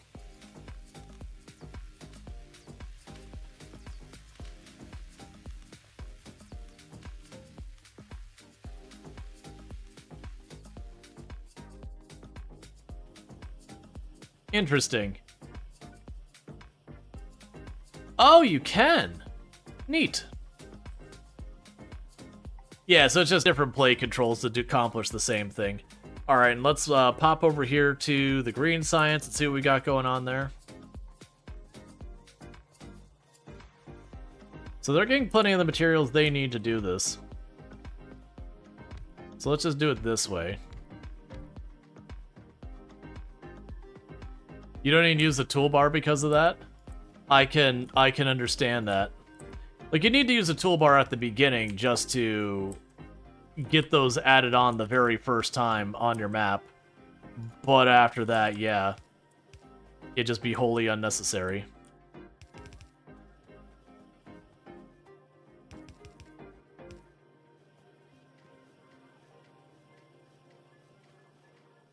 That's fine. I was like, I'm looking at that being like, not a huge fan, but it's like, you know what? It doesn't actually matter.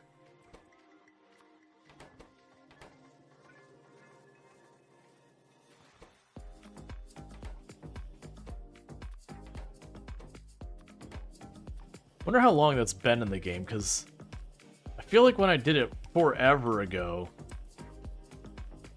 Oh, these are backwards.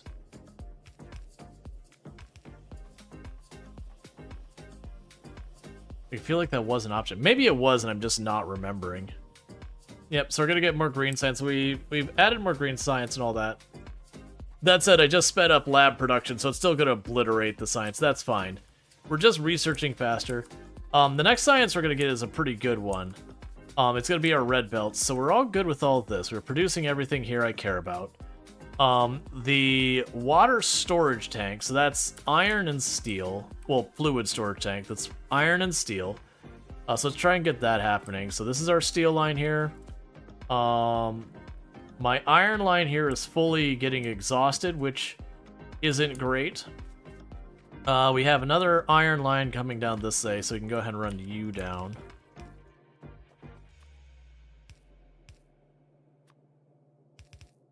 Oh man, I remember when they first introduced like the upgrade in place kind of thing. That was like a major being like, this is a brand new... Oh, right. I had to cut this across here, so it's one of those things like this. It's fine. I only need to worry about that if I need those materials. So let's see. We can go here, and I want to get the fluid thing here. So I can grab the steel off this belt, the iron off this belt, and we can drop you here. And put you in there.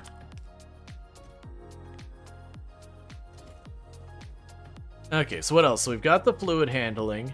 We've got all the stuff from here being produced. The motors still need to be produced as well.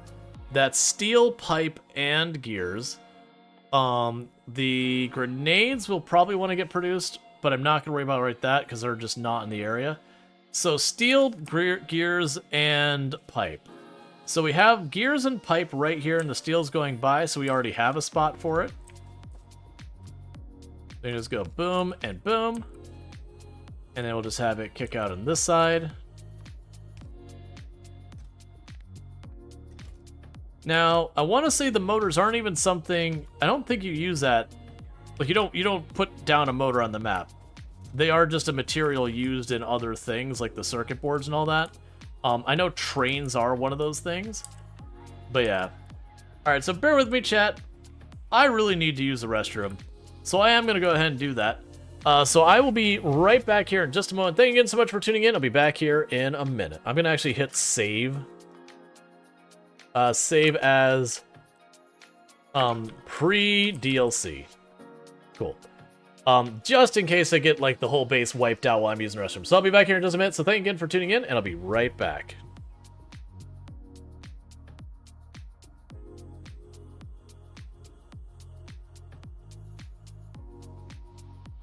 We're looking for the restroom door. I want to find the restroom door, and I'll make those go to the kitchen.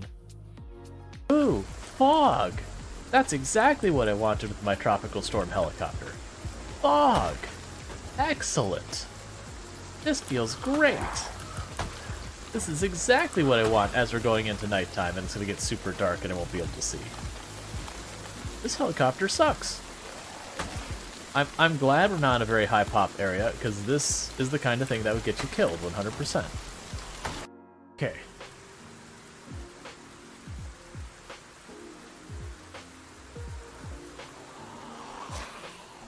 Stop. Why is it pitch black?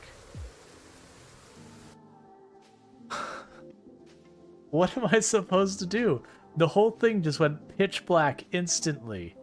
I can see nothing.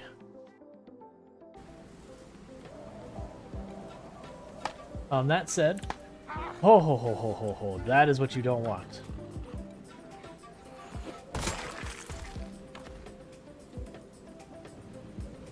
That is the exact way that trees betray you. Luckily, I always keep my finger ready on shift.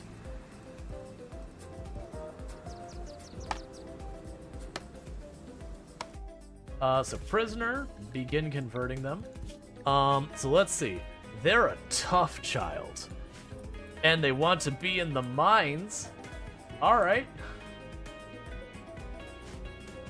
That thematically fits this in a very uncomfortable sort of way.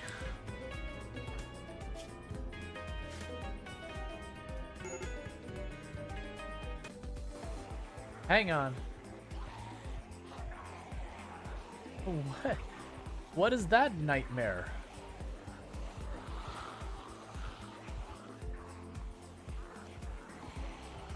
Like, the helicopter didn't bring that much.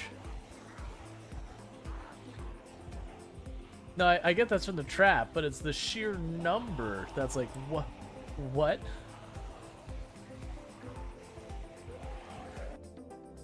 Stickers. Oh, I forgot the stickers. I forgot about and I am back. So, the thing I'm observing as I get back is that is a very not full iron line. So something has gone really wrong with our iron line. We did unlock the tier 2 conveyor belts, which is just a tier 1 and those. So let's try and get the tier 2s going, which will be easy because there's literally a spot right there. I can just plug it in and call it a day.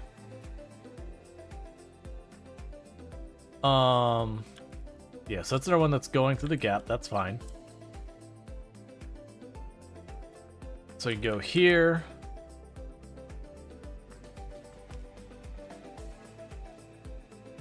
Okay, so we do put gears on both sides. So we'll just run this one down a little bit farther.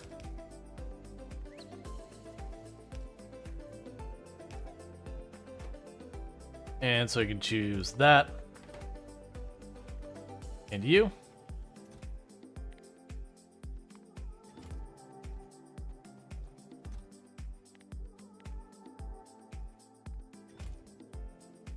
Okay, so this will be when we get rid of the tier 1s in storage entirely.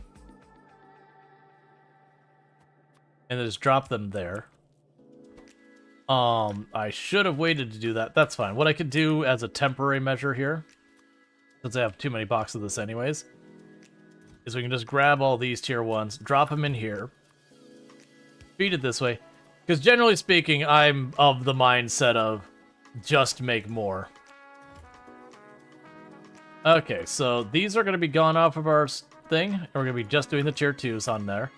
Okay, so for the underground, we just do tier 1 in that, and for the other one, okay. So basically it's the same kind of materials, just more. This is going to be a real big pain point. I need to get the gears over there, and you can see I'm still not making remotely enough gears, especially with that stuff starting to run out. So we finished railways. We are now getting railway transportation. We'll keep putting research on here. Because we're going to be able to get our trains on the tracks real soon. And that's where I said, like I said, what we'll do is we'll have like a dedicated area for making circuit boards. And it'll be like the circuit board area. And we'll just train stuff through. And it'll be as easy as like, input this, output that. So gears.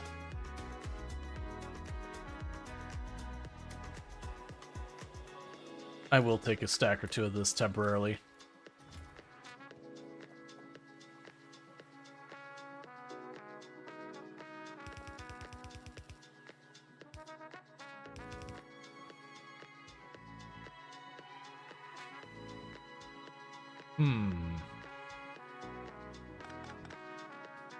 Alright, so let's think about this.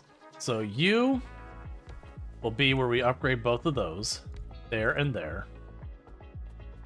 So if I bring this over on this side...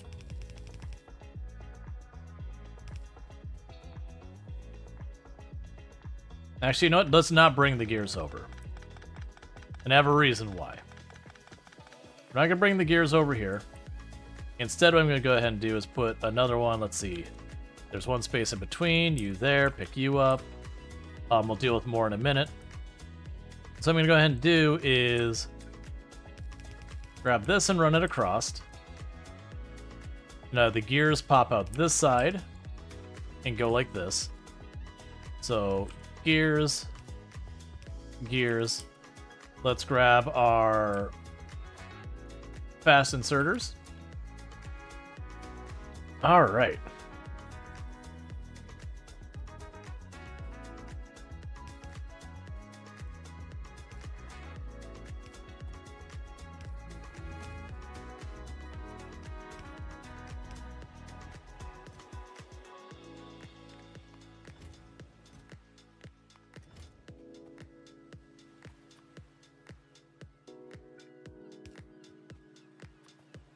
Okay, so plan is we'll make gears here for our stuff over here. You are going to be my fast underground, and you are going to be my fast splitters. Now the catch is I still need more of this over here. You know what? I just remembered. With the splitters here, I can make those smart and say, for the split part, we can go circuit boards only to the left. So I can grab all these assemblers off the line because they're never going to be used.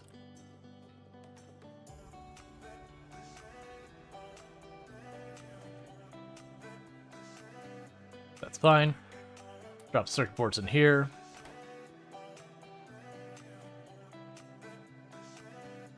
And then we can go down here and grab this belt, do the same thing we just did. But I'm using that to bring it up closer. Put this down.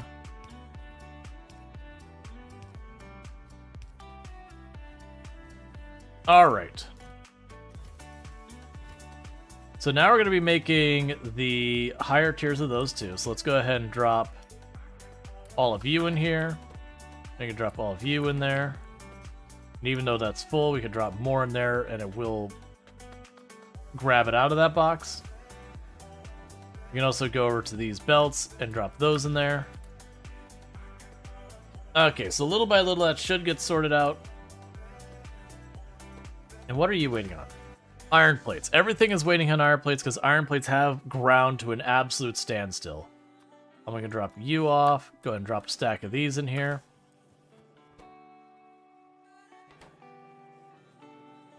All right. And you're also waiting on gears. So we go up here. I was clearing out some iron plates out of my inventory temporarily as a band-aid. Okay, so the lesson here is we need to upgrade some belts. Because this is not adequate. This is a mostly full belt. So what we're going to end up needing to do, I'm going to start in the back here.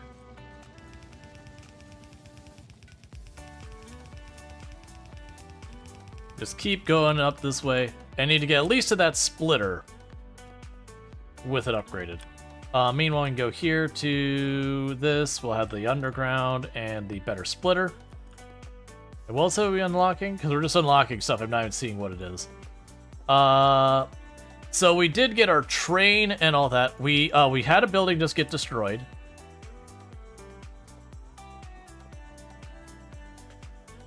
We are having buildings getting destroyed in the northwest. It looks like I had a section that wasn't defended.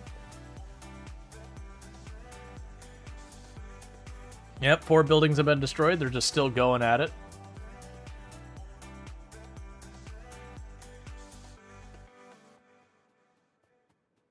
Yeah, so I had no cover for the green science. Alright, well, that's annoying.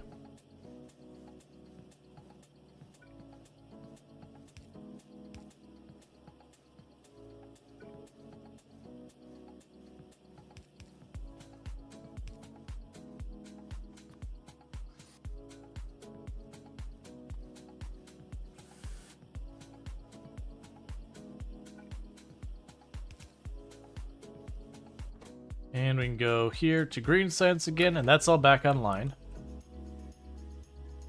Let's see, mid pulse. Yeah, no, I just saw it.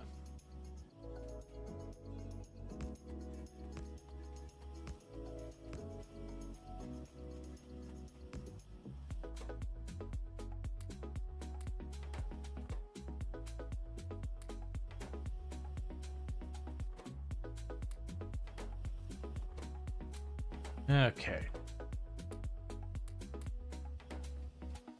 And I want to have more ammo in those later, but we're not quite there yet. So that means we've got a new...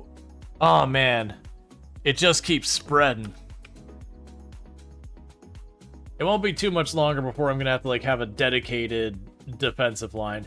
It is those things that if you stick to the ammo-based turrets, that you usually eventually just make a conveyor belt that, like, literally just brings them by. So it'll be, like, a layer of conveyor belt, followed by a layer of inserters, followed by a layer of guns, followed by a layer of walls, just so you don't run the situation where you have ones that run out of power. Okay, so we can grab you.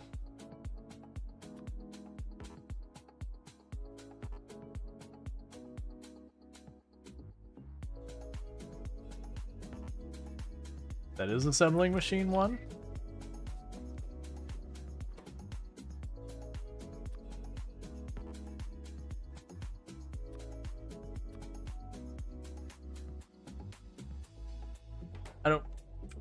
I don't really understand, but that's we'll just do this thing again.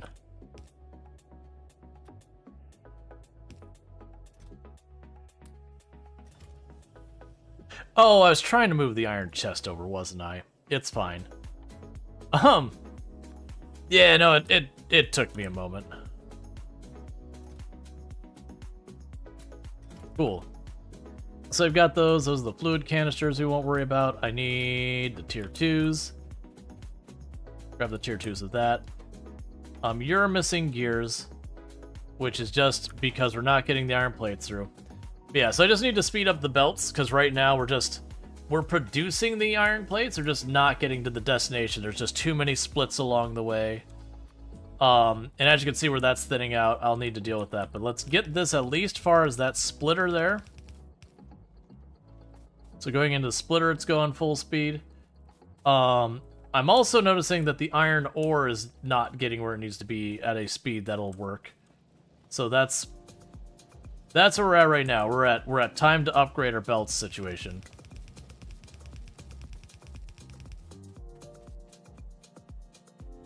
Gonna take work. And won't be too long before I need to go locate another iron node and start bringing it over.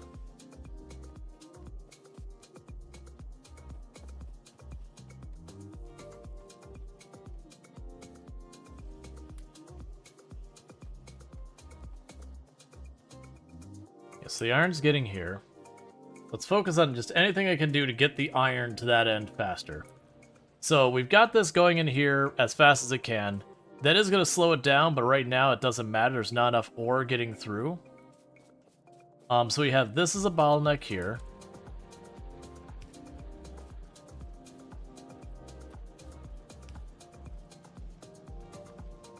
It won't matter from this spot on. We need to get this in here faster. Oh, we just need more drills. Let's see. How do you know how to calculate for a full belt? Sorry, I kind of knew the game. There are numbers you can get from a lot of the stuff. I generally don't worry about it. So like, I don't know the throughput of certain belts and all that like a lot of people will. I generally approach the game as, do I have enough of this? Yes, no. And then I just make my changes based on that. So I don't I'm probably not the kind of player you're gonna find that's gonna be able to answer the question in the way you're looking for. But yeah, no, there's definitely a this belt supports this much stuff on it.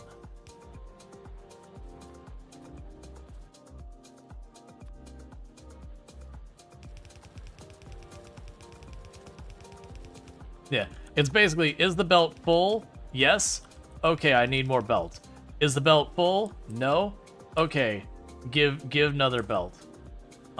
That's not the way we want to do it. We want to put a splitter there. That's fine. It looks like a bunch of these stone ones are running out. Yeah, so we're starting to hit the point where what's happening that's causing us grief now is I am getting to the point that some of these initial ore locations we have, I am starting to exhaust. And I'm gonna need to deal with that. And that is because we are absolutely gobbling up our resources because of the scale I've gone there. Yeah, if belt not full, add more stuff. So that's all I look at here is I look at this and I go, that's not a whole lot of iron on that. I need to get more iron on that. Let's see. Let's grab a couple stacks of that. Yeah, so we're being attacked pretty steadily from that north front. And regardless of if I'm holding, I will need to deal with it, because that is going to be a drain on our ammo, which is just another drain on our iron.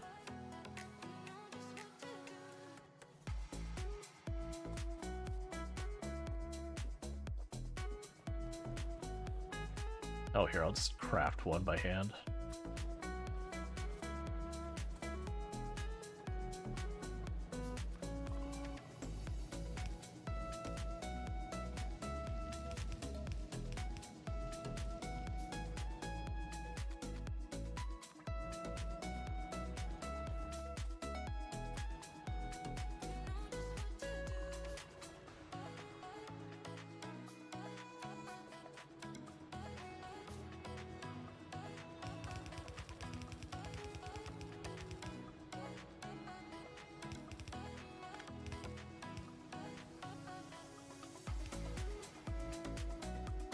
Okay.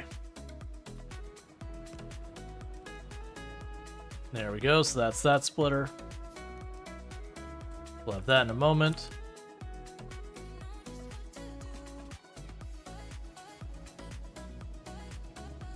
Yeah, so I'm just trying to get the ore onto these belts faster. The faster we manage that, the more we can pull off on that same amount of space.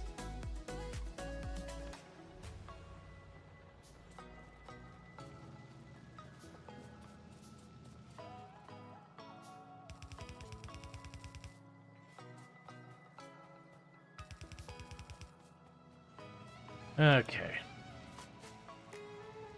What is your deal? Why are you... You're just not getting any iron ore at all.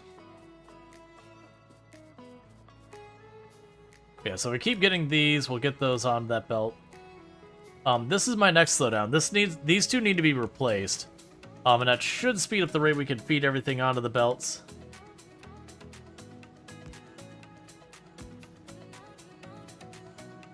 Okay. And then this belt will be needed to upgrade and all that. Those should probably be braces.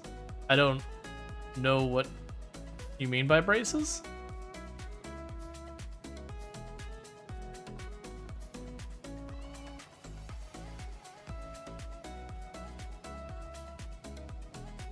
Okay, so we've got all those figured out right now. I need to continue upgrading the belt. We'll need to upgrade this section next. Oh, if belt not full, adds more stuff. Yeah, you're talking programming. Like it's a method or whatever. Yeah, so the goal is to try and get these belts saturated from this point. Because we can get that, then we should be in relatively good shape. Alright. Let's run down here and see what we got with that. Because as you can see, we're very starved on iron ingots once we get down here. Or not iron ingots, iron plates.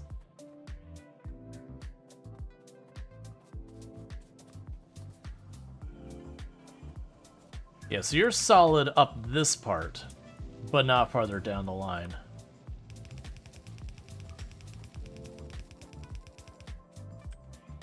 Cool, so all of this is fully upgraded. We've got that fully upgraded.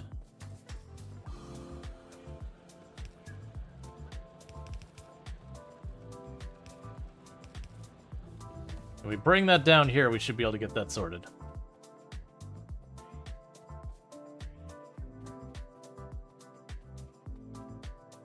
Is it belt full, then add more belt, else add more stuff to the end? Yep.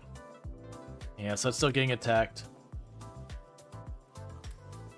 Because every little bit I can improve that part of it, the better off we'll be, because that'll mean more iron is getting down into the maul to produce the things, to make the belts, to then continue to expand. Because the goal here is to get that to mostly fill up.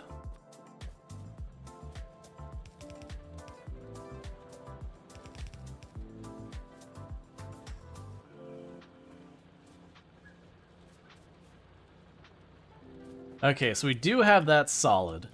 So outside of running a second belt up here, there's not a whole lot more I could do the spot. So hopefully that'll start sorting itself out. Another thing I can potentially do is we can effectively start load balancing this.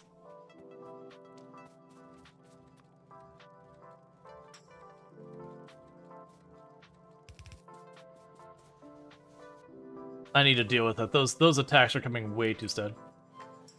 You have one belt on that? Let me double check. I just need to grab more red belts.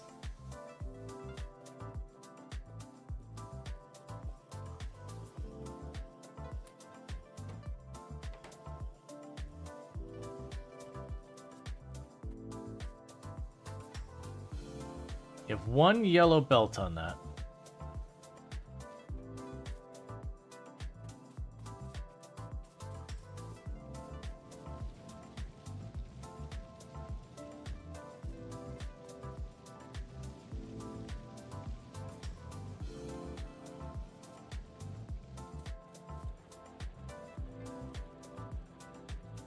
See, the iron was gapped coming off the end.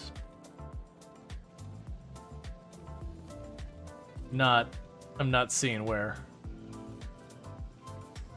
Yep, so we're all good there. That's all running at full efficiency. We're not getting it here. So now the issue is just what we're feeding down here isn't enough. So it's gonna be getting that all the way down here and all that.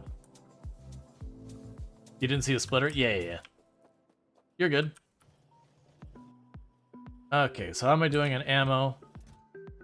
Give. Because we do have a nest up here somewhere that's attacking that area. Could be this nest up here. But as you can see, our pollution is just spreading more and more and becoming more and more of an issue. Oh, right. I never put these radar dishes down.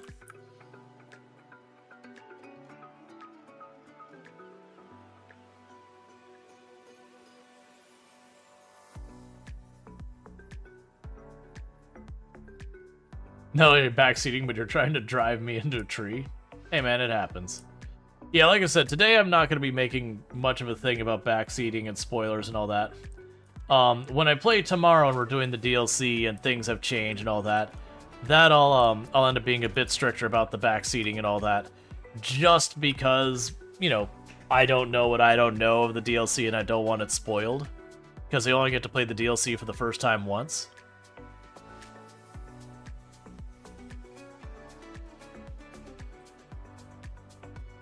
I can plunk you down there. And plunk another one down here. I'm going to have a lot of overlaps. I've always found, you know, it wasn't a bad thing to have a lot of those. Okay, so it's daytime.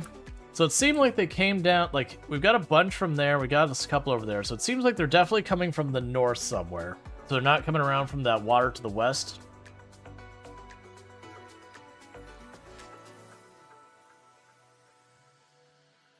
Also, just the speed of which that research is getting done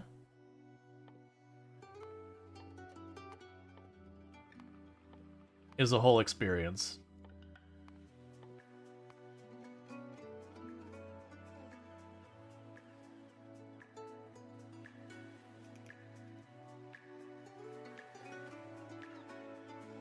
Alright, let's try this nest since I don't know where they're exactly coming from, and they're definitely on the edge of attacking me anyway, so they could be where it is. Alright. We can probably destroy that hive before tangling with the worms. But the rest...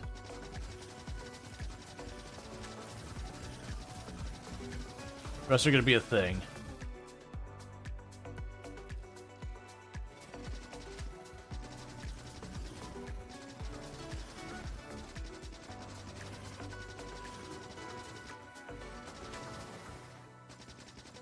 Okay.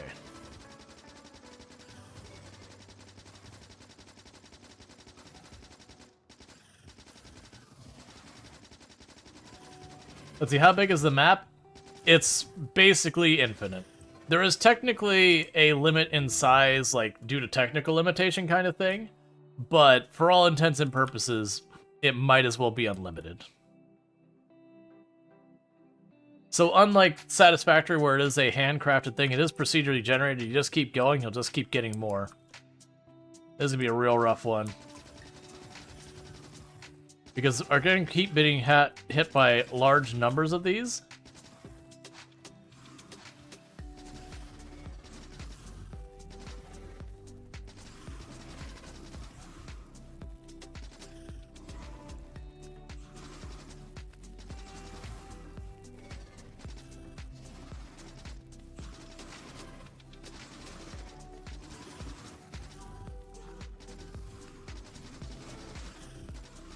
Alright, that's one worm down.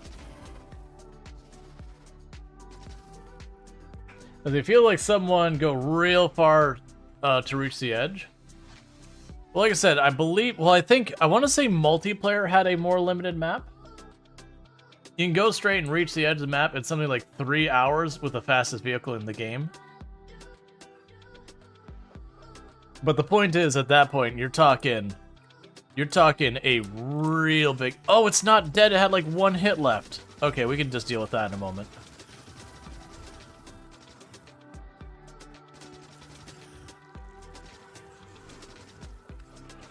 Now it's dead.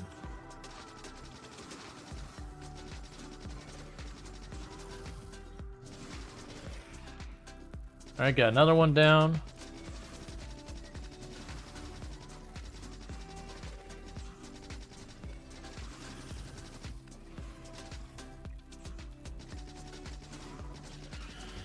I think that might be enough. I could get in on this nest without being peppered to death. Let's see, if you have the entire map revealed, you're going to need a better computer. Even if you're at NASA. Yeah, no, that's the whole thing, is it's just huge. How long till we get artillery? A while.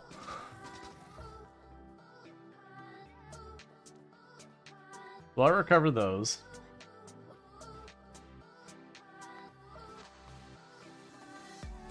That said, I mean, we're just blasting through this. The funny thing is, normally I'd be much later in the game than we are. Artillery trains or chef's kiss. Oh, yeah.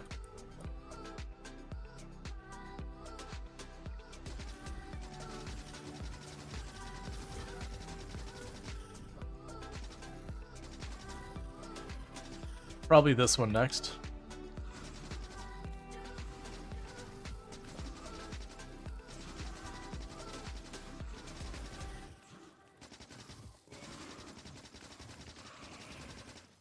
Okay, next worm down.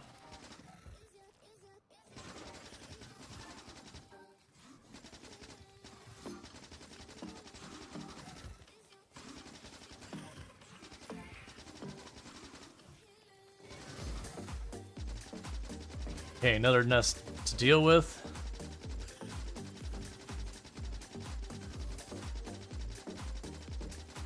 And then when it's down, we'll check our health. And it'll be time to go check out the next set of worms. And how am I doing on ammo? Is that all my ammo, just what I see in the magazine? No, I got like 1,000 ammo. Do you not turret creep? You could do that too. I haven't done that in age. Man, a turret creep works. A lot of times I'll do stuff like I'll just get the grenades and I'll just grenade spam my way in.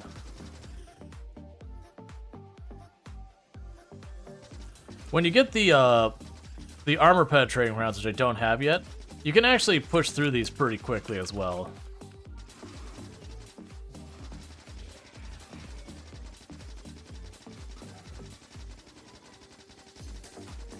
Okay. Space age out, couple of hours still.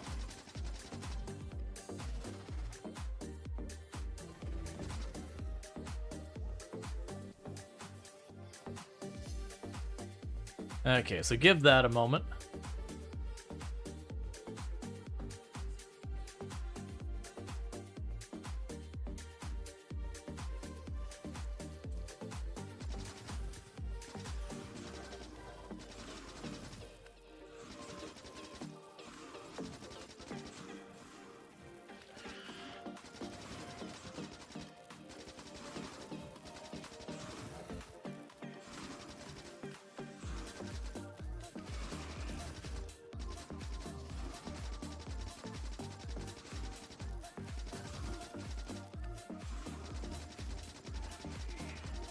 And Hive gone.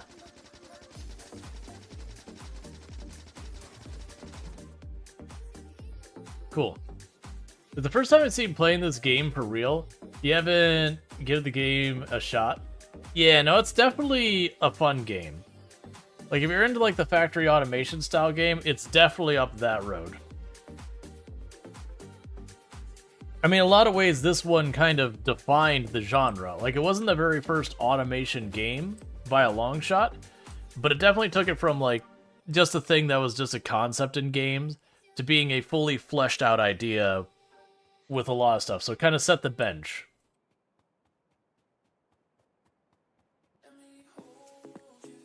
Alright, so hopefully that means we'll have a break in the attacks from that side. We will be aggroing them pretty soon, and we will be aggroing this. That's absorbing pollution. If you're absorbing pollution, that tells me there's a nest there. So we're gonna just end up getting attacked from the south here in a minute. So let's run down there, grab some more ammo. You recently got into factory games thanks to Shapes? Yeah. Okay, so we officially hit the point where I'm not making enough red signs to keep up. How is our power, by the way? It's fine. I need to grab more ammo. I actually didn't need to. Alright, so I've grabbed the red belts, and I'm going to keep building out these belts as best I can. Okay, never mind. We're still being attacked from the north. So that tells me I haven't quite resolved it yet.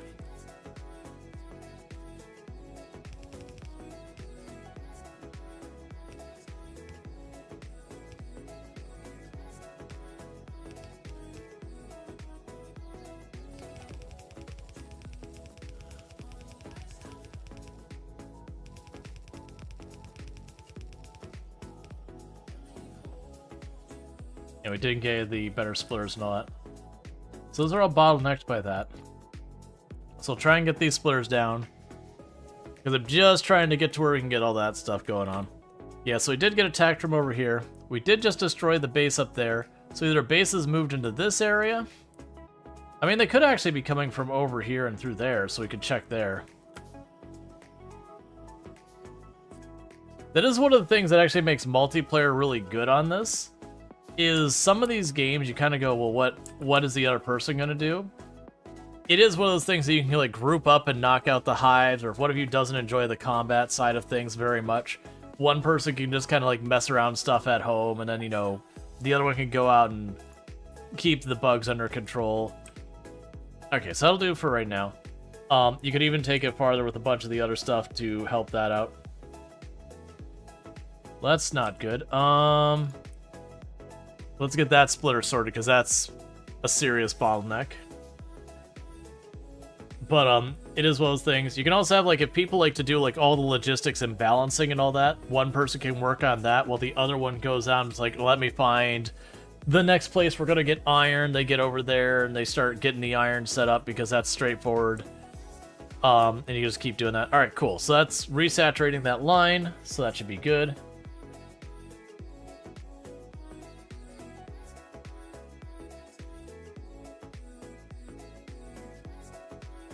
pretty soon I'll be able to get the car. Like, I have the unlock already. I'm just being forced to run around constantly. Alright, so let's first check up this way. We're going to go up to the lake's edge, just see if we either see biters running past me as I go this way, or a hive itself, or a nest, whatever you want to call it. Because we are being attacked from the north. So it is possible we had an expansion of biters this way. Yeah, let's go and explore up this way, see if we got another nest up here. This desert is becoming a real pain in the butt, because the pollution is just blasting across. Yeah, okay, so there's a nest right here that wasn't revealed until a moment ago, and it's absolutely inside the pollution. So this is probably where our attacks are coming from.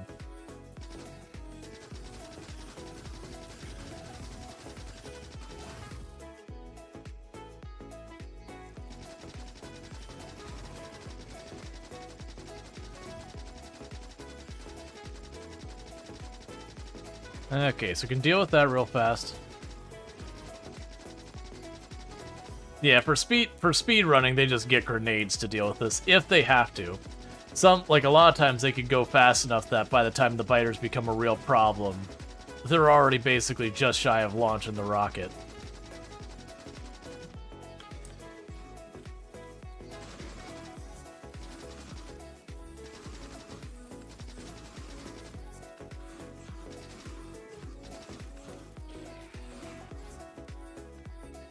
Okay. Hey, Advanced Simplex, how's it going? I realize you're lurking, so you're just literally were like lurking, and I'm like, let me call you out. You have a good lurk. Sorry. Cool. So we got that sorted. Do we have more pollution going up farther north here? No. So I revealed that, so we should potentially be good from attacks from this direction for a little bit. So probably the next move to get things going here is finish fleshing out stuff at the mall a little bit more if I need to. But I should probably get to the next iron node that I'm going to go for. Get set up there, get some defenses on it. And then we're going to want to go ahead and probably make a train to pick up the ore from there and then bring that over to where our iron refinery is and start getting the train stuff going. Because, like I said, I've found these days I prefer making that style. Before I really got into the train stuff, I would do main bus, which, to give you an idea of how main bus would work, so I might have, like, those would be iron, those would be copper, that'd be gears, that'd be wire, that'd be circuit boards. You'd go through, and you'd, you know, belt balance and all that. And when you got to the point that you consumed, like, and then you, like, your iron production would be over here, and it would feed into this, and then you go down here, and let's say you had gears, so you'd pull the iron off of there, and you put the gears on to that line, and then when the iron got too low, you'd make another place you'd bring iron in, and so you get the idea. You basically would have everything running through the middle of your base. And it's really, really good for, like, just being able to scale up an absurd base. The catch is, it ends up being a lot of overhead and just all those conveyor belts that just go on forever that don't really have anything on them. Okay, so you are exhausted, you are fully exhausted, you are fully exhausted, you are fully exhausted. And if you're wondering how I could tell, there's a little light on these. So this one's got a little red light, so I know it's no good. And if you're someone who has difficulty with red and green, you can see the drills are just moving around a bunch. That's honestly is just as big of a tell. Yeah, so we're starting to obliterate that. Okay, so the things to get ourselves set up for running our train. I do think, let's see, we've got an iron node down there for 2.7 million and one up there for 2.8. This one's got water and coal nearby, versus that one's literally just that. So I do think this one to the northeast will probably be the one we go for. But what we're going to go ahead and do is start getting our mall producing the railroad tracks, the trains themselves, and like that kind of stuff. There's also some colorblind modes in the settings that help a bit. Oh, got you. Let's see if we can't get a look real fast at what it changes, because we do try to advocate for people with accessibility and all that needs. So I'm just checking. So these are all green. I'm looking for where we have one that's red. Yeah, so this one's red, that one's green. So that's our comparison. So let's go to our settings. Probably under interface. I did forget how many things there are here. So it's not here. Other. Nope. Graphics.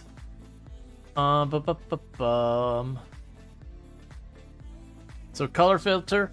So this style. This is not bad. So this'll make the colors different for different people, so it's more noticeable. That's not a bad solution. Yeah, no, that's the thing. It's got the three standard types of color blindness going on. Let's see, and Neurotopia is the most common. That's red-green color blindness. You drop all that off. Okay, so we need to make railroad tracks. That is stone, iron plate, and steel. We need the train stations. We'll deal with, actually, is that iron sticks, stone, and steel? So we have the iron sticks over here. We have the steel right there. And the iron plates are right there. It's not going to be a super easy one to make work, but we can make it work. Oh, wait, no, stone was the last material. Yes, that's fine.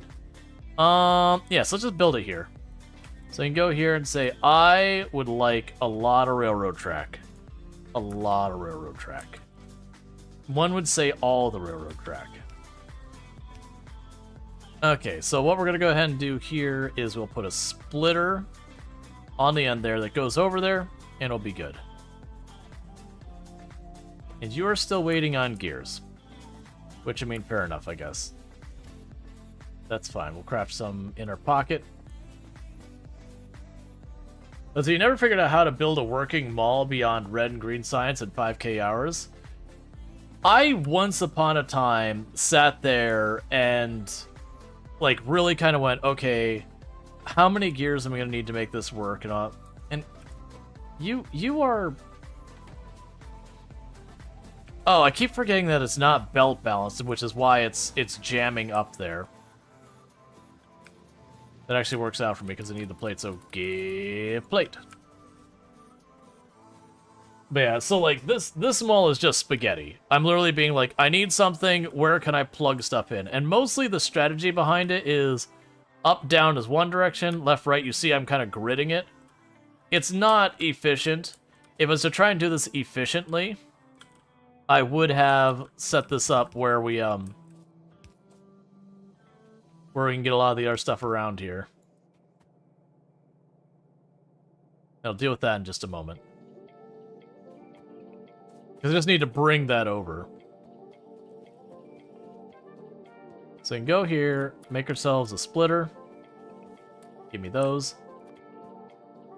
Once you get drones, the whole idea of having a mall becomes much less needed. Yeah, no, the only thing you do as far as mall goes once you have the drones is just that you are producing it somewhere on the map. Like, producing it at a given location that you know, collect everything and get that sorted out becomes a non-thing. Okay, so with this, we can go here and here. And I need to put a splitter there. That'll bring over the stone. And with that, we will be making railroad tracks. So you can go over here and do this. Not you.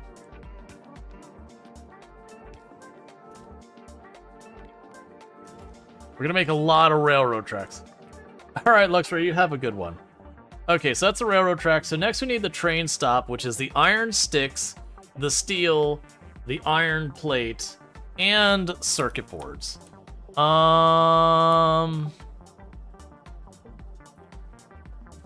Oh, this isn't right. Yeah, I don't want the filter on there.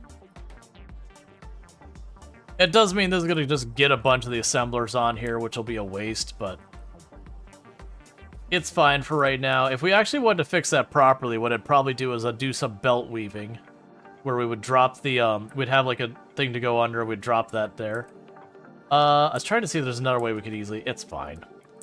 It'll just have those on all those belts. It'll be a waste of materials, but eh. So we're making all that. But with that, that means I'm going to have circuit boards here. So I should be able to plop down you there. Bring the circuit boards across here, and we should just be good.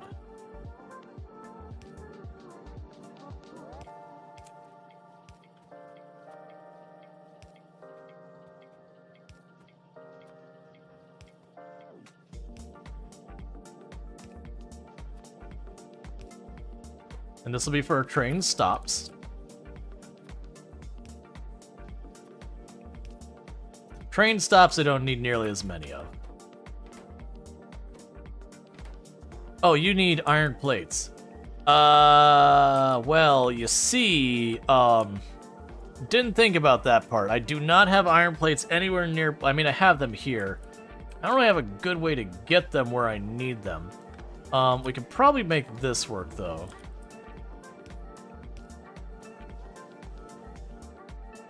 Because we could do a splitter, bring it over, and then long arm it over, maybe.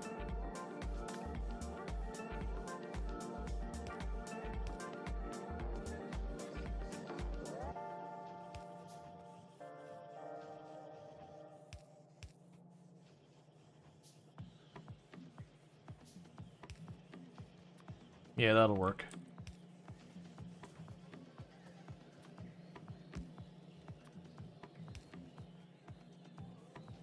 No, don't do that. That's what you call a big mistake. Okay, so that should give iron plates. Cool. So we are making the train stops. Alright, so the next candidate up on the list is we will want to make the signals. Both of those are easy. I just need circuit boards and iron plates in the same area. So I can put one right there and one right there. And that'll be golden. In this case, we're going to defy the grid. Going to break all the rules.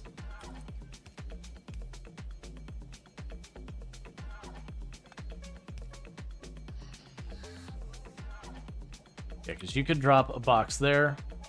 Can I make you all the way over here? Probably not, right? Oh yeah, no, we're good.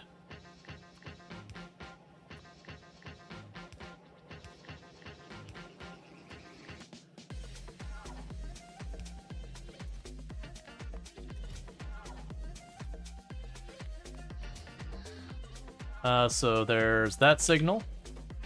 And then here's this signal.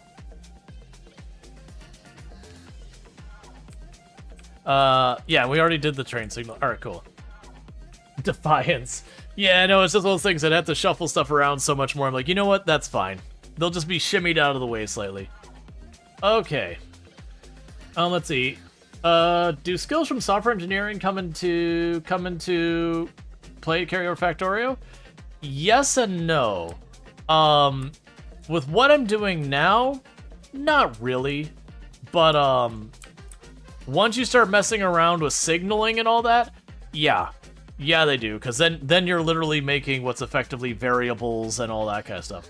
Okay, so we are producing motors over to the left somewhere, and then we need circuit boards and steel. So the motors were somewhere along our steel line. Did I never actually set you to make motors? I just dreamt it, I guess. Yep, so there's our motors. Apparently I just dreamt doing it this whole time. Cool. That'll be productive.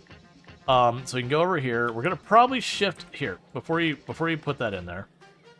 We'll go here and do that. And then you're going to make trains. So trains are one of those things I don't need a lot of. Like, at one time, I mean. Like, we're gonna make a lot of trains. But it's gonna be one of those things that I'm going to have a train produced at a moment. Meanwhile, you can go here and skip that spot. You'll have a box there. No, you won't. You'll have a box here.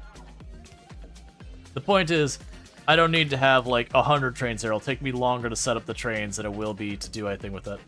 Okay, so you also need steel. Steel's easy. It's right there. And you also need the circuit boards, which are up here and over here. So with the circuit boards, we can do some shenanigans. So we'll go ahead and do this. Move that power pole to not be there.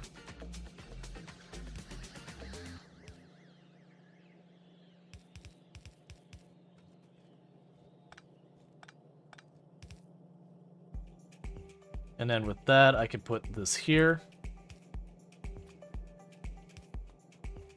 Go grab another one of the undergrounds over here.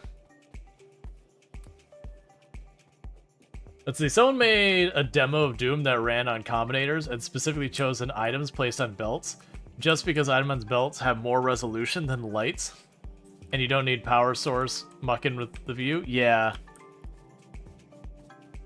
Well, that's always one of the classics of, like, if you could do any type of, like, calculations on it, there is a point where you can make Doom. Okay.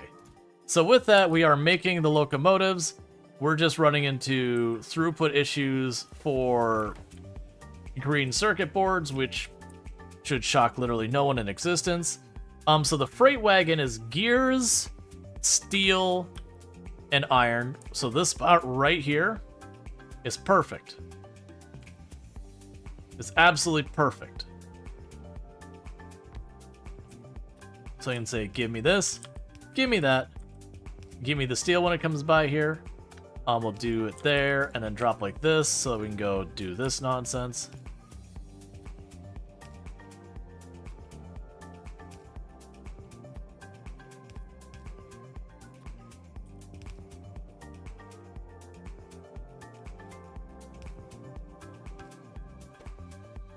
That's the cargo wagon being produced. That'll be another one. We'll only need one stack. And then we need the fluid wagon. I usually don't end up making fluid wagon, so it's gears, steel, the fluid tank. So there's that. We have the steel. I have the gears right here, though. I could probably make that work. Like, there'll be some weirdness in how I deal with this. But I could certainly make that work. So if we put you to the fluid tank. Oh, you also need pipe. So it'd be pipe, gears, steel, and the fluid tank. So I have the pipe and the gears right there, but the fluid tank's over here. So this is the stuff that when you're like actually designing them all versus just ad hocing it, you'd be like, okay, move that, like make this not here, make it over there, so that they're in the right position that I could just do that. Because you can actually, like, the size of this here, I can make my entire mall probably about from this corner to, like, down here to this corner with every product the game has. Because, like, I used to do that. So I'm trying to figure out how I want to deal with this. So, honestly, I could just have another thing make pipe down here and pass it up. Yeah, no matter what, it's going to be a weird spacing. But I think we can make this work. Yeah, because what we could do is there's the fluid tank going in. There's the steel going in. And then what I could do here is instead of the path it's currently taking, I could turn this up here, go like this, drop that down there, have an underbelt go here, and then have you grab off that side.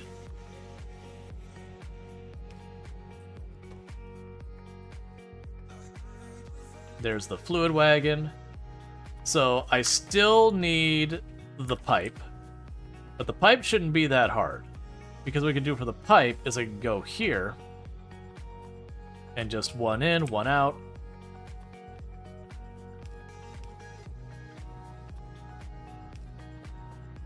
Set you to pipe.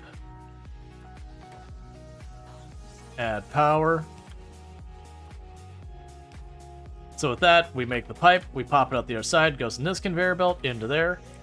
So now the next thing I need to do is have that fluid wagon go someplace. So we can put a gap here. Do this. And again, only need one of those. Alright, so we've got all those set up. So we've got all our train stuff, the entire row of train stuff being made. The cars one, I'm just going to build a car in the pocket, and I won't worry about doing that. I've been watching, not one green circuit board has made it to the train. Nope. I'm not at all surprised by that. We'll want the pump jack, the chemical plant, and the oil refinery and all that. That'll be in a minute. I think first, more importantly, I'm going to deal with that. Alright, so let's look at our green circuits. So the green circuits are doing fine from a wire standpoint. The issue we're running into is simply we're not producing enough. Is there something up there that we can just get rid of now? So, interestingly enough, so you're wire and all that? I could, in theory, yoink that and make another green circuit board production here. And then, you know, someplace else I'd have to add the lights.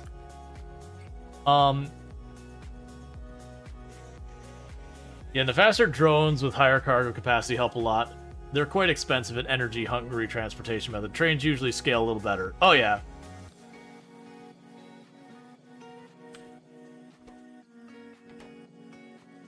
Yeah, so we do have a couple. I could drop some in here. Because like I said, I don't need many trains. This could be a thing. But what will end up happening is where you're watching these all being consumed. As we build these buildings, and the storage gets full or whatever, then it becomes something I don't have to worry about. So it is a backup thing. Your mall is not meant to be efficient from a consumption side point. Like, it's not designed to be perfectly balanced or anything like that. It's literally just make the buildings. Because you're usually not going to be pulling from them in a balanced manner. And I know I saw another attack. I didn't see from what direction. So this hive is in range. That hive is in range. That one's probably in range. We're getting to that point that until I start getting a better vehicle, I'm probably looking at the point where I could go whack-a-mole on the hives, but I'm probably just going to lose a lot of time doing it.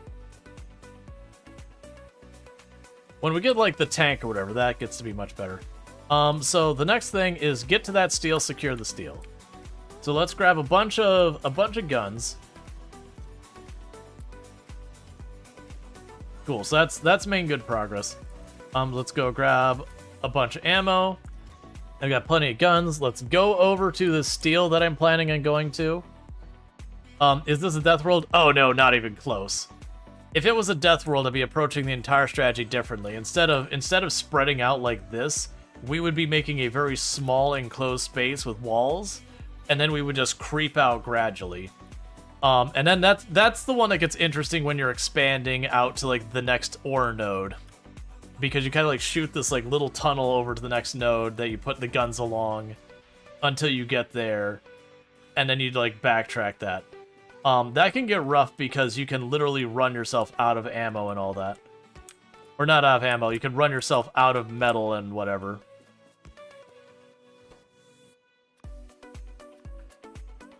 Okay, so these ones are farther away. I'm going to put a little bit more ammo in them than I have been in a lot of these. Okay, so we've got that set up. So the intention is going to be to put a train station over here. So like cover that up with drills, put up a train station, and then, you know, we'll have it come over here to our main base. In the long run, what I usually will do is I'll have a set of trains where you have like them parallel to each other. We'll have like a north-south route and the east-west route. And then the idea is I'll have the other trains hop onto those same routes and work their way over. Meanwhile, we can go ahead and keep researching. There's dynamite for destroying cliffs, and a bunch of just other good stuff. Okay, so that's actually the point where we finally no longer have the red-green. I don't remember these being this early. Okay.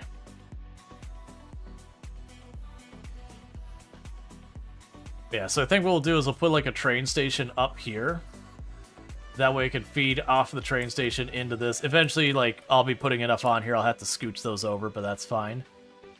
Because this will run out of ore, and then I don't have to worry about that being too close. Versus the stone is honestly getting pretty close to out of ore entirely. And let's see, do we have new buildings I need to worry about? So I don't care about the fluids. The plastic and the sulfur are products. These are all products. Those aren't things I'm going to be making in my mall. Those are going to have to be made elsewhere. Solar panels certainly probably should.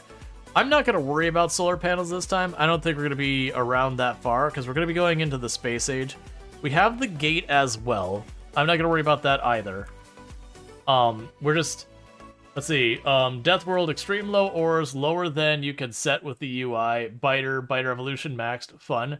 I think there's a mod that sets everything to the worst possible map setting for you. Yeah, no, I've done Death World more than once. Not those kind of settings, but just Death World in general. Oh yeah, love to see it. So we've already got these set up, so we can go 1, 2. We'll say, oh, I'm not stacking one after the other. Okay.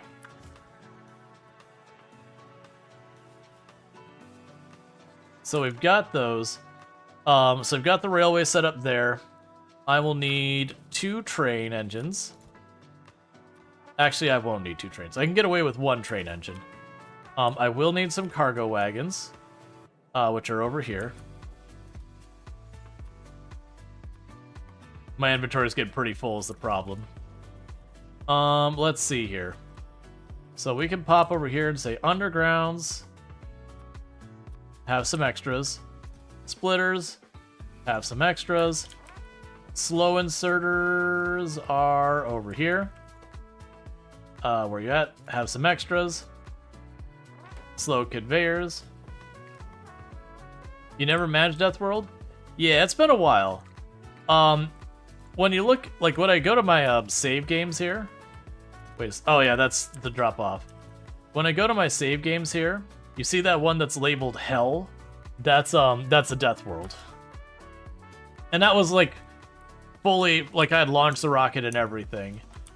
And it was just one of those things that like, it was a perpetual firing of the artillery. Just a solid wall, like I think it was like 2 layers thick of guns with like 3 or 4 tiles thick of stone wall on all sides. And then just, I would fire artillery to like wipe things out. And I remember the big problem I would run into is I had to not let the fire, like I had to be careful when I would move more, like to expand with more artillery, because they would start aggroing too many things that had put a drain on my power just from the sheer amount of lasers firing. So even though I had like a very over-spec'd power, it was just the amount you could like have like a whole side of your base just blasting away. So it's just one of those things that you had to like just little by little creep out. But I had gotten to the point where I could just continuously grow, but it was getting to be a bit of a computation problem. That like the game would start lagging out when I would hit stuff with artillery and the biters would start going. Yeah, so let's plan, because with the fact that I do have just 1 engine, I'm gonna have to make this all loop. So let's plan here and go, alright, you are going to be the engine, the wagon, the fluid tank, the station, the tracks, and the signals.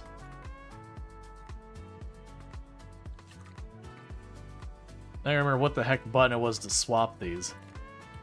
Oh, I can just do that. Alright, so the plan is, we're going to give ourselves some space. This is the out for this area. That is going to be a pretty big group of biters coming in.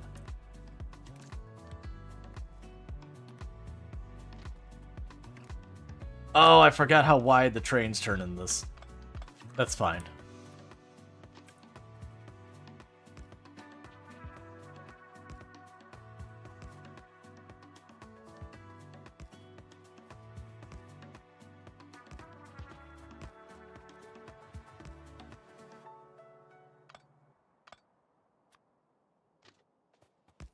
Okay, so this is where we're going to have the parallel tracks, I think, for the moment.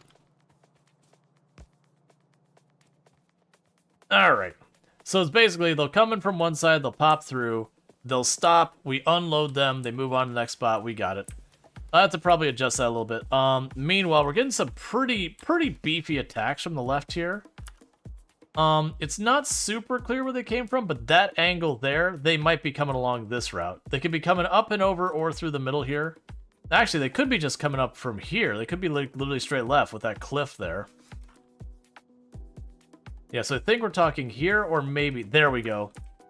It just got revealed by radar that there is another nest got built up over here. But that's starting to get a little bit too spicy of an attack to just sit back and ignore. Literally, we wiped out a nest here before of the exact same design. Yeah, so there's the attack up there.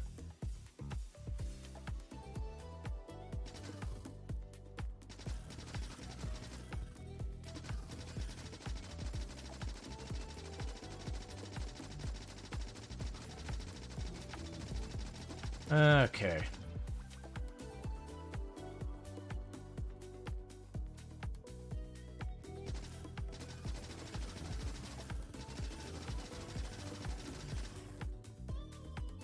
Alright. So make sure there wasn't another nest right over here. Okay, so checking the pollution. So the one to the west there isn't a problem, but the one southwest is. I'm a little nervous about this one because this does look like it's a really big nest. Oh, actually, that might not be that bad.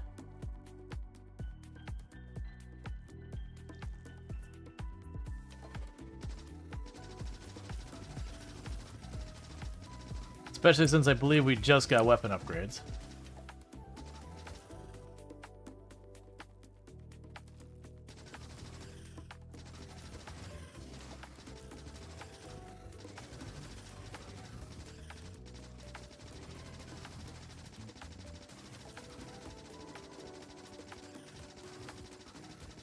Alright.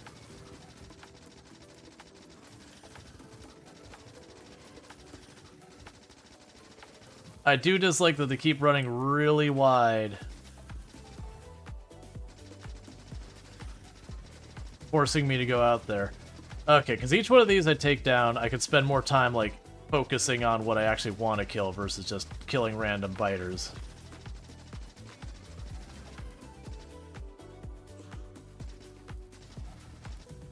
Alright, so I probably need to kill this worm.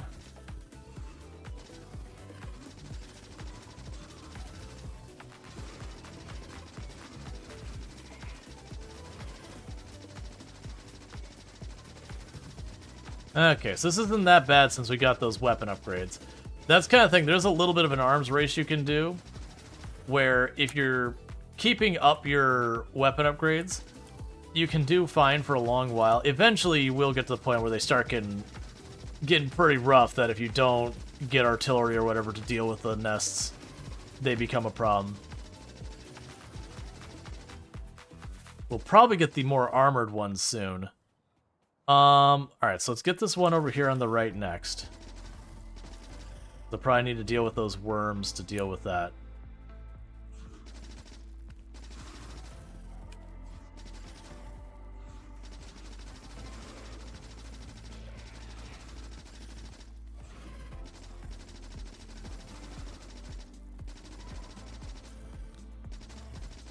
Okay. Yeah, so just cleaning up little by little. Nope, there's our first armored one. Please die now. Okay, so we got our first actual tanky one. So that ends up being more of a problem. So pretty soon I'm going to need armor-penetrating rounds in production. I believe we've already got them unlocked. I just need to get them being made, which is going to be a burden on steel. But yeah, that's going to be a necessary thing now, because as you saw, like, where I'm able to take all the other ones, they run up, that one actually forced me to back off, and I took quite a few hits before it went. So I'll finish up this nest, but we're going to need the armor-penetrating rounds to keep the pressure up.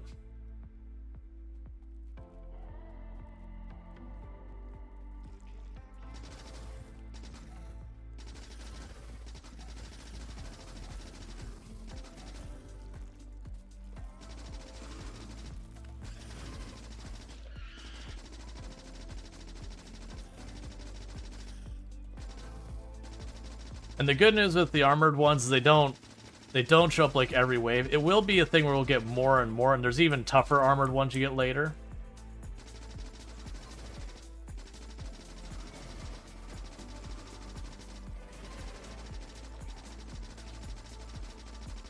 Oh, the armored ones are also faster, so running from them is way less viable.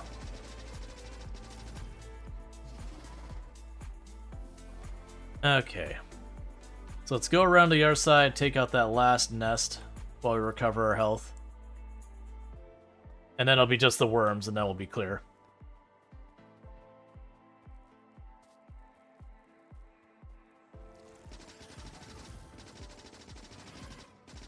Okay. And that'll be one of the really big nests we've had sitting in the periphery that's been warned to be a threat for us.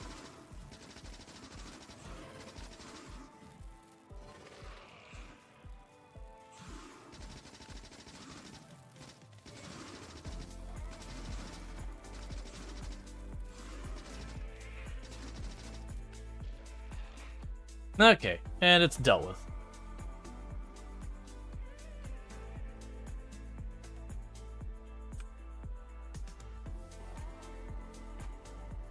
Yeah, when we got a tank. So yeah, that'll be the next nest. That's already probably going to be attacking us any moment now. And otherwise, it looks like we got a little while till the next ones go. And a big part of why this is such a difficult thing is just we're all desert here. And so the pollution is just getting really far. If we had started in like a wooded area, it'd eventually still get out to that scope, but we'd probably be about half the area coverage. It would have like the inside area nearby us, all trees would be dying. And then as they die, the pollution would creep farther and farther. But that's fine.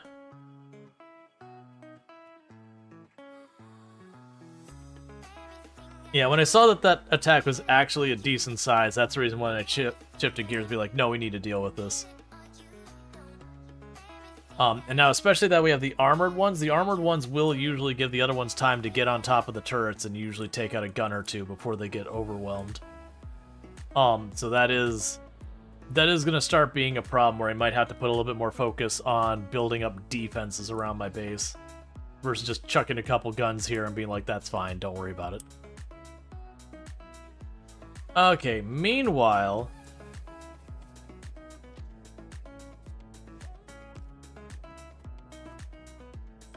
there's a reason I left a gap in between here.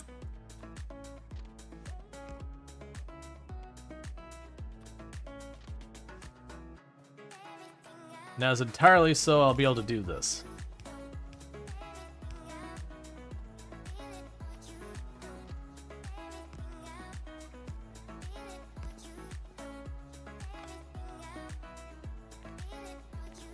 We can go grab this gun and put it over here.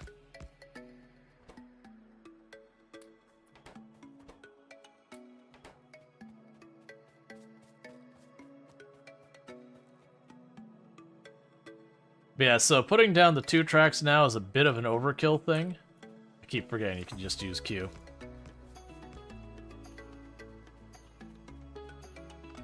But it's just one of those things that I'd rather just deal with it than anything else. Because my thought is this will probably become... or this, if this was the save that was going to be continuing into the space one, realistically go with this. Now granted, where I drop that where it terminates on the other side, I wouldn't want to do that. But the way I'm looking at it is we could potentially fix that down there. Yes, this is pretty typical for me to have this two-way railway going back and forth. Because then what I can use the signal to say, okay, the top rail only goes to like the west and the bottom rail only goes to the east or whichever. It doesn't even matter which way you do it.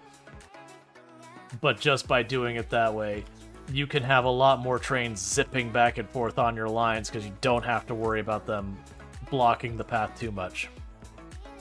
There's still limitations, you still have to deal with some stuff.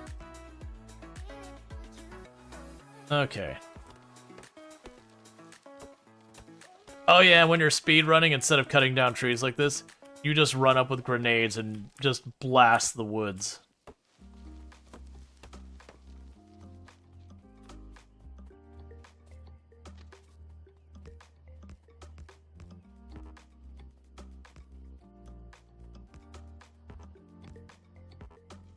Okay, so that'll be about the end of that line because I don't have the stuff made to make cliffs. So we'll just make that loop around. So if a train is going the wrong way, it could go there, do the loop, and all that.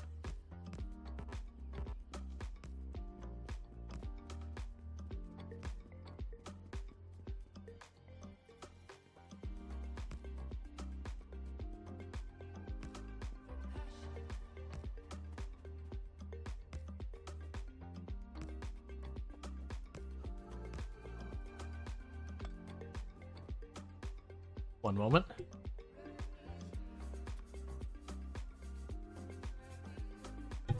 Sorry, I felt that sneeze creeping up and it was just like, Okay, so there we've got a loop. So basically both sides of trains, it can just do a circle as much as it wants. Now I need to go up here and get this side of the train set up. So this is where we're going to go over here real fast and just kind of stamp out a bunch of drills.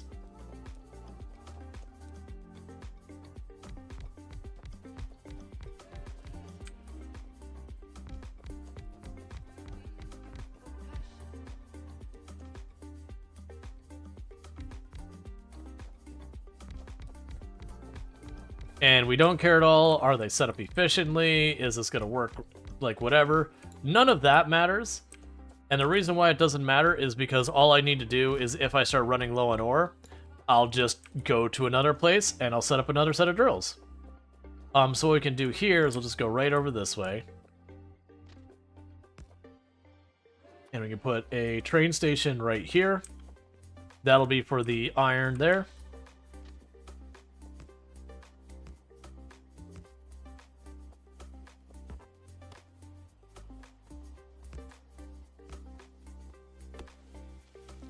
Alright, now is what I officially need to decide on the way things are going. Alright, I think I need to go probably around here. 2.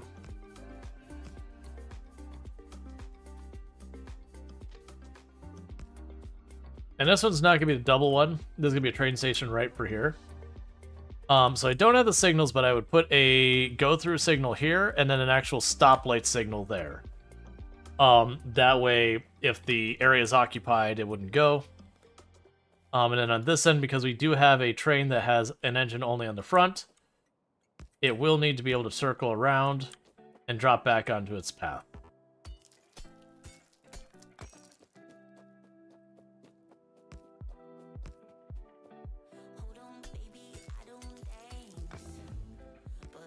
Cool.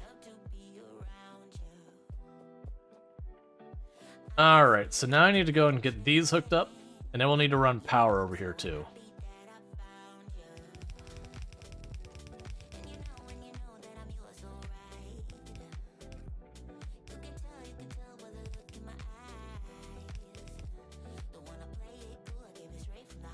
Okay.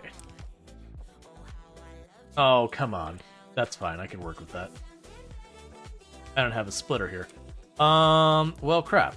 I can still work with it, but not really the way I want to. So we go here, make ourselves a splitter real fast.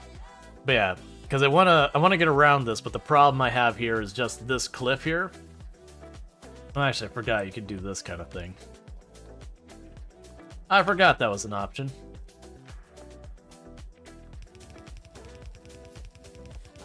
I also forgot to pick up the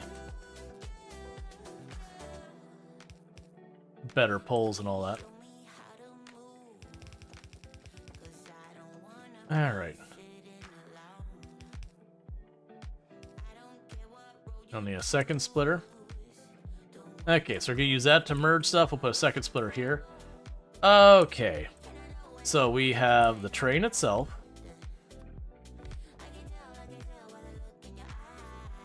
And for right now, I'm just gonna have one wagon. Well, actually, I'll probably need 2 wagons at a minimum to make it worthwhile. So do our 2 wagons. And none of this is going to be set up efficiently or anything like that. What I'm going to go ahead and do is you. Do I have enough boxes set up? Yeah, I do. Oh, never mind. That's how many I can craft. Oh, that's the engine. What am I doing? So I'll go here. And here. Then you put inserters. And that way you have a buffer.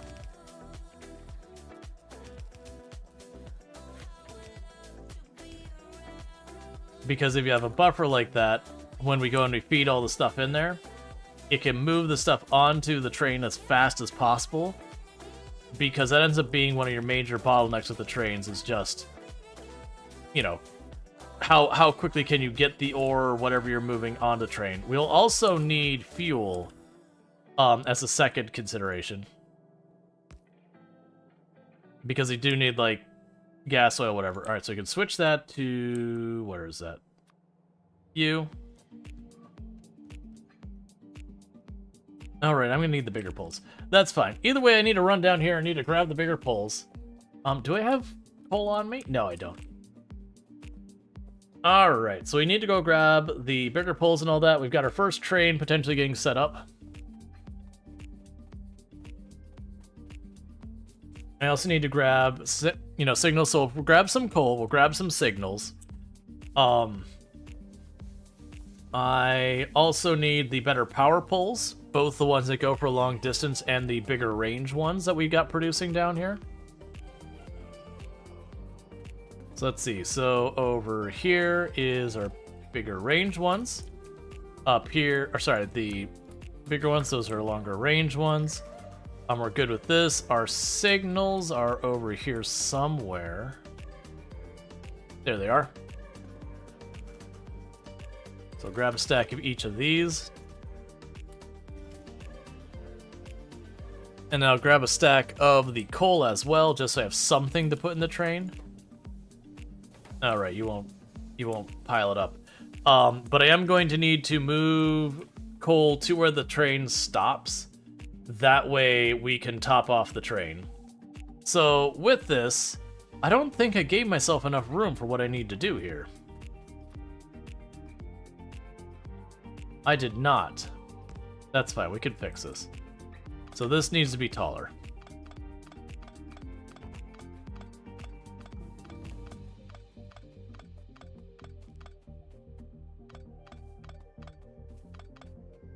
Okay.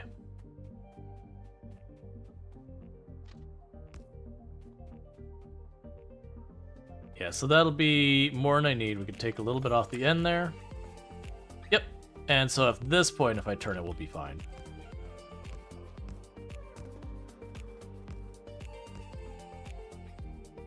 Cool. So as you can see, with this, there's really not a whole lot to say about. We do have the train stop there. We have the two spots behind it. So what we're going to want to do is first, I need coal to the train. That's actually going to be really easy. I've got coal sitting right here. So I can go ahead and just do this number.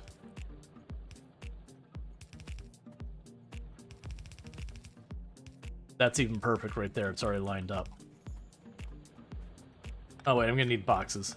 We can go ahead and grab the boxes. So I have a box. We'll put two boxes here.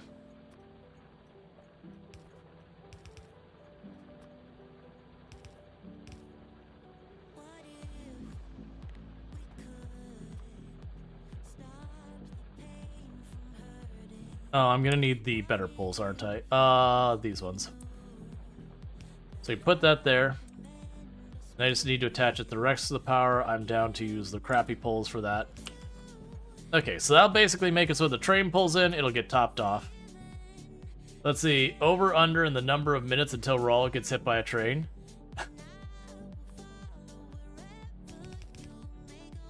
It certainly has happened on many occasions in the past. I've gotten to the point I'm pretty good about not getting hit by it because I'm terrified of the trains rolling through at speed. So I've developed a certain level of paranoia being around the tracks. Okay, so with that, that'd be our iron in. I'll deal with plugging that in on that side on its own in a minute. Did I grab some coal? No, I have not.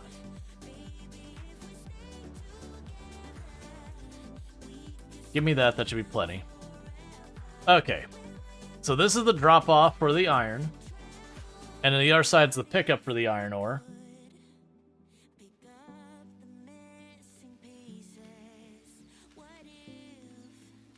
And it won't have like any of the programming or anything else like that. And how are we doing on our research? Right, so blue science. So that's the interesting thing where I was talking about earlier is I've been told that once we get to the like with the DLC, that it's at blue science we get the ability to launch the rocket. It will no longer be all the way at the end. So genuinely, if we were trying to rush it, then we'd be able to make this happen pretty quickly. So with this, what I'd want to do is I put that type of signal here, and this type of signal there. And so with that, what happens is now this is a one-way both directions. And then this is segmented off. And by this being its own segment, if a train is here, none of the other trains will try and go in there. Right now there's only one train, so I don't have to put a lot of effort into the signaling. But that will become a thing. I should have been running power back here. Fuel. There you go. We can go here to all this, so set you to 2 again.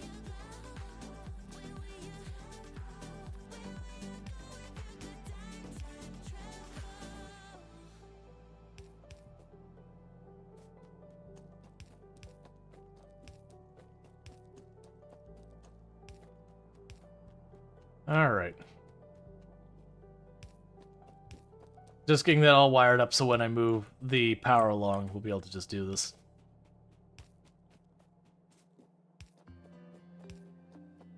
Anyone happen to know how big the file size is for the DLC? Oh, I have no idea. Sorry. That's what I won't know for a bit. Generally speaking, I also like to run my giant power poles nearby the railroad tracks. Just because then when, like, later I'm like, oh, where can I hook up the power? It's there, and then plus for building defenses and all that, you just have the same area to go through.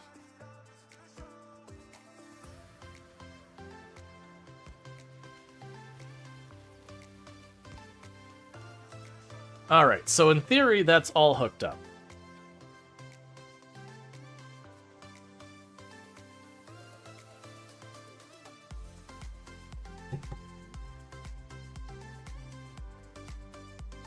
Okay.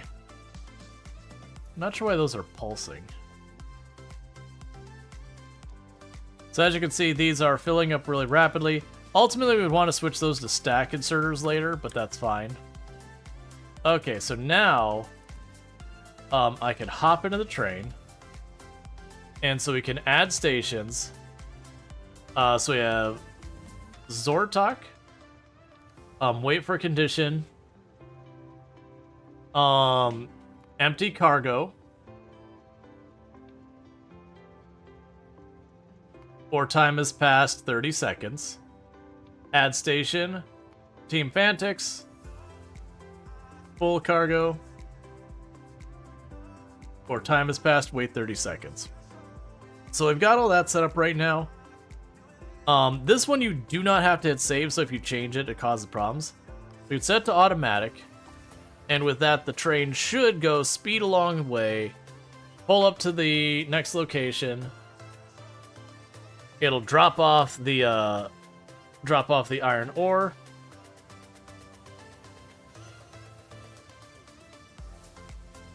And now it's also getting the coal popped up. Oh, right. I'm going to need to make one change here. There we go. So that way they use both sides of the belt. Alright.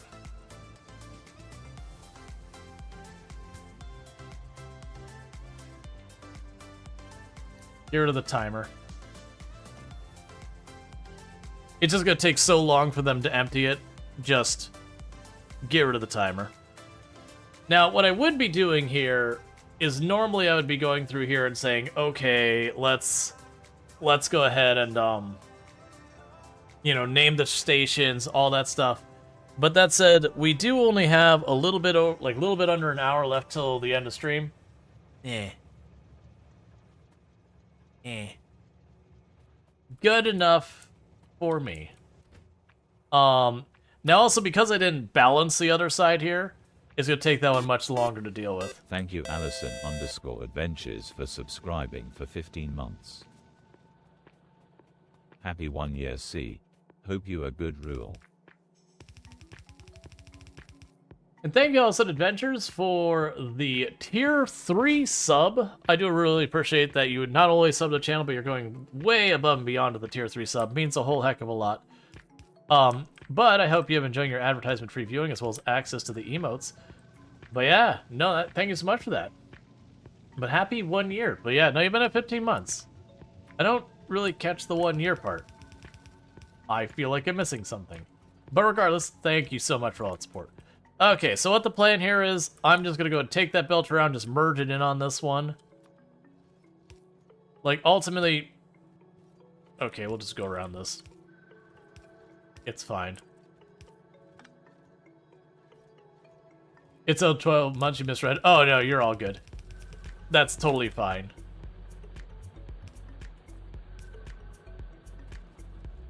Okay, we can go here. Move that over.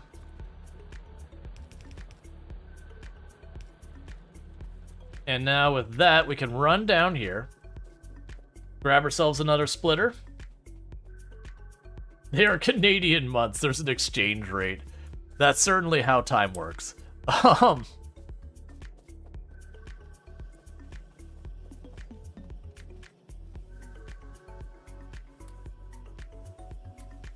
Cool. So all those are starting to get built up. We're doing good there. All right. So those belts are all doing fine. The ore is all solid. Yeah, so with that, where we've been worrying about, like, oh no, this is going to run out in not too long, we basically got ourselves the part where we're alleviating that. So we're going to input priority this side.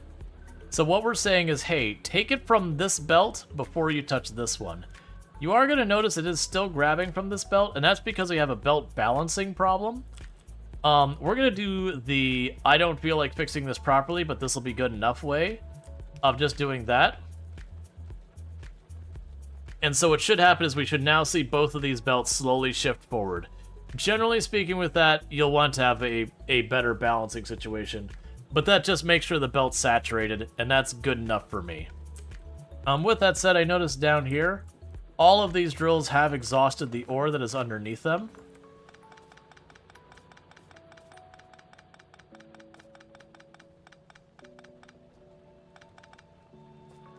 So you get the idea. And then we got these two have exhausted the ore underneath them. So we are slowly depleting this first iron mine. But with the train, we've already expanded to our second iron mine over there. So if we hide this for a second. Yeah, so we've got a second iron mine over here that we're now expanded to. So I'm only sitting on 169,000 ore in this entire iron mine. Which it will be slowly, like one drill after the other drill will start running out. And so the throughput will start dropping. This one we can do a lot more with.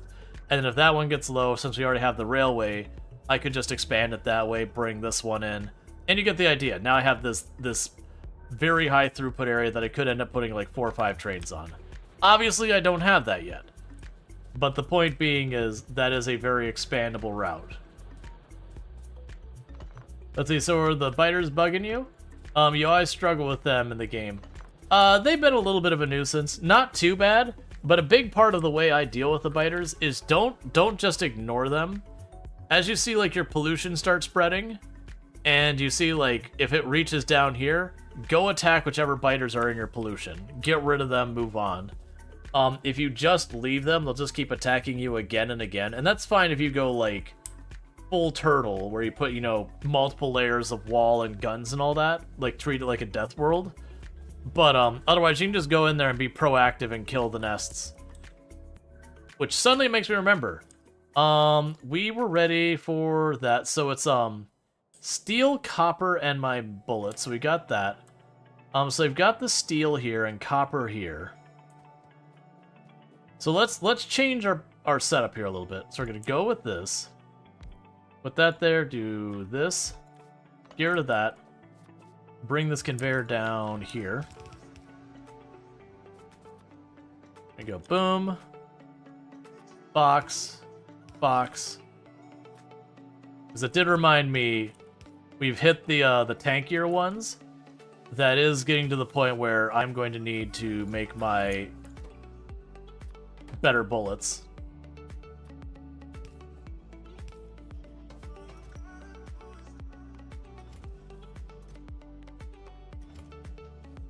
Cool. So we are now starting to... Oh, wait, you need a inserter here too. Yeah, so we are starting to make our armor-penetrating bullets. What that does mean, though, is I'm going to go up here to this setup. You're gone.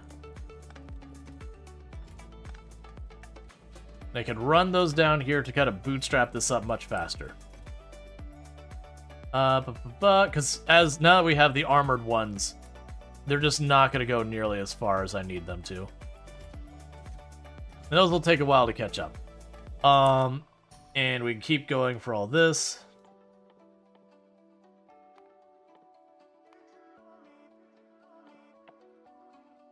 Yeah, so we're at the point we would be unlocking blue science.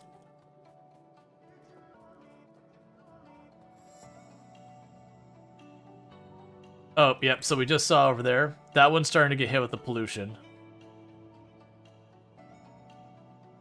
Yeah, and these are actually getting absorbed by the trees.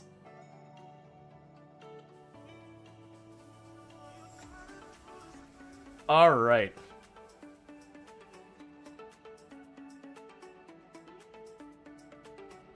Yeah, so what we can do is just to show you how some of this logic stuff works. The way I would set up these types of train stations is something like this. We would go in here, and where's the arithmetic one? Power switch, decider, combiner, arithmetic one. I'd grab a bunch of the red wires here. And I could use a lamp just as a way of being like, hey, well actually, yeah, I'll use the lamp as a signal. I don't normally do that, but I want to make it so you can see what's happening. So what we would do here is I would grab... It's not on my bar. I would grab the arithmetic one.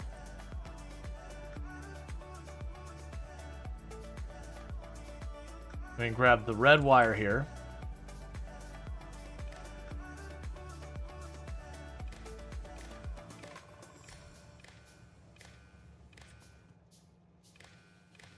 And run it through all of these.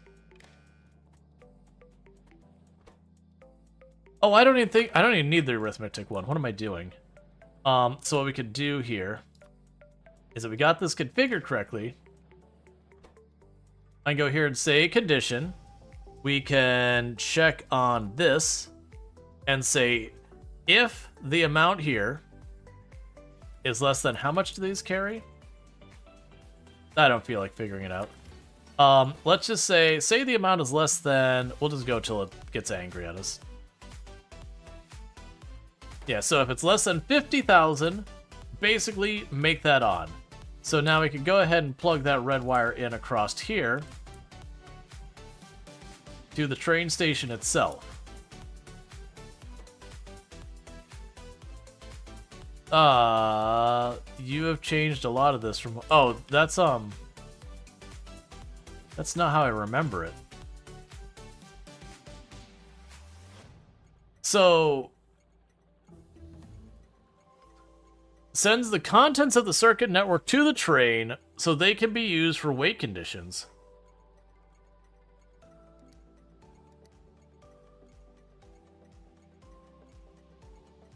Gotcha. So we have the signal here, but the thing that's, oh, it's so enable, disable.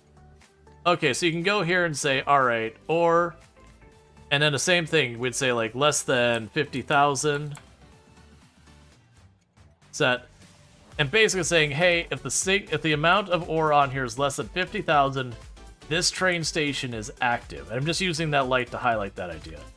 But I don't know how much one of these containers can take. Let's see. 100, 200, 300, 400, 500. So that's 1,000, 2,000, 3,000. Yeah, so we'll say it's 3,000 a box. Let's just say if you have...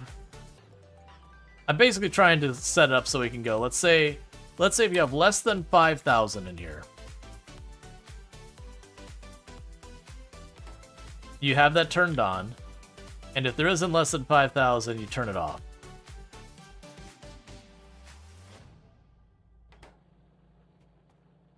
Because what I'm looking to do here is I wanna just demonstrate how this works. Of course, I don't have a place. It'll turn off in a minute once it's. Yeah, so we can go over to the train. You'll never thought to use trains so early. Yeah, no, that's the thing. Usually the moment you start expanding, it's worth doing trains. Like, and you can use other options as well. But it is just one of those things that the moment you get the signals and all that, we can pretty much turn on and off those things. So it's just the same thing as what I could do on this end for the kind of same thing. We'll go here and say, hey. And I didn't need the math thing. I forgot the math thing is when you're doing multiple variables and all that.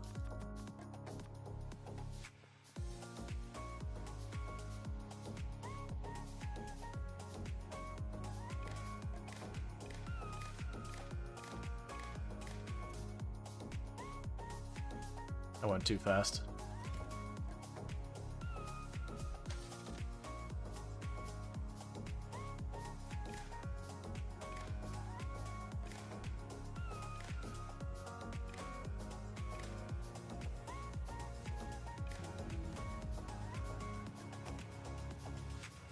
I like the idea for, like, if nothing else, for like troubleshooting / on the stream, use the light. Okay, so that tells us the light is on. But what we can do here again is we'd set this and say if it is over, let's say 10,000,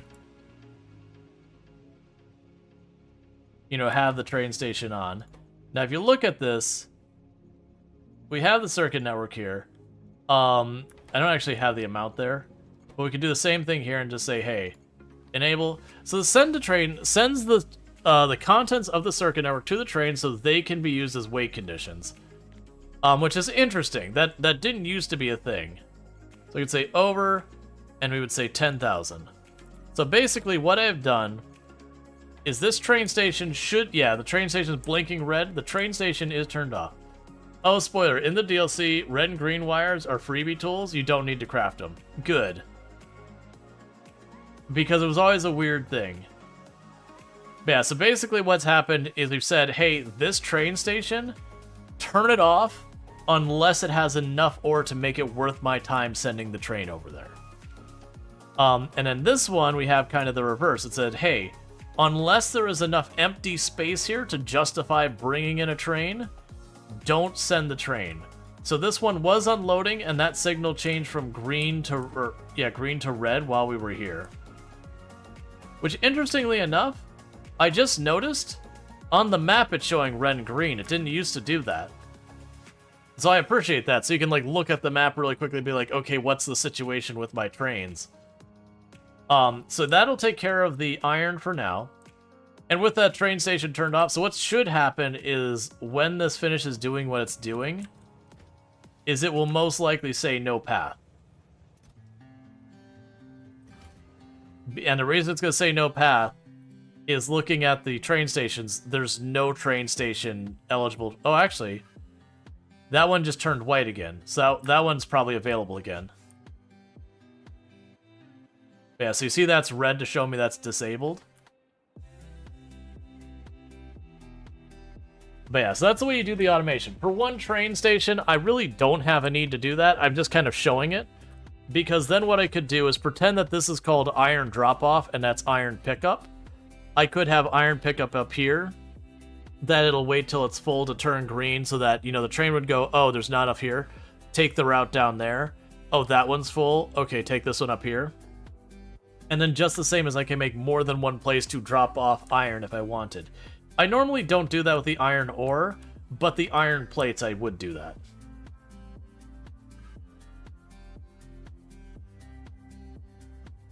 Okay. So I'm trying to think of what I still want to put the time in. Oh, let's make the vehicle. Let's make the car. So I need 8 engines.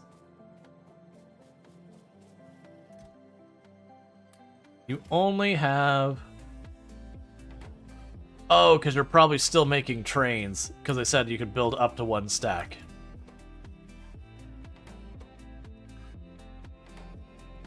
Alright.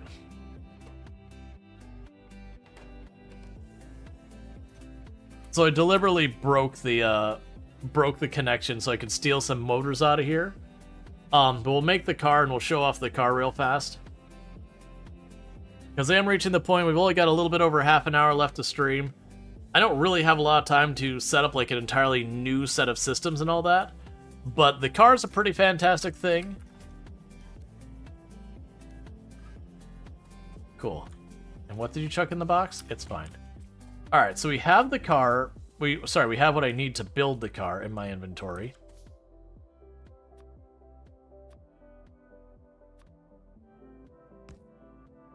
So I've got the car here. It's got its own ammo and everything. So that's really nice.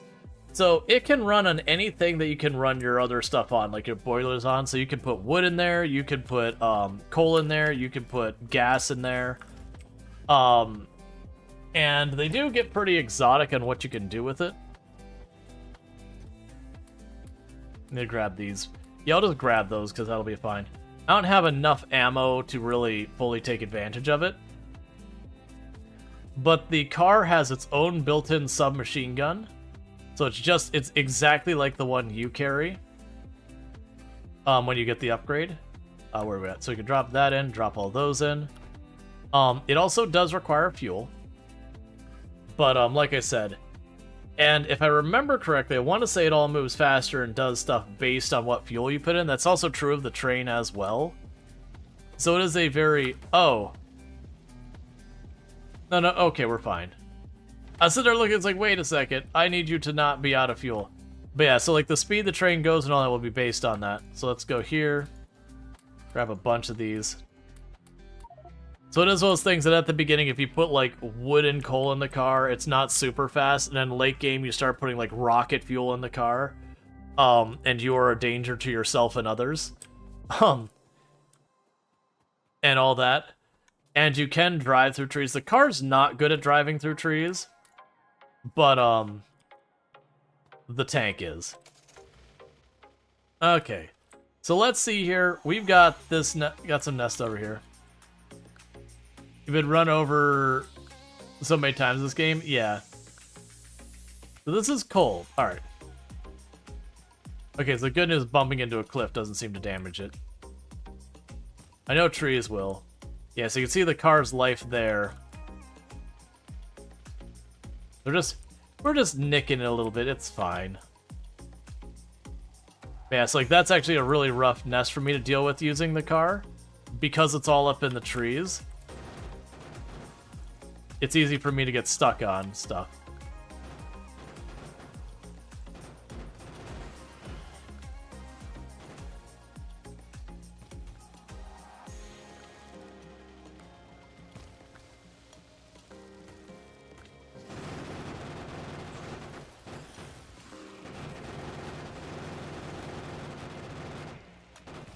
So where I said it's the same, I'm apparently a liar.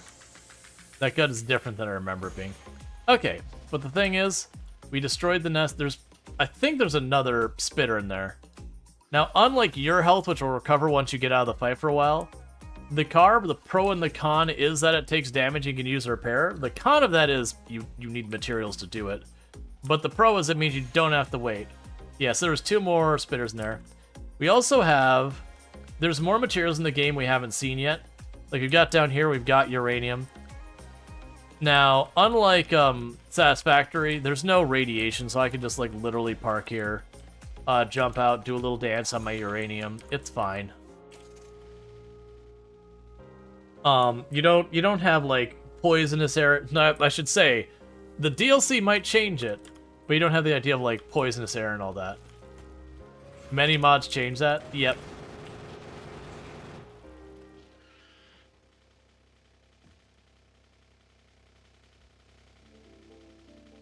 As you can see, the car, on the other hand, when you bump into a rock or something, it just stops. That'll absolutely get you killed if you're fighting a hive, because you'll be like, okay, let me just go through here, and then suddenly you get swarmed because you bump into a rock and then all the biters surround you, and your car needs speed to run over them. Otherwise it just doesn't do enough damage. So this is one of those things.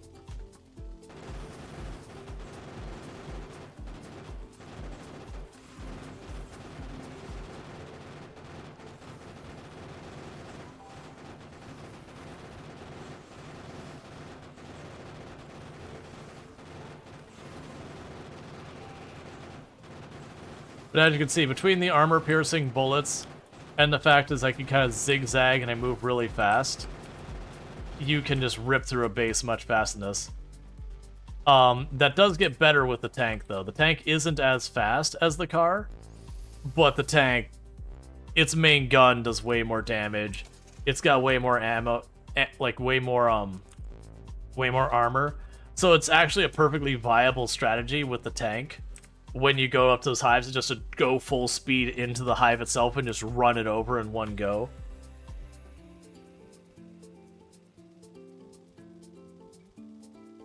And as I mentioned, it is an arms race, so what ends up happening is later and later in the game you get more and more armored enemies.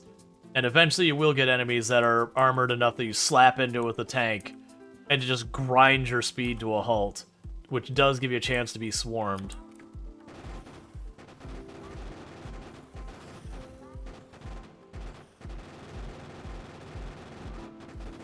Okay.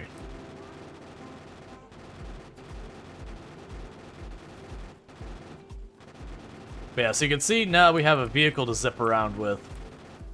We're at a point in the game where it's like, when we start getting a lot of attacks, I don't want to deal with it. You can take the time, just go, alright, I'm just going to take a quick 10-15 minutes or whatever, and just do a lap around the outside of your pollution perimeter and just clear out all the nests.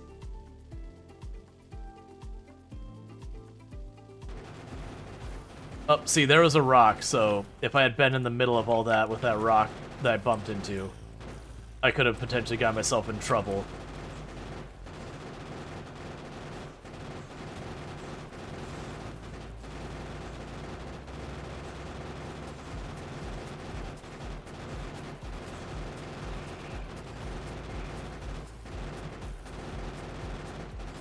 All right.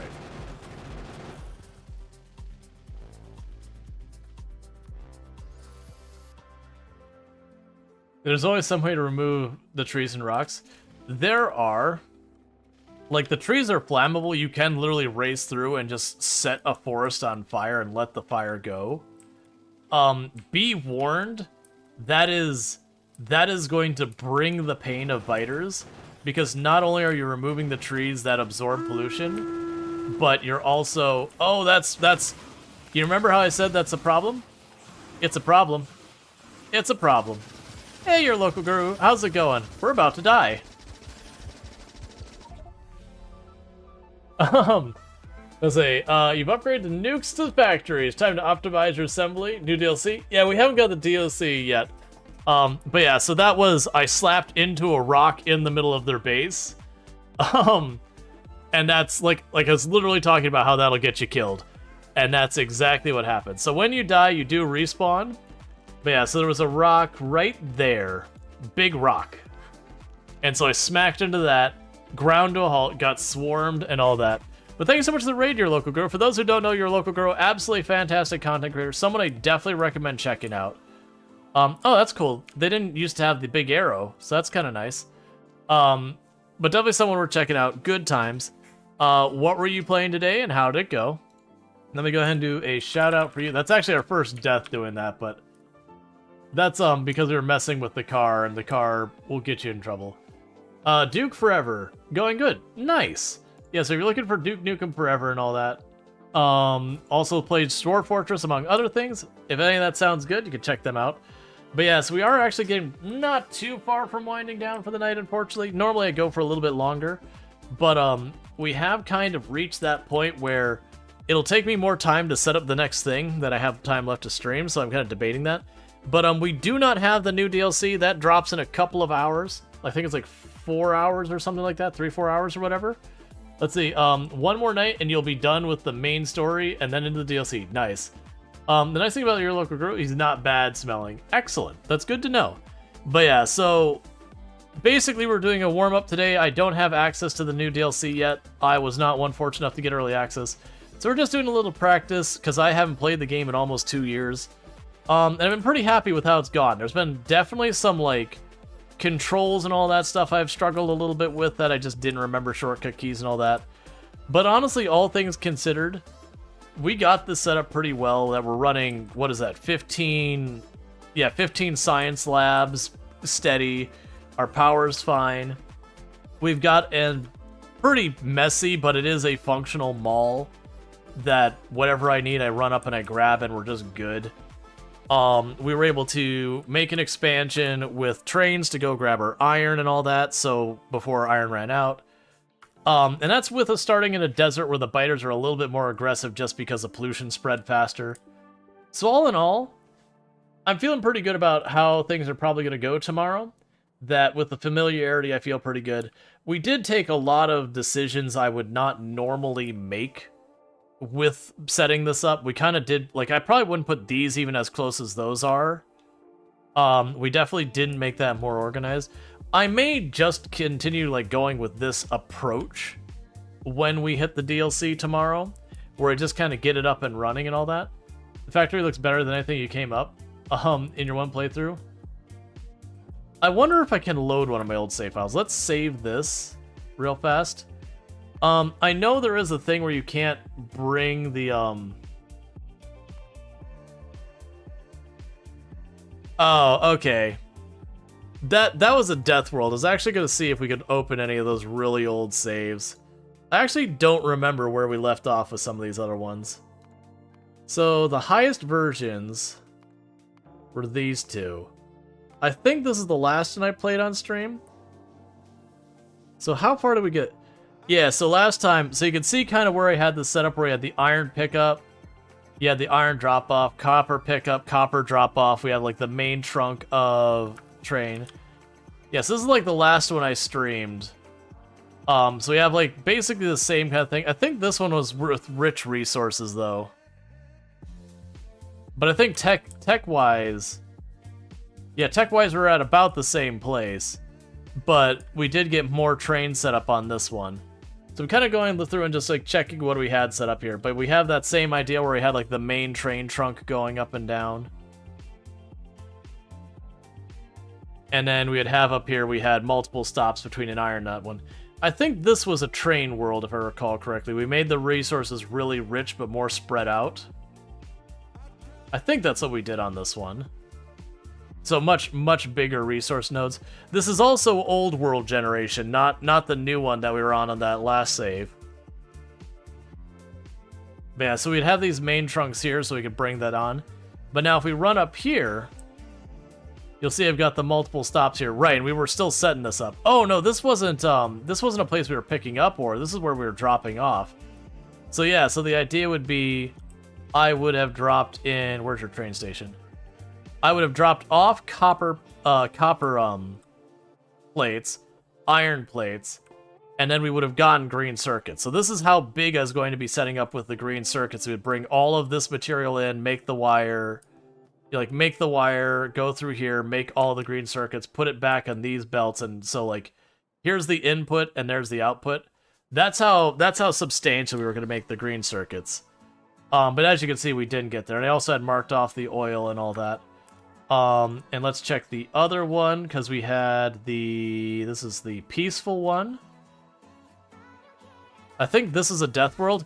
Yeah, so people are asking, is this a death world? This is what a death world looks like. In case you're wondering what a death world looks like.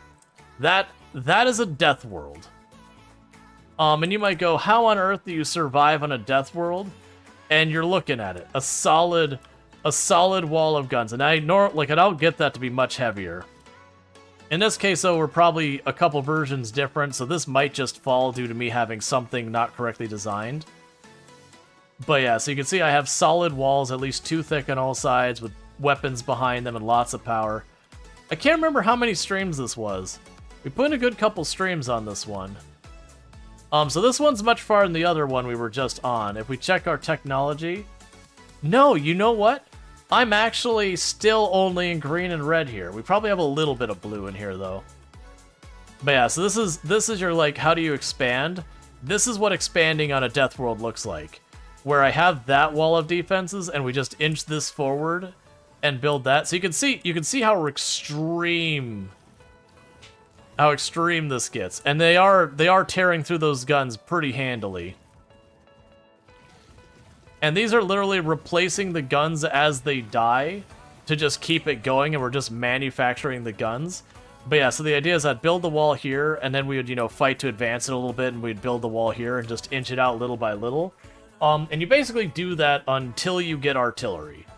And then the thing you gotta be real careful about when you get artillery, and I'd show you if I had the other save, and for the record, this is like rich materials. When you get artillery, is the artillery might have a range that big.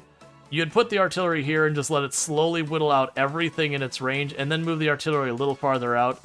You want to be very careful that one of the things you get in danger with, because the artillery won't just shoot the closest, it shoots at random stuff. So if I drop like 5 artillery here, it would start shooting nests all over there, and then suddenly I could have one giant wave of literally like thousands of biters going there. That's absurd in an on-theme way. Yeah, no, it's a shame. It's a shame that when I went here, that it said where are you at? It's a shame that it said this was too far back for me to open up the save, because that's the giant mega factory I made on a Death World. Unfortunately, the save file's no longer good. Yeah, and all those don't work. The Mystery Funhouse one doesn't work anymore. This is on release. Yeah, it's just saying migrate content.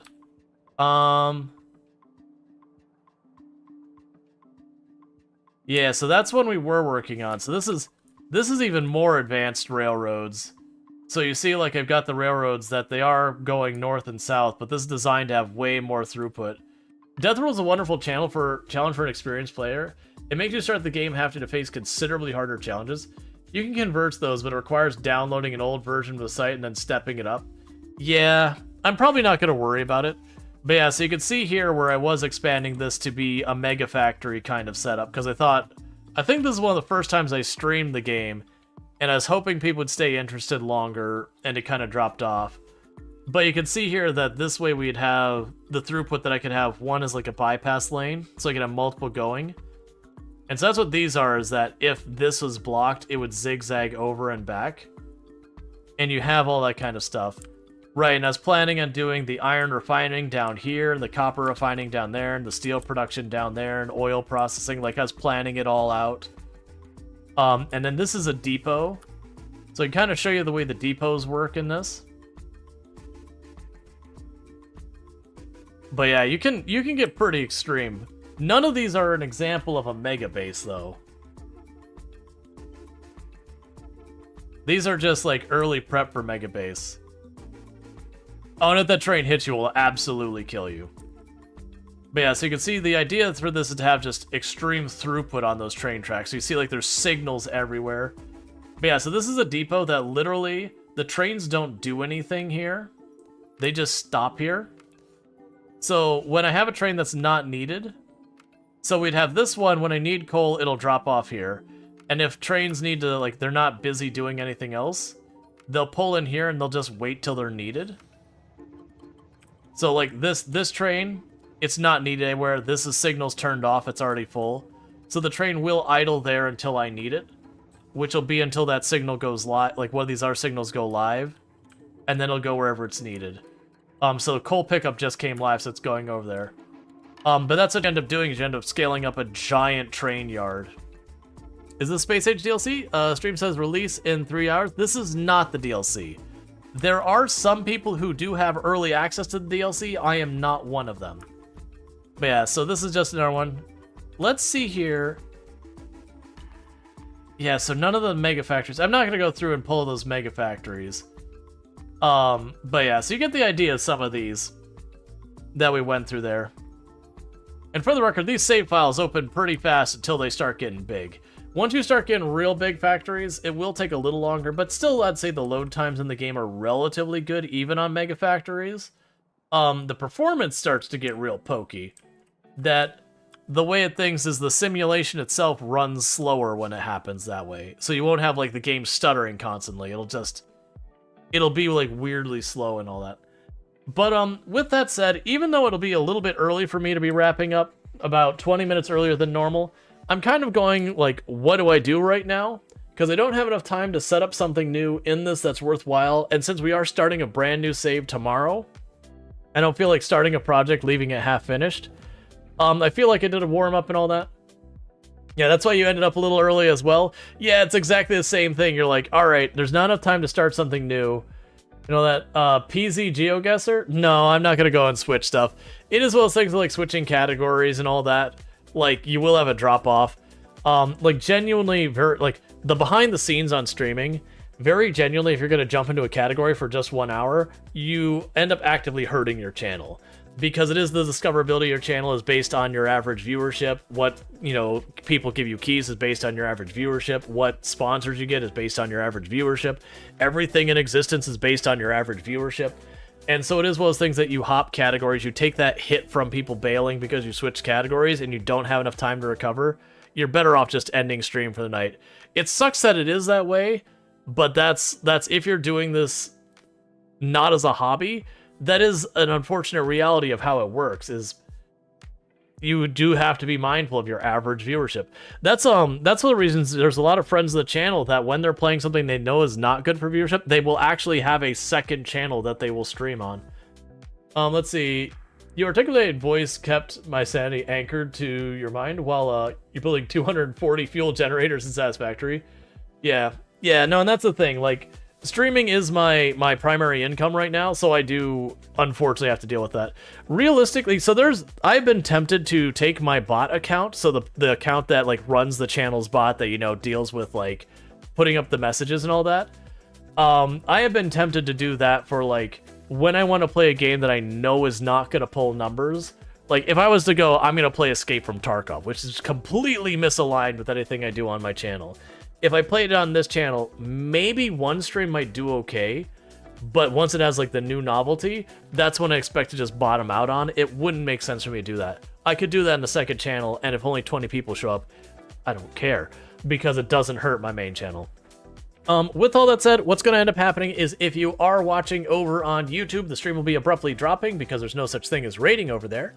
But for those over here on Twitch, if you have enjoyed tonight's content, don't forget to drop a follow. That way you can find your way back here in the future. I'm going to go ahead and go to my ending stream